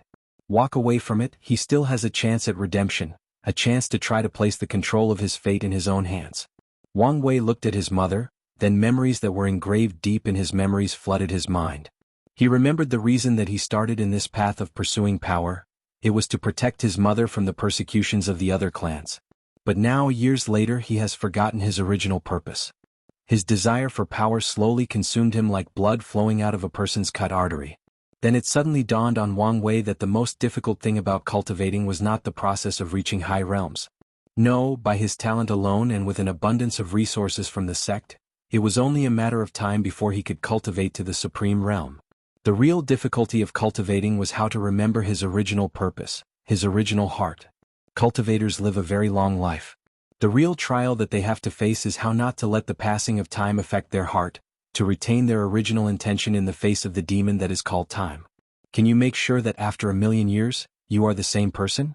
Can the people who knew you in the beginning still recognize who you are? Can you look yourself in the mirror and say without hesitation that you did nothing against your conscience? And if you did change, is it too late to rectify your mistakes? All these are the essence of having a strong and powerful Tao heart, and it took Wang Weiss almost killing his mother to truly understand these things. Yu Yan opened her eyes after a few moments without feeling any pain. The painful death that she waited for did not come. When she opened her eyes, she saw her son holding a sword very close to her heart without moving an inch. At the same time, she noticed tears flowing down his eyes, drenching his clothes wet. His eyes were no longer devoid of emotions. Instead, they were full of pain and struggle. They kept changing from pure ruthlessness to doting love.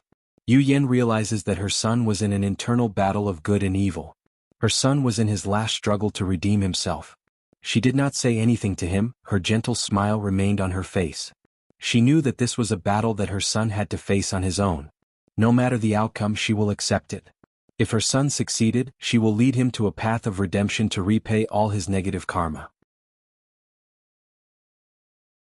If he failed, she would die as a form of atonement to the world and her son. Wang Wei's struggle lasted more than 9 hours. Afterward, he dropped the sword in his hands on the floor. He looked at his mother full of gentleness, love and guilt, then said, Mother. His voice was harsh and hoarse and he stuttered. This was due to the fact that he did not speak for many years. Tears kept coming out his eyes and he knelt in the ground in front of his mother. He continued, Sorry for warehouse. What happened? Yu Yen rushed to her son and embraced him on the dirty floor. She wept with him and comforted him. She told him that everything would be okay from now on, that there was still time to change, time to make right of his past wrong. The mother and son spent the next day talking to each other. In the morning the next day, Yu Yen said to Wang Wei, Are you leaving again? He smiled and responded, Mother knows me best. After all, I need to repent for all my sins. This time his smile was no longer stiff or indifferent. Instead, his smile gave the feeling of removing the burden of the world from his shoulder. His smile was free and unrestrained.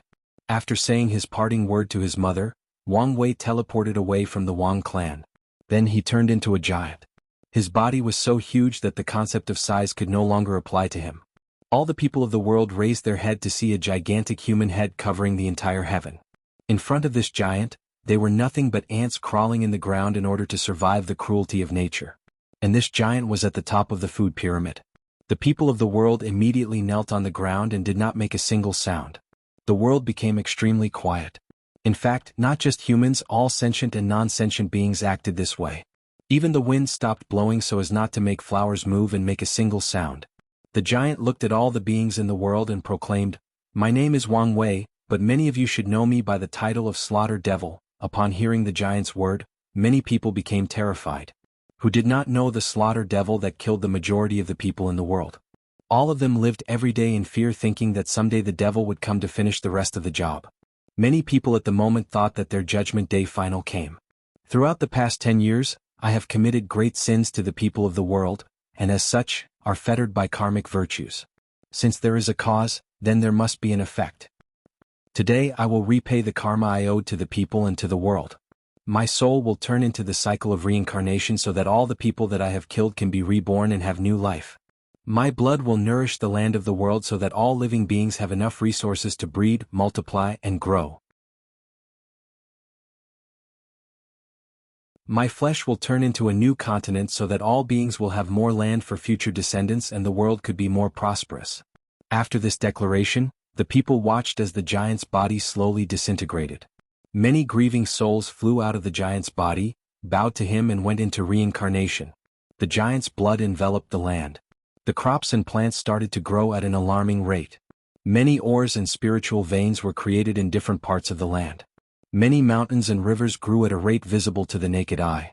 Then, the giant's body turned into an enormous continent and landed somewhere in the ocean.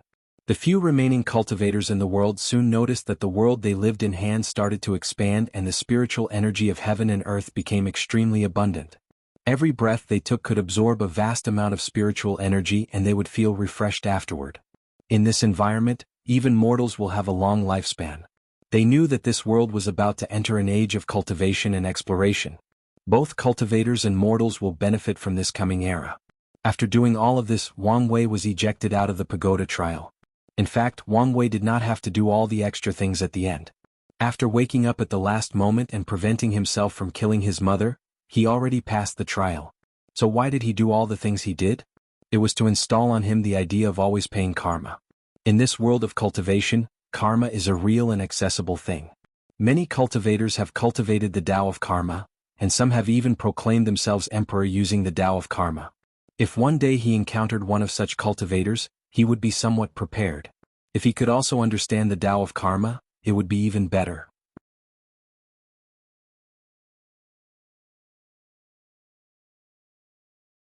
Chapter 21. After Wang Wei was ejected out of the pagoda trial, he stood there pondering for a few moments. In the past few months he had already passed 5 trials, but 2 of them had the most influence on him. This first of which was when he was shown his true self in the Chamber of Mirrors of Retributions. The second one was this trial of greed for power. Both of them invoked the same message. What price are you willing to achieve your goals? Wang Wei was a confident man. He believed that with his methodical plans, he had more than 80% chance of proving the Tao and becoming a great emperor. But he could not answer with any certainty whether he would change throughout his journey to the top, whether he could still maintain his original heart. As the saying goes, time is the enemy of us all. This saying could be interpreted in many ways. For mortals, time is the driving force that leads them to the eternal silence known as death. And the same could be said for cultivators. Although the process will be longer for them. But what about great emperors? They have escaped the shackles of time and have infinite lifespans. So what is the meaning of time for them? Well, now Wang Wei understood that time is an eternal test for great emperors. Can their heart and mind withstood the ravage of time? Are they their true self after experiencing the vicissitude of time? Time is an eternal test that will forever plague cultivators that have escaped its shackles. You could even say that time itself is a curse for them. Or to be precise, this is the causal relationship between time and the people who have escaped its shackles. The cause is that you have acquired an infinite lifespan, and the effect is that you will forever be corroded by time until you become numb or something unrecognizable. Wang Wei realized that his focus when cultivating from now on was to always recognize who he truly was and not to forget his original purpose for cultivating. And what was that purpose? To become emperor? No, that was just the eventual process of his cultivation, not his true purpose. His true purpose was to be free and unfettered, to be free from the shackles of time and space, life and death, cause and effect, and even be free from fate itself. Wang Wei believed that fate was the greatest enemy to his path of freedom. As such, the Tao of fate will be the main Tao he cultivated in the future and the Tao he will use to become a great emperor. Only by understanding the machination of fate can it be controlled, played with, then destroyed. When the day comes when he can do all of these, he will truly be free and unfettered. After understanding all of these, Wang Wei's Tao heart sublimated. A shadow of an emperor that ruled the heaven of all myriad beings appeared behind him. This was Wang Wei's proof of a young emperor. Unlike last time, this shadow was no longer as illusory. Furthermore, the face of Wang Wei was clearly visible this time. As soon as the shadow appeared, a grand and powerful aura enveloped the disciples and elders who were watching the fifth trial outside. Many people had the urge to bow down to this supreme being, and many people did. Some disciples with weak cultivation levels or weak will kneeled in the ground and dare not look at Wang Wei. As for the rest of the people, although they did not kneel on the floor, the awe they had for Wang Wei as the young sect master was exponentially increased. The young emperor's shadow of Wang Wei lasted longer than the first time, but soon, it also faded away. It seems that he had not reached the point worthy to bear the title of young emperor. After the sublimation of his Tao heart and the dissipation of the young emperor's shadow, Wang Wei left the pagoda with his head made. After Wang Wei left, the disciples started discussing what just happened. Do any of you know what was that shadow behind the young sect master? I do not know, but it was awesome. I feel like I was watched by a great emperor and wanted to bow my head. Stop talking nonsense. How do you know what a great emperor looked like? But you were right, I also wanted to kowtow to the young sect master.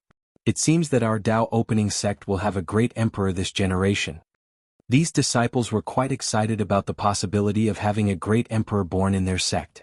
As the saying goes, when someone becomes enlightening, even his chicken and dogs will ascend to heaven with him. If the young sect master became great emperor, even the tiniest handout from him will greatly benefit any of them. Although most of the disciples were chatting happily, not everyone was as excited as them. This was especially true for the 10 contemporary sacred sons. Other disciples may not know what the shadow behind Wang Wei was, but they knew what it represented. This was proof of young emperor talent. As soon as they saw this shadow, they became pale. As contemporary sacred son, all of them were people with great ideals and ambitions. They all wanted to sit at the position of sect master one day. Although the people of the sect referred to Wang Wei as young sect master, to them this title was just a form of respect to address the son of the current sect master. According to the rules of the Tao opening sect, the descendants of a sect master are not allowed to directly inherit the position. The descendants need to prove themselves by acquiring the title of sacred son through fair competition. The contemporary sacred sons knew that Wang Wei was a talented individual and that the sect might groom him to compete for the heaven will, but they thought that was something to worry about years from now. They believed that no matter how talented Wang Wei was, he still needed time to grow up to their level. Then they could use this time to further the gap between him and them. As such, they had a high chance of becoming sect master before Wang Wei's talent took off. But now, Wang Wei's talent as a young emperor completely shattered most of their dreams. With this talent, it will not be long before they have to compete with Wang Wei for the honor of Sacred Son. Of course they knew that young emperor does not mean invincible. Throughout the ages, there have been many heaven chosens who fought and won against young emperors. Now the question is whether among them, there exists such a heaven chosen. In fact, not all young emperors manage to become great emperors. The path of the emperor is a long and arduous one, nothing can be set in stone as 100% certainty.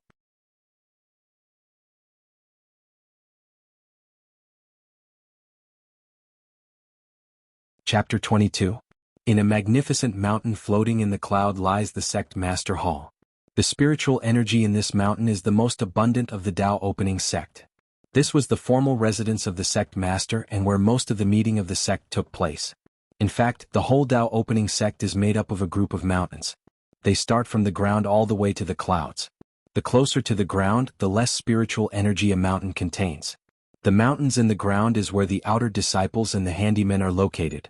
The mountains of the outer disciples are connected to the mountains of the inner disciples by multiple enormous chains. These chains allowed people to easily walk on them. As for the core disciples mountain and other areas of the sect, you have to be able to fly to reach there. This is the reason that Wang Wei is always accompanied by his head maid. Her job was not only to take care of him, but also to fly with him to different areas of the sect. The highest mountain of the Tao opening sect is known as Tianwei Peak. This is the location of the sect master hall and currently a meeting is taking place. The great elders and elders of different halls sat in different positions with sect master Wang in the middle. Most of them had a look of shock and excitement on their faces. They had just returned from witnessing the 5th pagoda trial and saw the shadow of the young emperor from Wang Wei. One of the elders said excitedly, "This time the shadow of young emperor lasted longer than the last time. This means that the young sect master is not too far from truly becoming a young emperor. Things are not as simple as you say. Becoming a young emperor is not so easy." The great elder of the Enlightenment Hall asked in a deep voice, "Do you think that the young sect master could become a young emperor after he passed all 9 trials of the pagoda?" Many people quiet down after hearing this question and ponder for a while. Some people secretly look at the great elder. The Enlightenment Hall is the hall in charge of teaching and educating disciples. From the outer disciples to the core disciples, they were in charge of explaining cultivation sculptures and techniques. They were even in charge of preaching the Tao to the core disciples and the contemporary Sacred Son. More importantly, the great elder of Enlightenment Hall belongs to the sectarian faction of the Tao opening sect. Of all the people in the hall, he is probably the least enthusiastic of the talent of Wang Wei as he is also the head of the group that is secretly opposing the rise of the young sect master. So, when he asked this question many people start to ponder his motive. After a brief silence, great elder Yan Mei of the punishing hall responded, "It is unlikely for that to happen.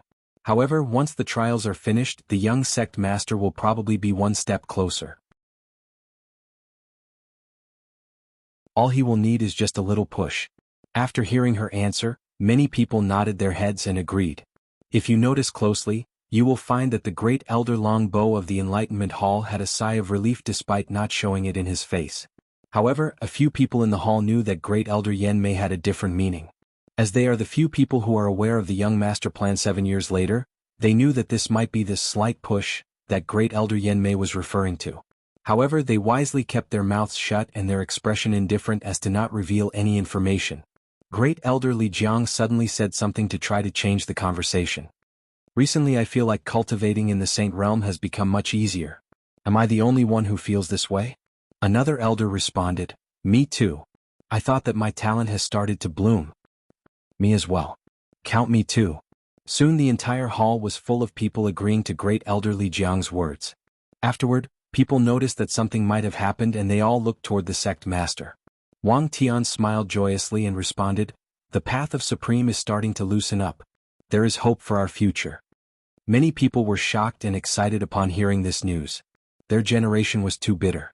In order for the glorious time of this generation to appear, the heaven mandate not only did not appear in their generation, but even the path of Supreme was cut off.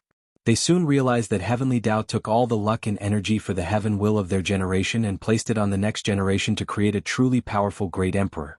However, even if they knew this, there was nothing they could do about it. But now they heard from the sect master that the path to Supreme was slowly opening up. The Supreme Realm, a person who manifests their own Dharma body and can live for at least 1,000,000 years. Who among them did not dream of reaching such a realm? Great Elder Li Jiang asked, "Does that mean we could break through now?"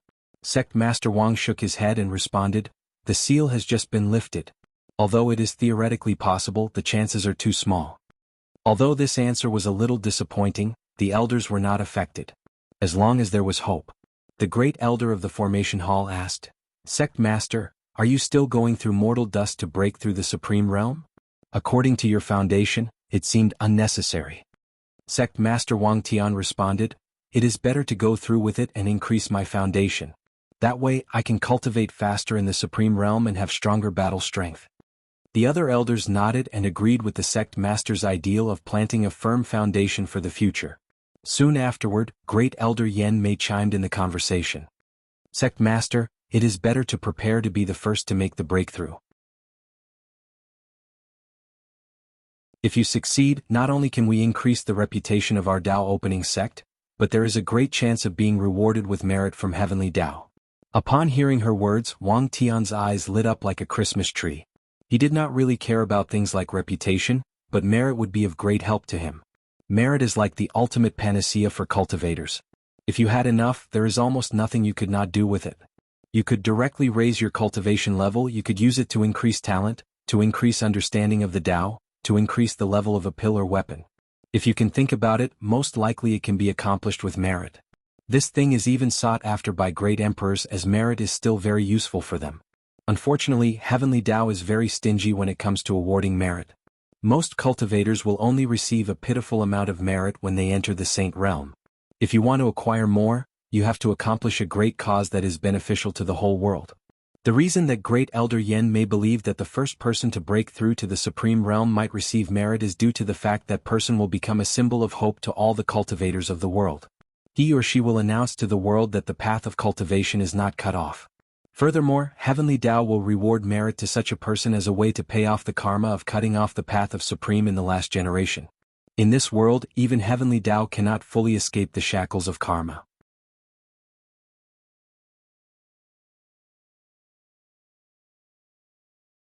Chapter 23. Sect Master Wang Tian ponders the meaning behind Great Elder Yen Mei's word.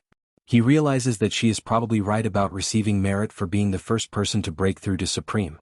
Wang Tian says to the other elders, "In that case, we need to properly monitor all the major sects in the world. Even the powerful and talented loose cultivator should not be missed. After all, we are not the only people who will notice this change." The elders nod in agreement, then they all look at a person in the corner. The person sits alone without speaking a word. He did not have any presence, any sense of existence. It is as if the person never existed in the world. The only time he is noticed is when you look directly at him. As soon as you look away, you will immediately forget his face and all the memories about him. Only people with powerful cultivation level and keen perception can notice him, and that is only when he is not actively hiding his presence.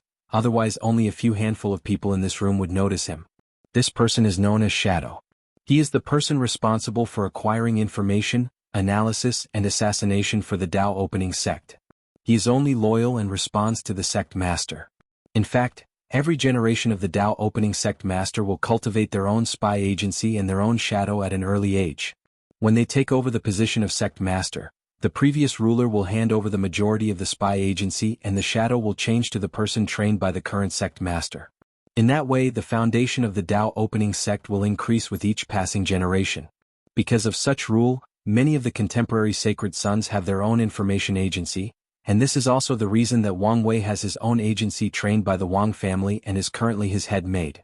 After everyone look at him, the shadow look at Wang Tian, and when he see that he nods his head, he says in a hoarse and illusory voice, "I will dispatch the shadow guard and monitors whether any saint is going to experience mortal dust or whether they are prepared to directly break through."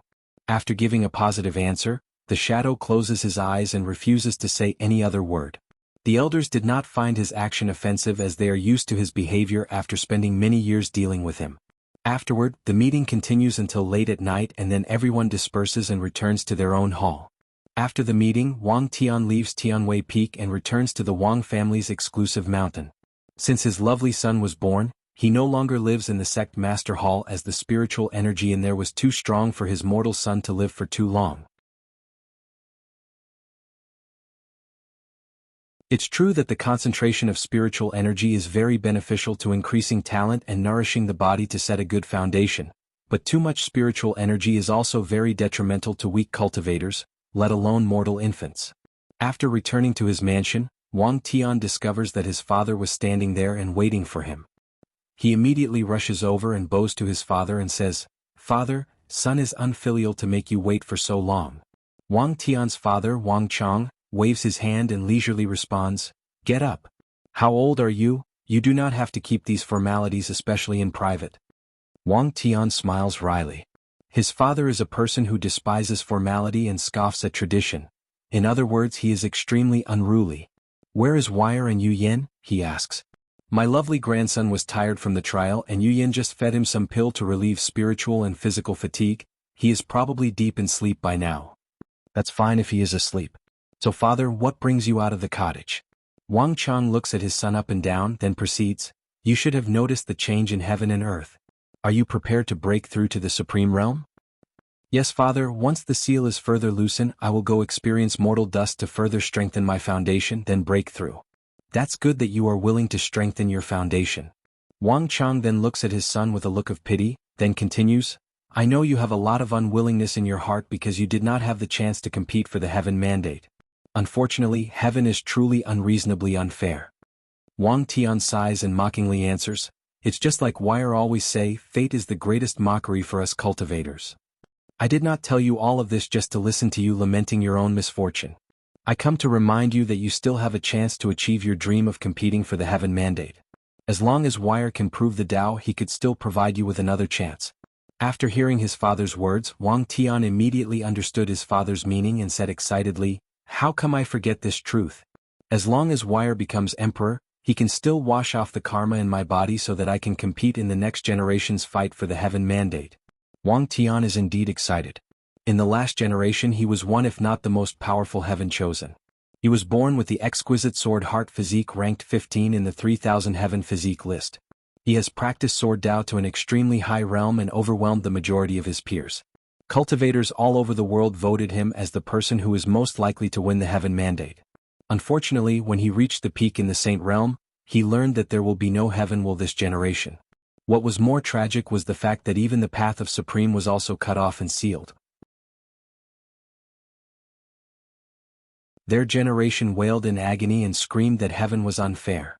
According to the rule of heavenly Tao, no person from the previous generation can compete for the heaven mandate in the next generation. As such, the goals and dreams of many people were completely shattered. There is only one way to go around this rule: wash away your karma. In order to wash away karma, there are only two ways. One is to seal a person in bloodstones or time stones and allow them to sleep for millions of years and live through countless generations. Then they can wake up, free from karmic ties, and participate in the fight for the heaven's will. In fact, many sects have many heaven chosens from the previous era that are currently still sealed and awaiting awakening, and the Tao opening SEC is of no exception. The other way to wash away karma is to have a great emperor to directly take action. This method is direct and immediately effective. However, such a method will result in the emperor suffering from karmic backlash. As such, if an emperor is not powerful or if you are not really close to them, they will not use such methods lightly. After taking a deep breath and calming himself down, Wang Tian says to his father, "Father, not just me, even you have a chance at a second attempt." Upon hearing this, Wang Chang's face remains calm and answers with a look of sadness, "It's true. Unfortunately, after my defeat to Yang Qin, Emperor Nine Sons, my Tao heart was affected and my will to fight was long lost. There is no future for me as an emperor. Furthermore, it won't be long before my lifespan will approach its end and I have to be sealed with bloodstone and become a foundation that protects the sect from future trouble." After Wang Chang's words, a profound sadness envelopes the room. Wang Tian knew that his father had suffered a great mental blow during his fight for heaven will 3 generations ago. Furthermore, his father's age was long past the limit of 1,000,000 years for the supreme realm. Of course, due to how powerful his cultivation method is, his lifespan was way longer than ordinary supreme realm powerhouse. However, he will have to face the issue of lifespan sooner or later. Suddenly an idea appears in Wang Tian's head and responds, "Father, as long as Wire succeed in sitting on the emperor throne, you could still walk on the path of immortality, or even better the path of Tao Ancestor.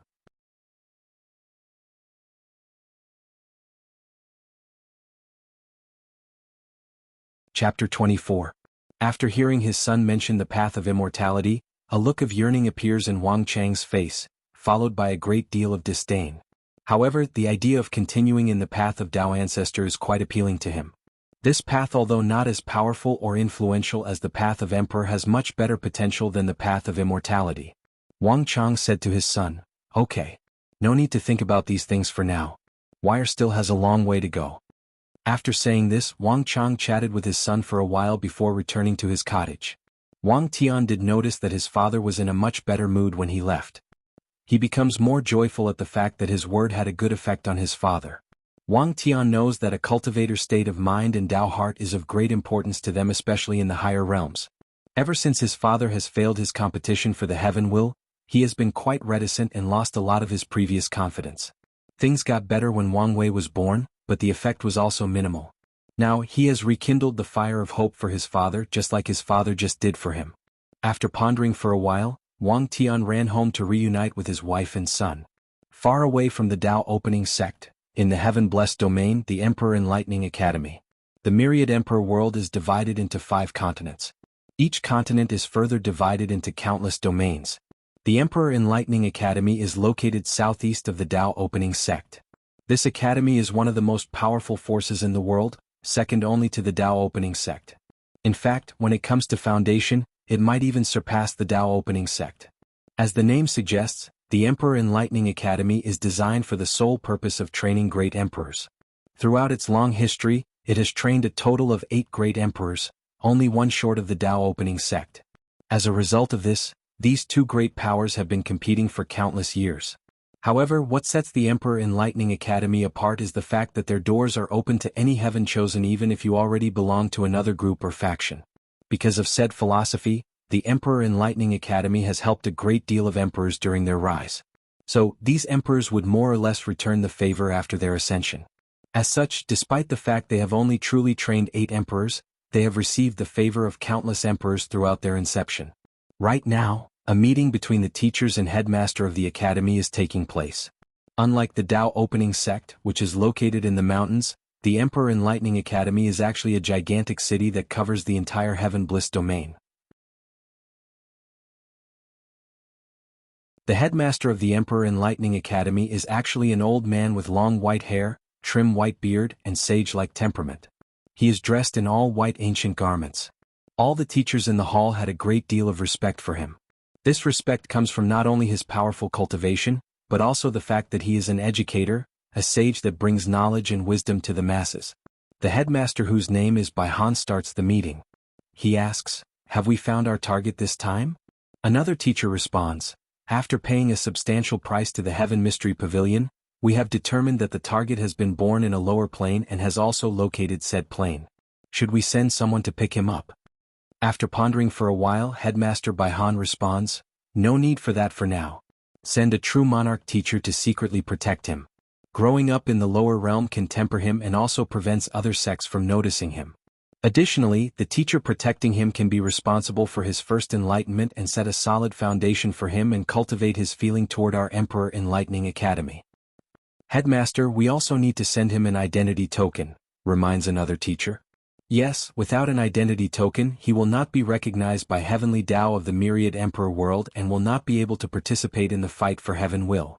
According to the laws of Heaven, people not born in the Myriad Emperor world could not participate in the fight to prove the Tao, unless a very precious identity token is given. This is similar to the citizenship that Wang Wei received when he was born."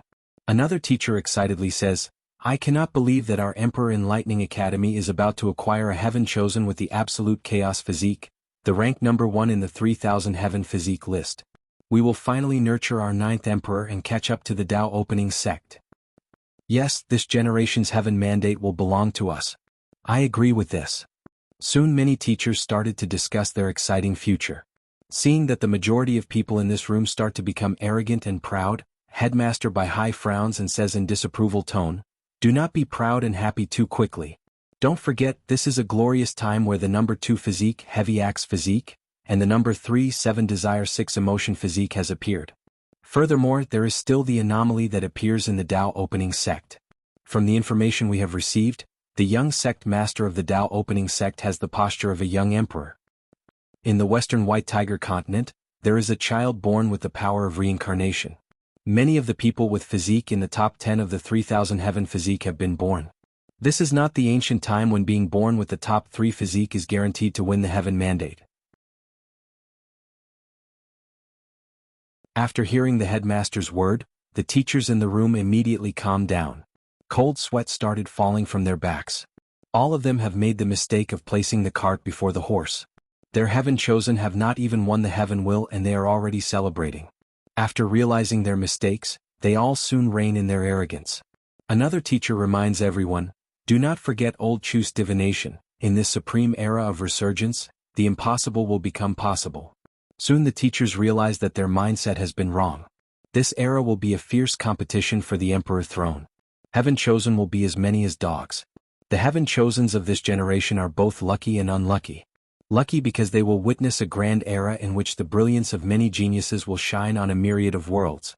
They are unlucky because if they are not worthy, then they can only be cannon fodder. The threshold for the title of heaven chosen will be raised to a very high standard. Many people who could be called heaven chosen in the past will appear extremely mediocre in this generation. After the teachers calm down, they return their focus on how to properly cultivate the absolute chaos physique. One teacher asks, Headmaster, do we need to provide him with enough luck to reach purple gold and break through to the supernatural realm? Headmaster Baihan responds, that is not necessary. As the person born with the absolute chaos physique in the lower plane, he is probably the son of destiny of that plane. He will naturally be able to acquire the necessary luck to reach the standard purple gold level on his own. The teacher nods in agreement with the headmaster. Headmaster, do we allow him to participate in the Spirit Road 7 years later? No, the Spirit Road is not that important, he can just skip it. Then sir, when will we bring him back from the lower realm? After pondering for a while, the headmaster answers, after most of the heaven chosen of this generation reach the supernatural realm, the academy will be formally open. We can bring him back then. Alright, now that most of the issues have been settled, let's discuss which true monarch teacher will be sent as a Tao protector. After hearing this, the room became quiet. Many people start making plans to acquire this position for their faction. Although the Emperor Enlightening Academy is a school, there are still factions that exist in it. Becoming the teacher of the absolute chaos physique essentially means the possibility of being the teacher of a future emperor. No one wants to give up such an opportunity.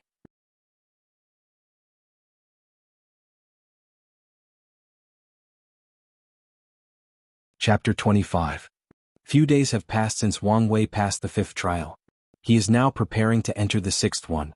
While flying in the air accompanied by his head maid, Wang Wei asks her for the latest information that he needs to know and analyze. She responds, according to the information we received, the Enlightening Emperor Academy has secretly been moving around lately. Do you know the reason? Asks Wang Wei. We do not know for sure, but there are rumors that they have found the absolute chaos physique, but we could not verify if this information is true or not. The Academy has even launched a massive cleanup after the news leak. Many of our hidden spies were killed. Wang Wei ponders for a while. The rumors are most likely true given how severe the Academy reacted after the news leak. He suddenly asks, what about the other 2 top physiques? According to our information, the number 2 physique, the heavy axe body, is the crown prince of the Great Zhou Imperial Dynasty. As for the number 3 physique, the 7 emotion 6 desire body, we only know that it is a girl and she was found in the Eastern Azure Dragon continent. As for what force has acquired her, there is currently no information. Wang Wei smells the incoming storm from the whereabouts and actions of the number 2 and 3 physique. Usually, a sect will normally start to brag to the world about their heaven chosen as a way to form momentum for them. However, the Enlightening Emperor Academy and the power faction in the Eastern Azure Dragon continent chose the opposite and became quite low-key. This is actually quite unusual. This can only mean that they are preparing for the right time when all other heaven chosen's momentum reach a peak period, then use them as a stepping stone for their own people. After thinking about this, Wang Wei's sense of urgency rises quickly. He needs to advance his plans so that he will not become the stepping stone for someone else. After chatting with his handmaid for a while, Wang Wei soon reaches the place where the pagoda trial takes place. Then without hesitation he entered. In this trial, Wang Wei finds himself being a very powerful cultivator. He is also the sect master of one of the most powerful sects of the world. His every word can dictate the life of countless people. Under his leadership, his sect reached the most prosperous height since its creation. While everything seems to be going well for him, an enemy of Wang Wei sneak attacks him while he is leading the sect's disciples to a secret realm. The worst part about this is the fact his enemy did not kill him, but abolished his cultivation level, then shatters his Tao. After this incident, Wang Wei finds himself living a life of hell. He becomes a crippling beggar. He had no home to live and had to beg in the street to live. When the winter's cold arrived, Wang Wei had to find throwaway clothes and stitch them together as a blanket to warm himself and prevent himself from freezing to death. When the autumn's rain washed away the world, a few temples had provided shelters to a group of beggars, and Wang Wei was lucky enough to be one of them. The worst part of this experience for Wang Wei was not the constant changing mood of Mother Nature, but the never-ending hunger and the constant humiliation. Every day Wang Wei had to go forage for food in the city. Since he is a beggar, he lives in the slum, the poor area infested with crime. The people living in the slum barely had enough food to feed themselves, let alone help others. Once in a while, some good Samaritans would feel bad for Wang Wei and provide him with enough food to barely keep alive. On some good day, some rich merchant or nobles would pass by the slums and give the beggars some food. However, they usually do it with a look of arrogance in their face and will usually throw the food in the ground and watch with pleasure as the beggars fight over such little food. In order to survive, Wang Wei is usually one of the beggars fighting for food. Due to the fact that he used to be a powerful cultivator, he is still much stronger than an ordinary person, let alone a malnourished beggar. In fact, the act of these nobles and rich merchants throwing food in the ground are actually quite benign. Usually they will vent their anger on the beggars by severely beating and insulting them. They spit at them, throw rotten eggs and feces at them, or even directly murder them. Wang Wei has tried a few times to fight back. The result is always him being severely injured and almost dying. The nobles and merchants never suffer any consequences for their action. This situation becomes worse for Wang Wei as some cultivators recognize him as the former sect master of the Tao opening sect. They all took pleasure humiliating one of the most powerful cultivators in the world. Things continue as such for many years until one season, a great famine envelopes the kingdom where Wang Wei is currently located. Due to the famine, the nobles hoard the majority of the food, while the rich merchants raise the price to make profit. The majority of the poor people in the slums starve to death, while the number of beggars drop exponentially. During this period, Wang Wei has not eaten any food for more than 2 weeks. The only reason that he has lasted for so long was due to his former powerful body. On a particular summer's night, Wang Wei lies on the floor with an excruciating pain in his stomach. His throat is dry and his vision becomes blurry. He realizes that he was about to die of starvation. Then a man appears before him. The man throws a piece of bread on the floor in front of Wang Wei, which immediately delighted him.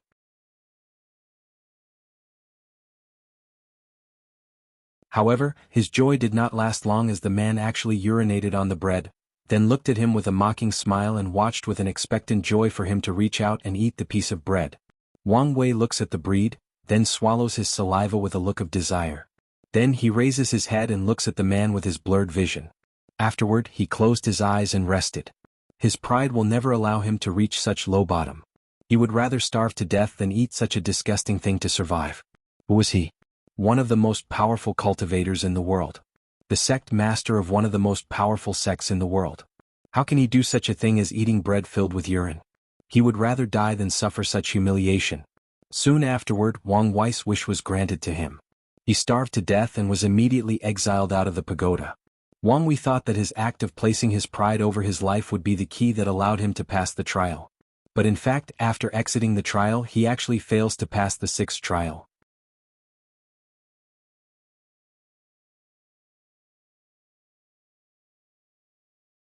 Chapter 26. Wang Wei becomes momentarily shocked for his failure in this trial. Then he ponders the reason for such failure. Obviously, he fails to recognize the lesson needed to learn to pass this trial. This was not according to his original design. Wang Wei returns to his home, while preparing to enter the pagoda the next day. The next trial proceeded exactly like the previous one. Upon reaching the stage of malnourishment, famine, and dehydration, the same choice is once again given to him. Eat the urinated piece of bread. Wang Wei realizes that this trial's purpose is to teach him a lesson about humbleness, about giving up pride and arrogance, especially when one is weak and helpless. Despite knowing all of these, Wang Wei still could not lower himself to eat that piece of bread. He always fails this trial when he reaches that part. Soon more than 2 months have passed. Wang Wei was still stuck in the 6th pagoda trial. He has tried a total of 9 times, each has resulted in failure. As a result of this, many disciples including Li Jun have already started the 7th trial. Many people in the sect are wondering if the young sect master has reached his limit. At Tianwei Peak, a meeting of the elders was taking place. Their discussion involves Wang Wei and his inability to pass the 6th pagoda trial. The great elder of the formation hall who has a great relationship with Wang Wei asks, "Sect master, should we do something to help the young sect master?" Upon hearing this, many people direct their gaze toward Wang Tian, who shakes his head in disapproval and responds, "There is no need to do this. This trial is designed to temper his Tao heart. It will not do him any good for us to help him."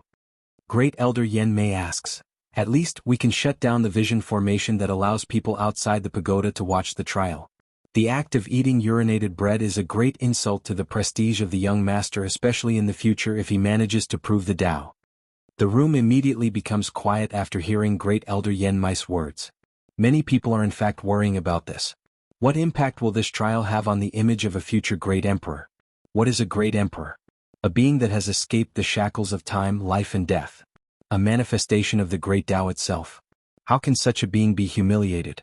Sect Master Wang Tian looks at everybody present in the meeting, then answers, "This is exactly the purpose of designing this trial. To teach Wire that no matter what height he reaches in the future, never forget his origin even if he was the humblest of beggar. When he reaches such an unimaginable realm, his deeds and past will forever be glorified by future generations.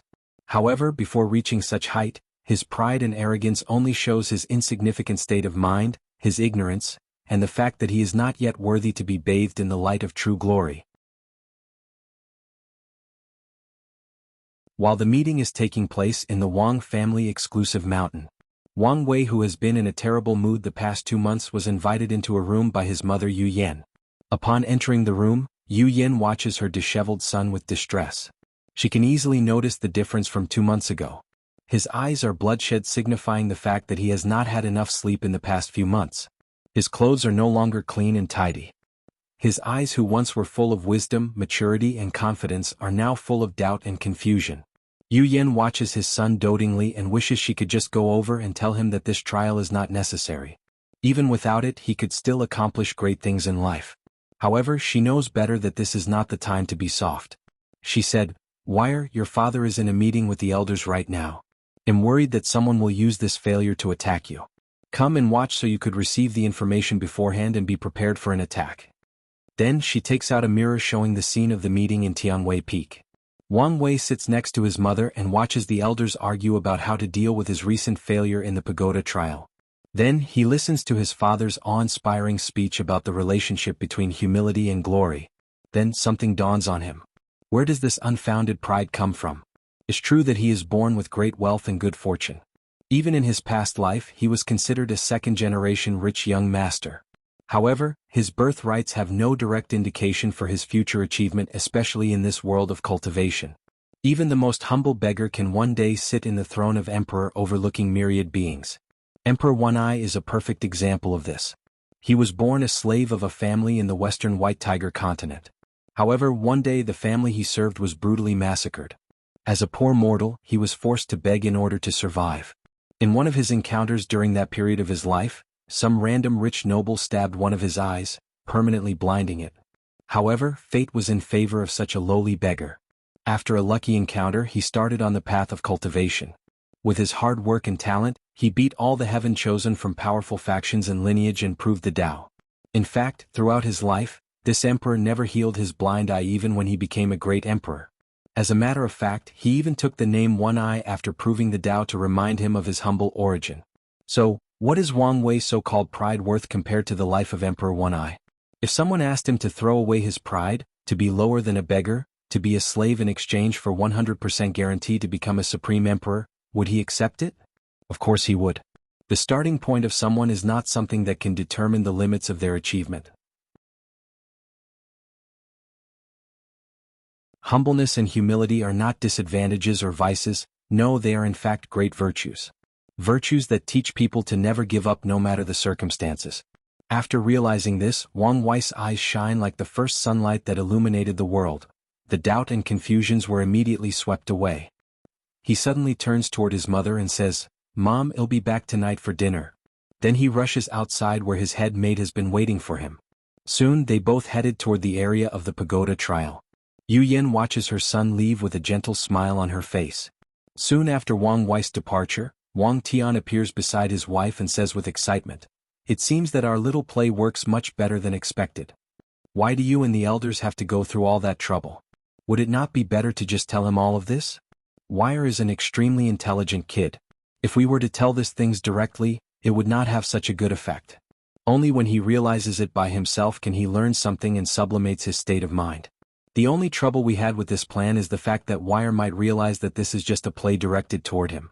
Fortunately, his state has not been ideal the past 2 months."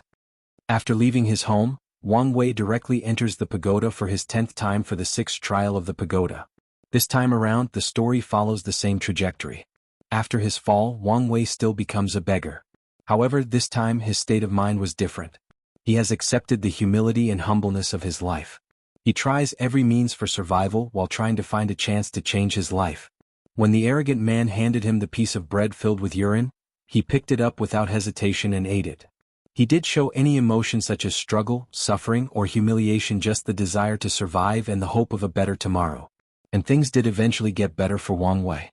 After managing to barely survive the famine, one of his former loyal advisors from the sect tracked him down and provided him with a pill that could heal his crippled body at the cost of losing all his previous cultivation.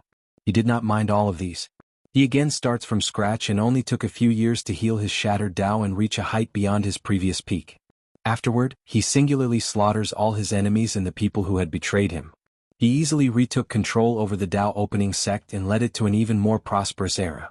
Then he went back to the slum where he used to live and rewarded the few people who helped him during those times. The only thing he did not do was to humiliate or kill the people who did him wrong during his days as a beggar. In fact, he did not even hide the fact. As such, the story of the rise of the sect master of the Tao opening sect from an humble beggar to a supreme being spread all over the world as a form of motivation.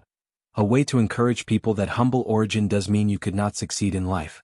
Soon afterward, Wang Wei exited the pagoda with the message that he had passed the 6th trial.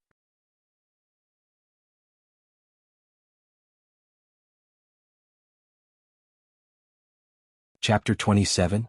After this trial, Wang Wei had learned a great deal of things about himself. Despite his humble appearance, Wang Wei discovers that he had a great deal of arrogance and pride hidden deep in his bones.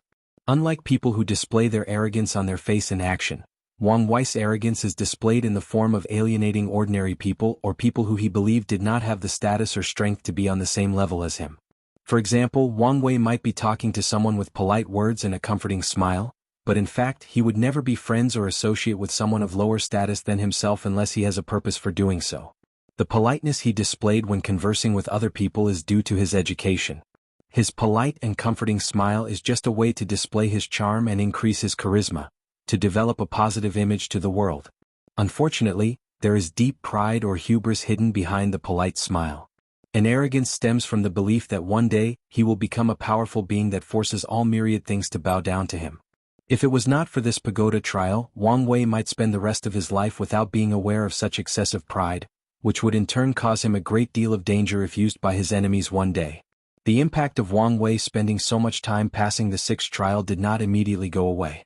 Disciples in the sect are constantly discussing whether the young sect master had reached his limits. Wang Wei is aware that someone might be secretly spreading rumors to discredit him. So he immediately took action to change the narrative. How does he do that?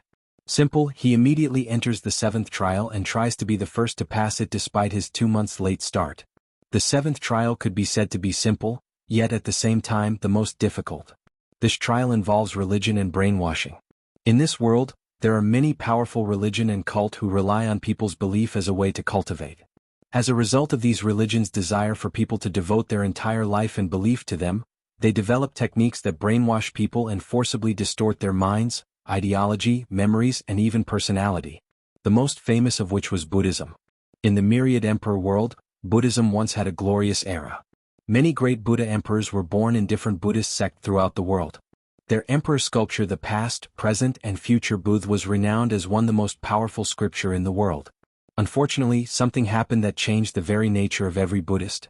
Instead of pursuing enlightenment, the Buddhist sects started to gather incense through believers. They brainwashed both ordinary people and cultivators as a way to quickly cultivate. Not much record is left in the Tao opening sect from that time period. To be more precise, someone or something not only wiped out all the Buddhist sects in the world, but even the majority of records were erased. The only thing related to Buddhism in this world that still remains is the 6 forbidden lands, the Western Pure Bliss Land. Forbidden lands, as the name implies, are places of extreme danger in the myriad emperor world that have existed for countless number of years, yet still remain mysteries. The only requirement for a place to be labeled as Forbidden Land is to have at least one emperor either die or severely wounded while visiting such places. A great emperor being that has achieved immortality actually died in these Forbidden Land. The water in this world is indeed quite deep. Among the 6 Forbidden Land, the Western Pure Bliss Land is one of the most dangerous one. According to a brief introduction that Wang Wei read in the library, there have been many emperors who have visited the Western Pure Bliss Land. Many emperors, after proving the Tao, have visited those forbidden land in an attempt to destroy them. Why take all these risks and trouble? Of course, for glory and recognition. The myriad emperor world has cultivated a great number of emperors. Among them, there is of course a distinction between powerful emperors and weak emperors. One of the ways that emperors used to distinguish themselves is to destroy or erase a forbidden land. According to records, there have been a total of 18 forbidden lands, now only 6 remain. Some forbidden lands are dated before the first ever emperor heaven opening emperor was born in this world. The Western Pure Bliss Land has affected a large number of emperors. Once they enter the core area, there are only 3 outcomes that await them upon exiting: death, severe injury, or being brainwashed into believing in the great Maitreya Mother Buddha. Once their belief has changed, the Tao that these emperors cultivated will be forcibly rewritten to contain Buddhist nature or origin. When Wang Wei learned about this fact, he was completely horrified. What kind of being would be able to manipulate the Tao of an emperor? Unless he is more powerful than him or her. After reading about this information in the library, he directly went and asked his father about it. However, unlike before, Wang Wei's father refused to tell his son any information. In fact, according to his father's word, even he, the sect master, was not qualified to know certain things or truth, let alone his mortal son. During that time, Wang Wei spent a great deal of sleepless night worrying about his future. It was then that Wang Wei realized that being an emperor might not be the end of the path of cultivation, but just another beginning. If Wang Wei wanted to achieve the realm of free and unfettered, the realm of the great emperor was probably far from enough to accomplish that. Maybe, somewhere out there, in the vast universe, in the limitless chaos, a great emperor was nothing but a bigger ant from the truly powerful cultivators. After having these thoughts, Wang Wei had forced himself to calm down, and place all these memories and thoughts in a deep corner of his mind. After all, he was not even an emperor yet. He was not even a cultivator yet. How can he ponder and stimulate the greatness and insignificance of an emperor? Despite all of the initial fear, Wang Wei vowed that he would one day unveil the secret and mysteries of all of these forbidden lands.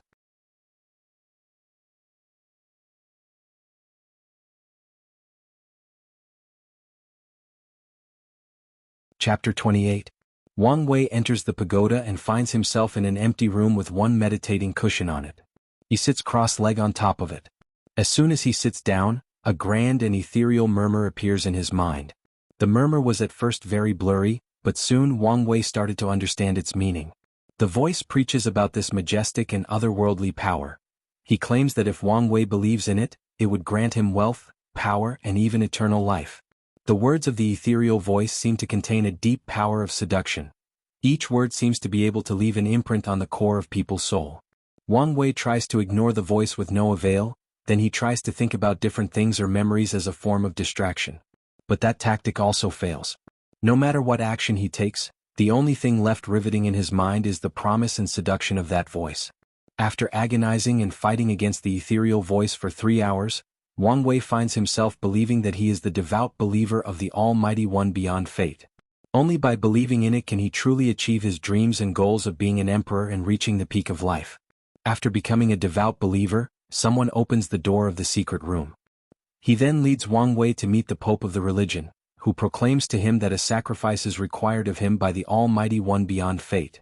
Wang Wei without a shred of hesitation takes a knife, cuts a hole on his chest, then plunges his hand into his chest cavity and rips out his heart and hands it to the Pope. During his action there was no pause, no hesitation, no screaming in agony. Only a look of yearning and devotion to the supreme God that controls the fate of all human beings. The Pope nods in approval and takes the heart away from Wang Wei's hand. Soon afterward, Wang Wei dropped dead on the floor and was immediately exiled from the pagoda due to his failure of the 7th trial. After leaving the trial, Wang Wei had a look of horror in his face. It took him a few minutes to recover a proper mindset, then he set out back home with his head made. Wang Wei spends the whole night thinking about how to properly pass this test. The solution he comes up with is to use his strong will to resist. The next day he places his idea into practice. He tries to resist the invasion of the ethereal voice with his strong will. Although this time he lasted more than 12 hours before he surrendered, Wang Wei knows that this is not the best way to go forward, especially now that he was 2 months behind the other disciples. Resisting the sweet seduction of the Almighty One beyond fate with a strong will is a very slow process. Unfortunately, time was not on Wang Wei's side. Wang Wei had to try his backup plan, fighting belief with belief. Since the Almighty One beyond fate wants him to believe in him, then why not install into himself a strong belief and fight against the belief of the Almighty One beyond fate? That way, by fighting the invasion of the other party, Wang Wei can rapidly strengthen his own belief until it turns into a creed or instinct that he will follow his whole life. As for what belief to follow? Simple, the belief that he will one day become free and unfettered. One day he will swim in the river of fate, go fishing in the river of time, flirt with the goddess of death, bathe in the spring of life from the eternal tree. With this mindset, Wang Wei once again enters the pagoda for the 7th trial. As soon as he sat on the cushion, the seduction and invasion began.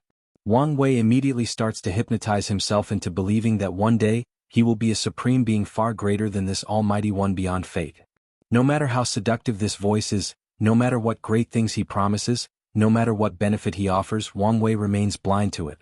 Wang Wei constantly installs the idea on his mind that by having an unwavering belief on himself, one day he could achieve his goals and dreams. All he needs to do is slowly and methodically walk on his own predetermined or pre-established path. He does not need the spiritual soothing or reliance of a higher being. His strong and powerful determination will be his spiritual reliance and nothing else. Despite all of this, it took him a total of 15 days before he reached the standard to pass this trial, or at least the first part of it. The second part of the trial involves him reading numerous cultivation techniques and scriptures. Then Wang Wei had to distinguish which one is secretly tempered with to influence the mind. The cultivation world can be quite dark and full of malice. Some poor bastard might think that he is lucky by discovering a peerless cultivation sutra, later to discover that this sutra is tempered it by a more powerful cultivator to turn people into their slave, or make them their faithful and devout believer, or to make it easier to take over their body after raising them like fat sheep to be slaughtered. The 7th trial of the pagoda is designed and modified by the elders to train the disciples on how to recognize these default cultivation sutras and techniques. Some sutras or scriptures even outline a perfect Tao for cultivators to cultivate. They do not need to have any enlightenment, just cultivate the sutra and they can cultivate the law and Tao. However, the majority of sutra like these are just bait to cultivate the perfect cauldron for absorption or body possession. It is true that it is necessary for cultivators to have lucky encounters to grow powerful during their cultivation journey. This is in fact a manifestation of their own chi luck.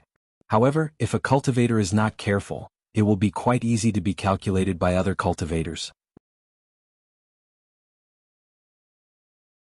In fact, sometimes even Heavenly Tao will calculate certain cultivators. Although Heavenly Tao is nothing but an emotionless program, it is in its right to check and balance certain cultivators that he deemed a threat to the world. Heavenly Tao itself cannot directly attack such people, but he can provoke them in a roundabout way, such as increasing the strength of heavenly tribulation, or plot against through lucky encounters. Wang Wei spends more than 10 days before passing the 7th trial. And just like he had planned, he is still the first to pass it. As soon as he passed the trial, the voices of dissonance in the sect were completely gone. The people that are secretly making trouble became silent. Wang Wei took this opportunity to increase his prestige in the sect. In only a few days, only positive news about him could be heard from the mouth of the sect's disciples.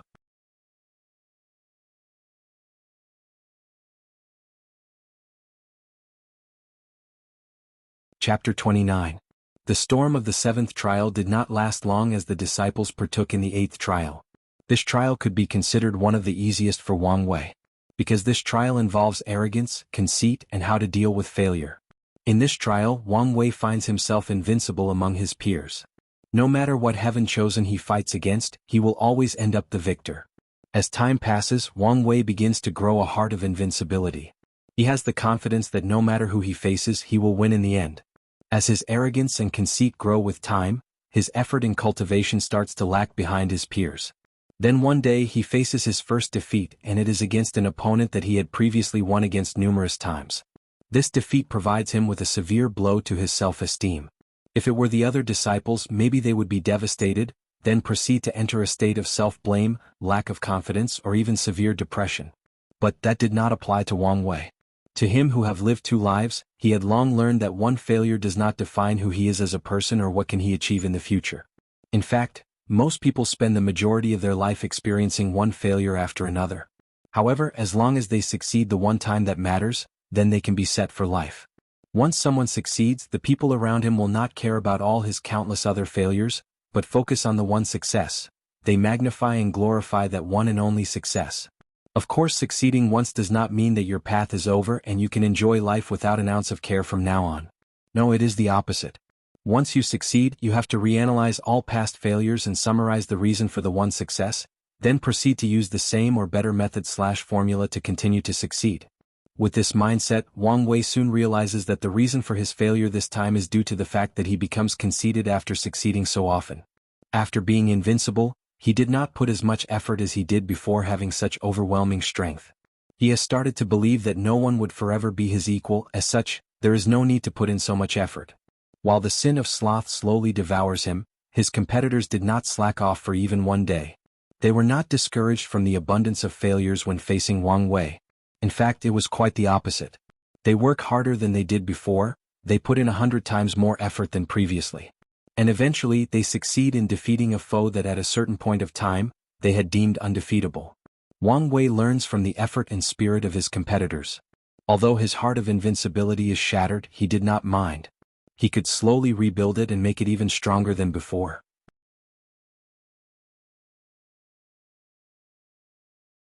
Wang Wei did not take long to pass the test of the eighth trial after getting over his failure or defeat.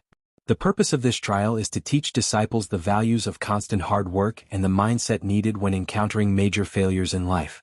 In this world, cultivating is like a rapidly moving speed train on an endless track. If you slow down even a little bit, other trains might surpass you no matter how far ahead you think you are. Only by constantly moving forward that you have a slight chance of always keeping an advantage.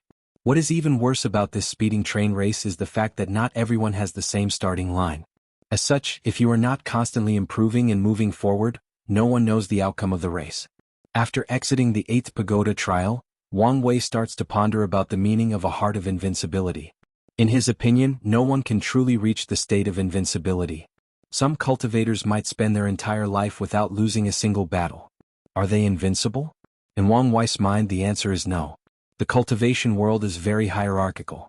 So what if you are invincible in the supernatural realm? Can you beat someone in the shattered void realm or the saint realm? The answer is no.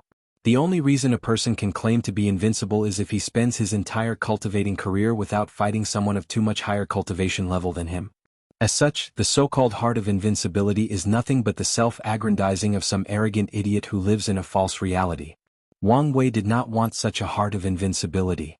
In fact, despite Wang Wei's disdain, he knows that such a thing as heart of invincibility is actually very useful to cultivators.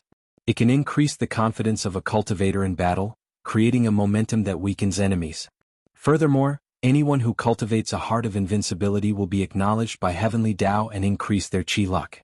If Tao heart increases a cultivator's chance of breaking through higher realm, then a heart of invincibility increases their combat power. To Wang Wei, the so-called heart of invincibility is too fragile. All it takes is one defeat or self-doubt, then it will shatter. Although Wang Wei has a great deal of confidence in himself, it is not to the point in which he believes that he will never lose a battle or experience failure. As such, he concludes that the path of invincibility is not for him. Despite all of this, this conclusion did not have any effect on him. The reason is because he has a strong belief. A belief that no matter what misfortune he encounters, no matter what battle he fights, he will have the last laugh. He will be the last man standing. He might not win the first few battles, but when it comes to the ones that truly matter, he will be the final victor. This belief is of a greater significance and value to him than any precarious heart of invincibility. After setting his mindset in the right direction, Wang Wei begins to prepare for the final trial. He knows that the final trial is actually quite horrible even according to his standard. As far as he is concerned, there is probably no actual way to pass this trial.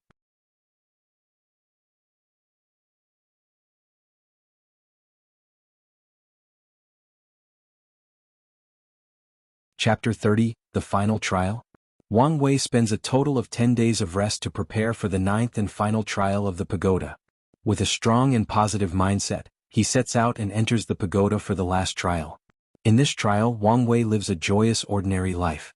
He had a family that loved him, an abundance of wealth that allowed him to enjoy life as much as possible, fulfilling a job as government official who is loved by the common people, and a healthy body without any major disease. He did not participate in things like drugs, alcohol, or prostitution. Wang Wei could be considered quite the responsible and filial son. The only major event expected to occur in his life is the day when he chooses a bride and gets married. Unfortunately for him, he did not live for that long.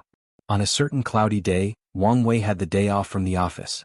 While taking a walk in the garden with his mother and father, suddenly the heaven trembles. Wang Wei and his family hold each other as a form of support. Then they raise their heads and look into the sky. What they say would leave an everlasting memory or trauma deep into their soul for as long as they exist. When Wang Wei looks in the sky, he sees a gigantic hand descending from the heavens heading toward him. His first reaction is that his idea is absurd, but as the massive hand starts to somehow enlarge itself, he realizes that his first assumption is actually quite right. In fact, the hand is not enlarging itself, but as it approaches him, all Wang Wei could see is the palm of the hand, which is quite massive in proportion to his size. As the hand approaches, Wang Wei finds himself incapable of talking, moving, or defending himself. Even his thinking process becomes increasingly slow and sluggish. The air or atmosphere around Wang Wei becomes solidified, which results in a heavy pressure both physically and spiritually to the people around. It is often said that when a person comes face to face with death, they will see all the memories or significant moments in their history flashing through their mind. However, this did not apply to Wang Wei at this moment. All he could think about before his untimely demise is how powerless he is, followed by insurmountable anger. Then he left the mortal coil with regret and endless fear. After his death, Wang Wei did not immediately exit the pagoda. This time the setting of the trial is different. After the first death, the participants will find themselves rebirthed to a younger version of themselves at around 15 years old with all the memories of the previous life intact. Their mission for this trial is to ensure their survival from that gigantic hand. On his second attempt, Wang Wei decides to follow the path of cultivation in order to fight the powerful being. In just a few decades, Wang Wei reaches the peak of cultivation and becomes one of the 9 giants of the cultivating world. On a fateful night, Wang Wei stands upright on top of a deserted mountain. He is waiting for the moment that will forever change his destiny. As expected, a gigantic hand tears apart the sky and heads toward him. Wang Wei awaits his enemy with a smile and endless fighting intent. Unfortunately, something out of his expectation happens. 2 unexpected people appear next to him. They are his parents. It was at this moment that Wang Wei realizes that this powerful being did not only want to annihilate him, but wishes to emotionally torture him. It wants Wang Wei to watch with despair as the people he cares about die in front of him, while he remains absolutely helpless. Wang Wei screams in anger towards heaven. His scream is so loud and powerful that it echoes throughout the entire world. He rushes toward the still descending powerful hand to stop it. Unfortunately, things didn't go as he expected.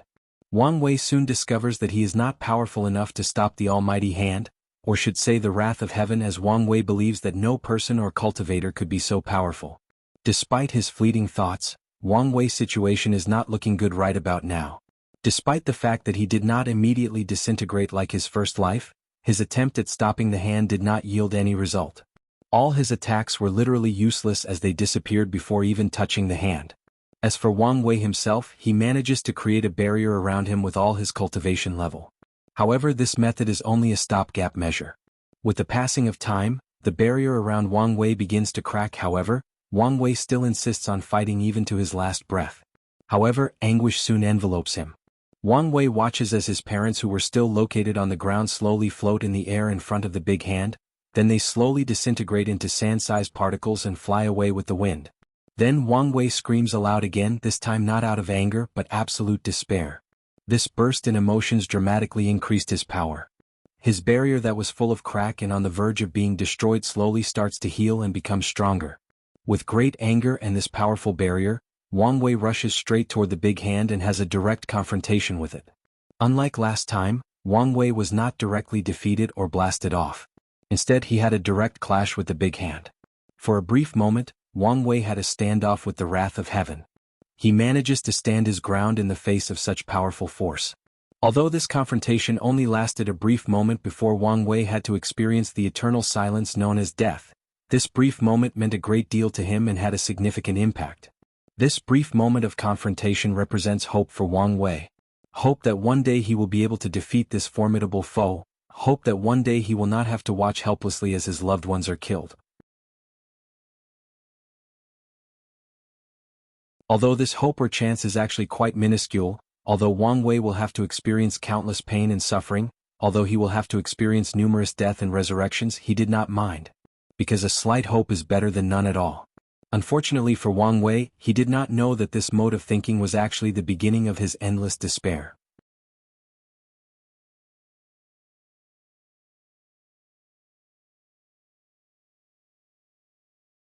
Chapter 31. The Final Trial. After his second attempt, Wang Wei took a few days to rest his spirit and think about how to go forward from now. When he designed the pagoda, he did not have any direct plan for the final trial. He only told the elders that the theme of the trial should be difficult and involve the theme of despair. As for the details and everything else, he did not participate in it. As the trial is used to help the participants, knowing everything is quite detrimental. After a few days of rest, Wang Wei once again enters the pagoda for the 9th trial. In his 3rd attempt, Wang Wei follows the same path as he did in the 5th trial. He becomes a devil that cultivates the Tao of Devour. By swallowing the blood, flesh and soul of countless cultivators, Wang Wei's cultivation soon reaches a realm incomparable to his 2nd attempt. As for his parents, he hides them in a place where space is chaotic and teleportation is impossible, then awaits his opponent in the same deserted mountain from the previous attempt. When the fateful moment once again arrives, an extremely large hand descends from the heaven toward Wang Wei. Compared to it, Wang Wei is no more than an ant that can be accidentally trampled on. However, this time, things didn't go as previously. The hand did not attack Wang Wei directly, instead, it moved toward the place where his parents were located and hiding. Wang Wei became terrified when he noticed that. With rage and fury on his face, he turns into a 3,000 meters giant and flies toward the direction of the hand. As soon as he flies, countless sonic booms follow a few seconds afterward. The wind from the aftershock of Wang Wei's flying speed destroys anything and everything from his path. Houses made of different wooden materials collapse. The blowing wind cut many people into many pieces. And some unlucky people who were directly in the same path as the giant Wang Wei directly exploded with blood scattered everywhere. In the path of Wang Wei, all that were left are destruction and death. Many people die from the falling debris of the houses. Many different severed limbs could be found randomly distributed in the ground. Additionally, a blood path thousands of meters long could be observed from a high point of view. This path leads directly toward the direction of Wang Wei's parents. Wang Wei flies with utmost rage toward his parents. He did not expect that this big hand would actually play rogue and directly attack his parents. Unfortunately for him, no matter how fast he flies, no matter how many innocent casualties he causes, he did not reach his parents in time. The big hand directly annihilated them, then proceeded to deal with Wang Wei. When Wang Wei reached the big hand, he immediately had a direct confrontation with it. He uses all his magic power and with his powerful physical body, he throws a punch toward the big hand. With this powerful punch, the space around Wang Wei shatters. Cracks start to appear between heaven and earth. This punch contains Wang Wei's will for destruction and his endless anger. This single punch could destroy millions of lives, it could sink an entire continent as big as North America, it could offset the laws of gravitational pull. However, despite how powerful this punch was, it had a very limited effect. Upon receiving the punch, the big hand trembles slightly and stops for a few seconds. Then it proceeds toward Wang Wei to continue his mission of annihilations. Wang Wei did not become discouraged because of the minimal effect of his punch. If one punch did not work, then 10 will, or 100 or 1,000 punches. Boom, boom, boom. Terrible sounds of trembling echoed throughout the world. All living beings could see a 3,000 meters giant constantly punching a gigantic hand. With each punch, a terrible sound of explosion could be heard, followed by the slight tremor of the ground. The entire world shook with each punch. At this moment, the sky is no longer the peaceful and ethereal blue, but full of cracks and violent energy that will destroy anyone who comes in contact with it. In the sky, sweat start to flow down Wang Wei's face. With the increasing number of punches, his stamina has started to decrease. Furthermore, the magic power in his body is about to run out, and yet, there is no sign of injury or even stopping from the big hand. Wang Wei immediately understands that he will probably not succeed in this trial, and the only thing that awaits him is death. Despite all of this, he did not give up. Every second he lives longer, he can still gather more information for the next attempt. Unfortunately, he did not last very long. The moment Wang Wei's stamina ran out, the power of the big hand dramatically increased and pats him. This time around, Wang Wei did not turn into tiny particles and scatter with the wind. This time, death becomes painful. When the big hand hit him, his skin burned, all the muscles in his body were cut into many pieces, and all his 206 bones were crushed into fine powder. His internal organs, including his brain, were liquefied into smoothie. Despite all of these, Wang Wei did not immediately die. His powerful body, or to be precise, what remains of it, allows him to still remain sober despite his severe injuries. Wang Wei looks at his mutilated body and groans. This kind of pain is nothing to him who had suffered the torture of the 18 level of hell. However, what follows provided him a great deal of pain. A splitting headache suddenly attacked him. He felt as if a part of him was suddenly torn apart. From his experience, he knows that this is the pain from directly attacking the soul. As he inspected his body, Wang Wei knew that this pain would last for a long while before putting him out of his misery. Wang Wei also guessed that this big hand probably did this on purpose to make him suffer as much as possible before killing him. Knowing this, Wang Wei refused to give the wrath of heaven the satisfaction of watching him squirmed in agony. This big hand would probably like it better if he begs for forgiveness and grovels at its feet. However, Wang Wei refuses to admit defeat. He uses the last bit of strength left on him to directly destroy his soul and commits suicide.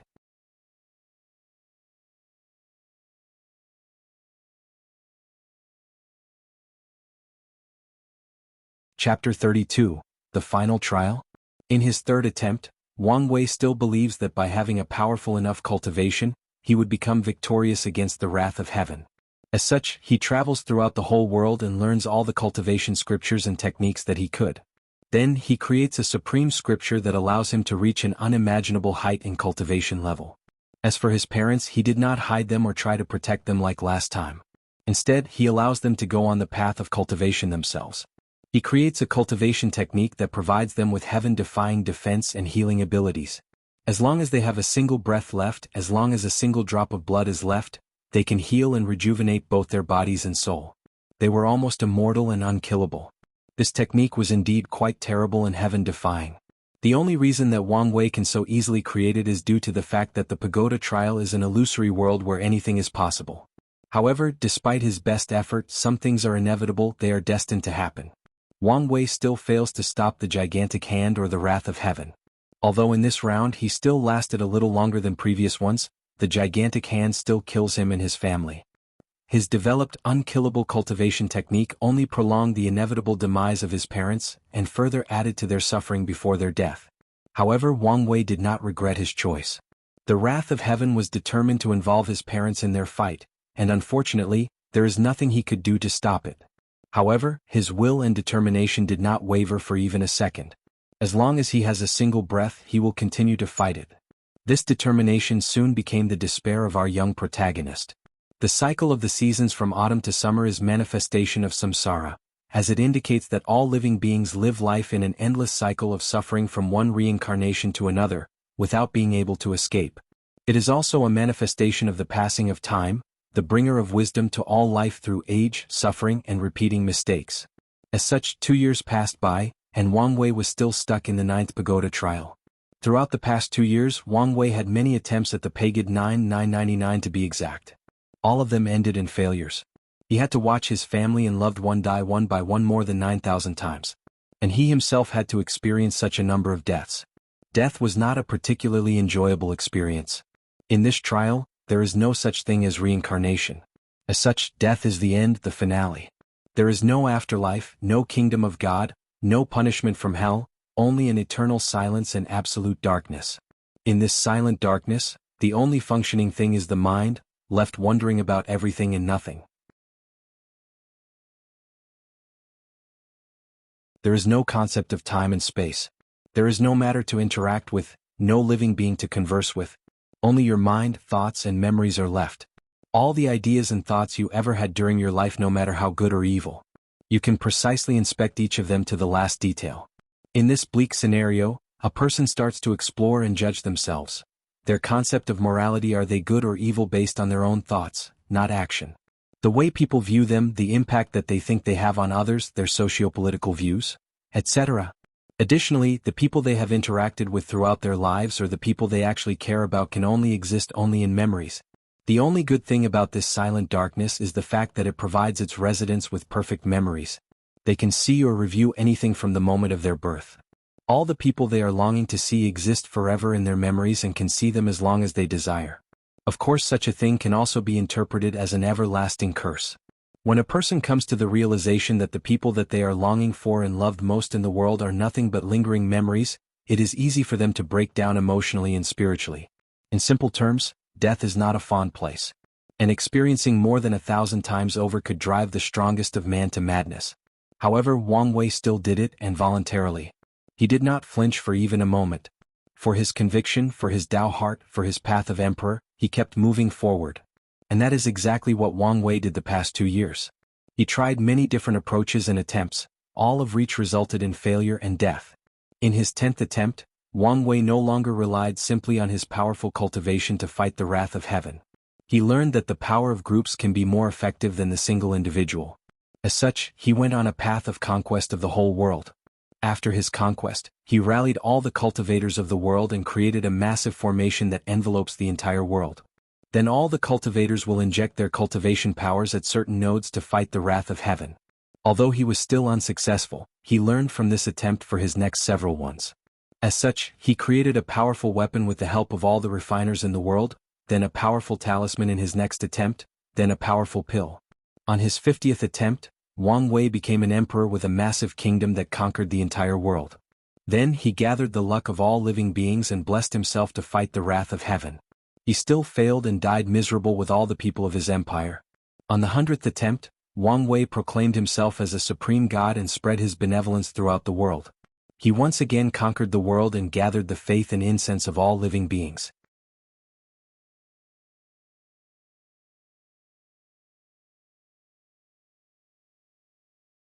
He turned the mortal world into his kingdom of God, where he turned all his most devout believers into light messengers or archangels. Gathering the power of the whole kingdoms, he went on an expedition against the gigantic hand. In the end, he still failed and his God kingdom was destroyed. All his believers perished, but they still did so with a smile on their face as they embraced death with their beloved God. Despite his 100 attempts and 100 deaths, Wang Wei's will and fighting intent did not diminish for even a second. The fight must continue on.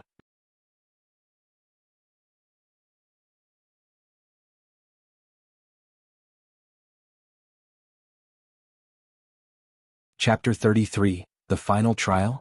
On his 250th attempt, a burst of madness enveloped Wang Wei. In order to win against the wrath of heaven, he set up a massive formation that surrounded the whole world, then used the world as a massive bomb against the gigantic hand. Afterward, only Wang Wei and his parents remained intact and alive, floating in the endless void of the universe. However, this fact did not remain true for long. The world bomb did not stop the gigantic hand, heck, it did not even hurt.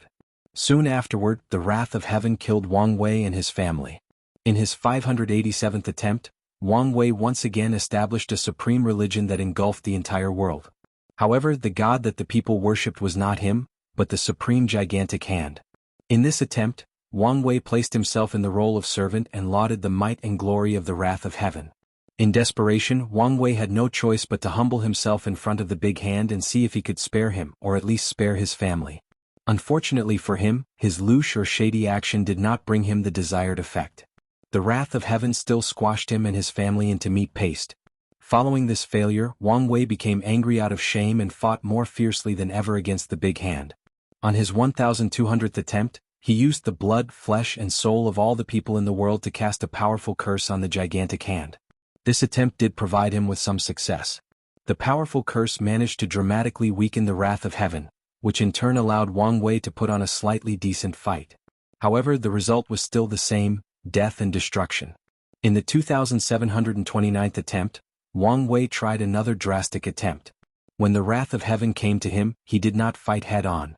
Instead, he kept dodging its attack.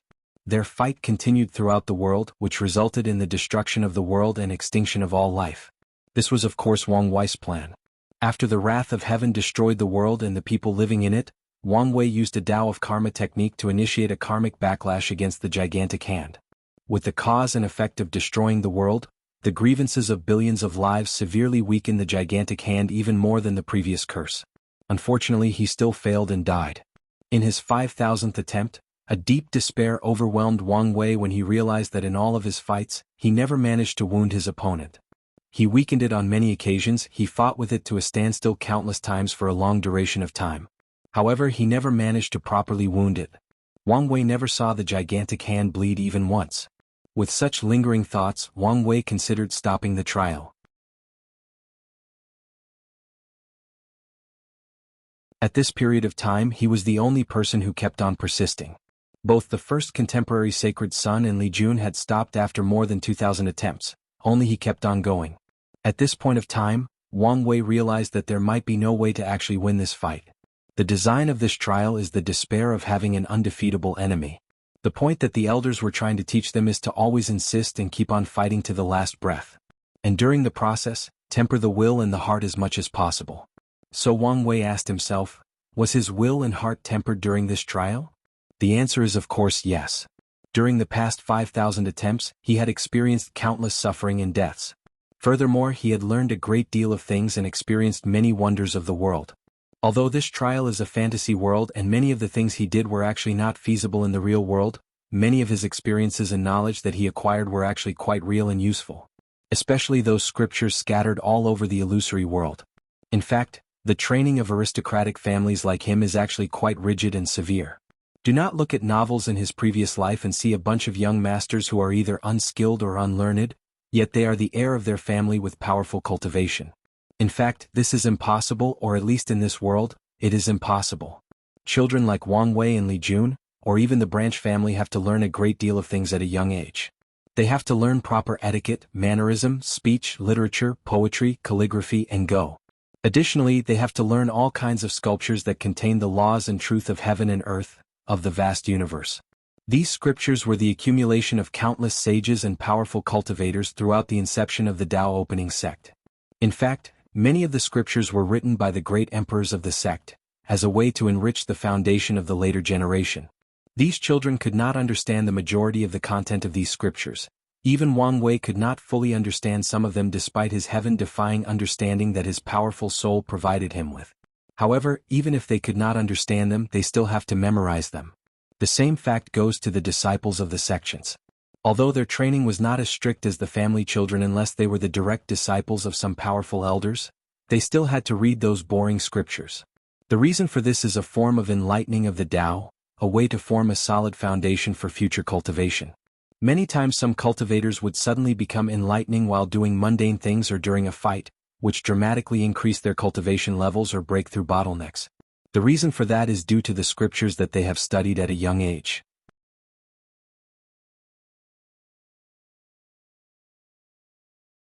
They may not understand these words of wisdom when they were young, but once the occasion arrives, the true meaning of these scripture will become clear to them and be the foundation of their enlightenment and understanding the laws of heaven and earth, thus furthering their path of cultivation. This is one of the main reasons that heaven chosen from powerful sects and families dominate the myriad emperor world. It's not just because they have better talents and more powerful cultivation techniques. These scriptures are the foundation that these families and sects have gathered for millions of years. In this world there have been countless casual or loose cultivating geniuses, and many have even proven the Tao and proclaimed themselves great emperor. These people who have not formed families and sect, have also left their legacy scattered all over the world. As long as someone is predestined, they could acquire these techniques that are not inferior to the heaven-chosens of the sects and families. However, not all of the lucky people could rise and make a name for themselves. The reason for that is not just the fact they did not have the same amount of resources from these powerful sects, but because they lack a certain background and foundation. Even if someone acquired a peerless cultivation sutra, if that person could not truly understand it, then it serves no actual purpose. At the very least, it could not bring to tuition its full potential. As such, the pagoda trial is more than a tool for polishing Tao heart, but a way to secretly train the knowledge and experience of these disciples. Although the cultivation techniques and realm in the pagoda are not real, the disciples can use them as reference when creating their own techniques if they have such talent. At the 5,000th attempt, Wang Wei came to the conclusion that he had learned a great deal of knowledge and experience, and his Tao heart has been greatly tempered. However, he kept asking himself, as he reached his limits,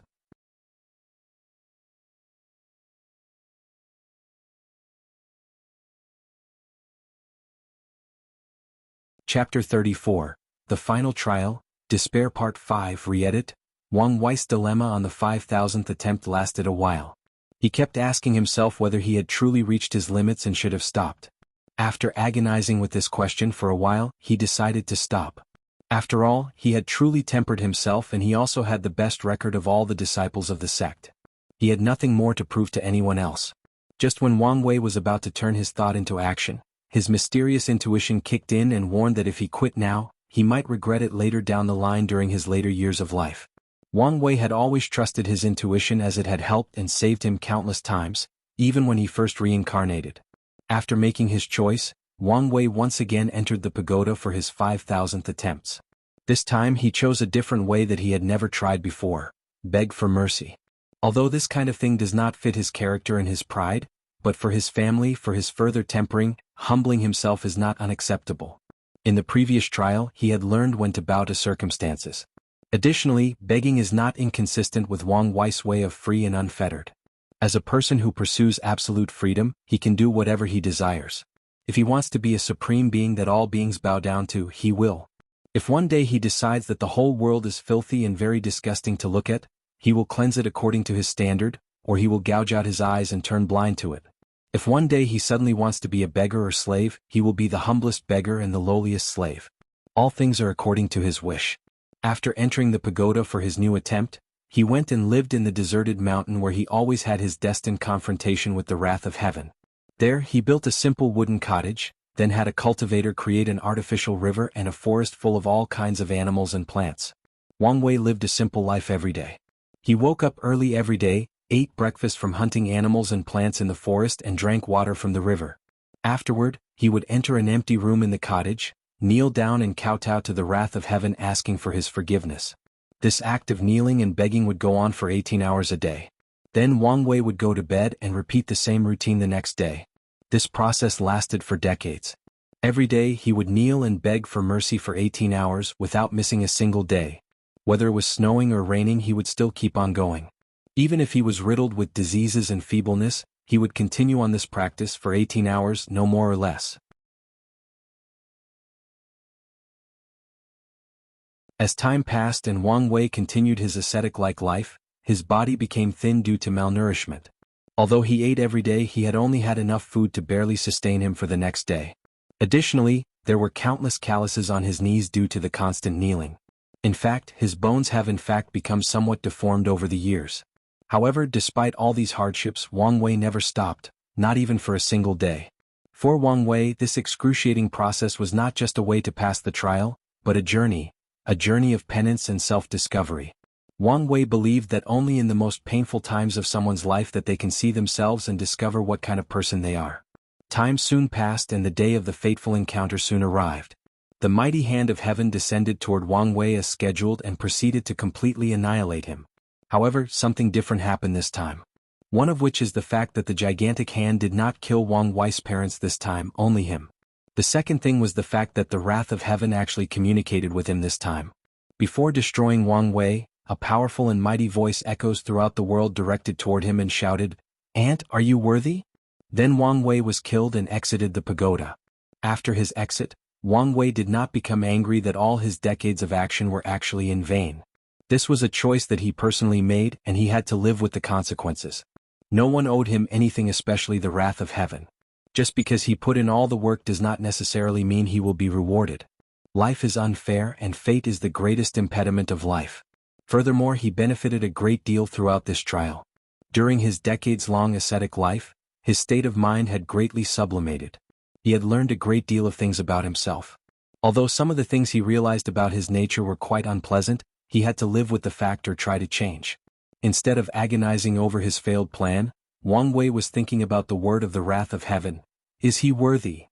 He has been fighting with it for countless times, but never once has he proven that he was a worthy opponent of it. At best, Wang Wei could be seen as a great nuisance. A worthy opponent? Never. After thinking about this, Wang Wei's eyes immediately light up. Now he had finally found a real goal to accomplish in this trial. Even if he could not win the wrath of heaven, he will become a somewhat worthy opponent.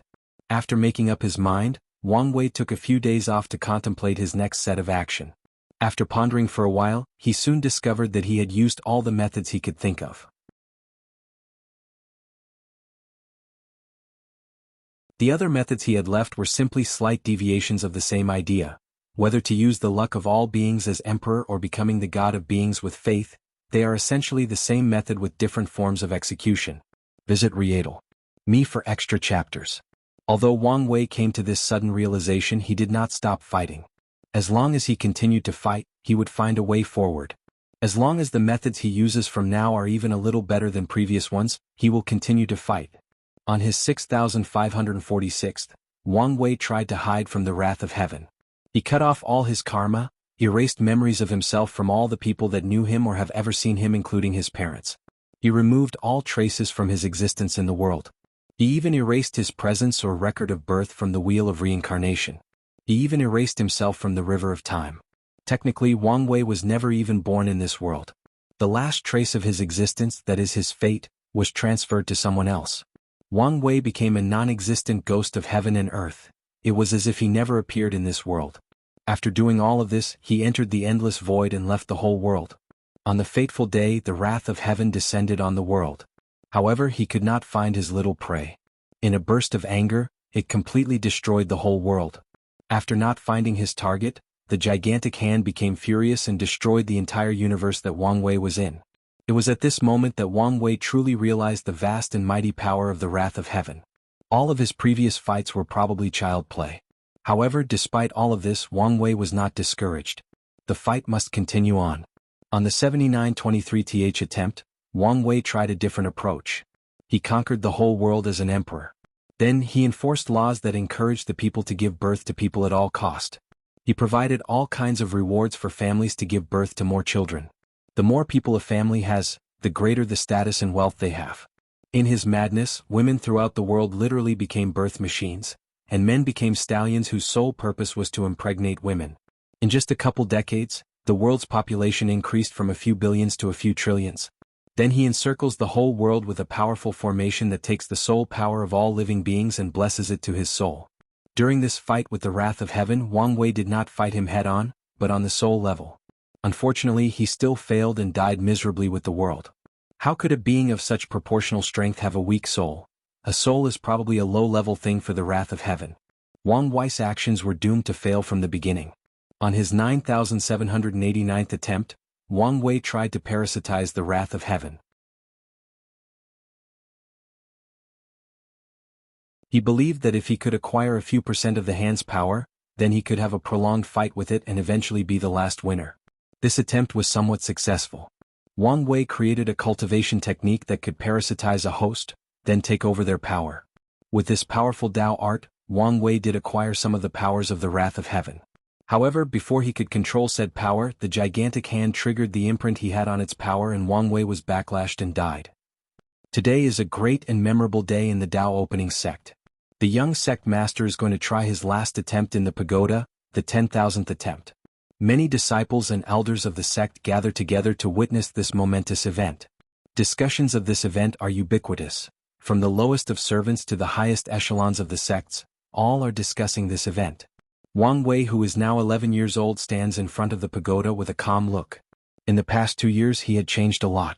He has become a lot taller, more handsome and more mature. The biggest changes are his eyes and temperament. The edge had on him before was gone, replaced by a soothing and ethereal calmness. His will and determination that were easily noticeable from his eyes are now gone, replaced by a profound vastness that could engulf anything and everything. After a brief pause of silence, under the eyes of countless disciples and elders, Wang Wei enters the pagoda for his last and final attempt. You're tuning in to the Han Li's Wuxia Adventures YouTube channel. We're so grateful for your support, and don't forget to subscribe to join us on this incredible journey through captivating stories. Your generosity through donations truly makes a world of difference, as it's the primary source of revenue that allows me to expand and enhance this channel for you. Thank you from the bottom of my heart for being a part of this adventure.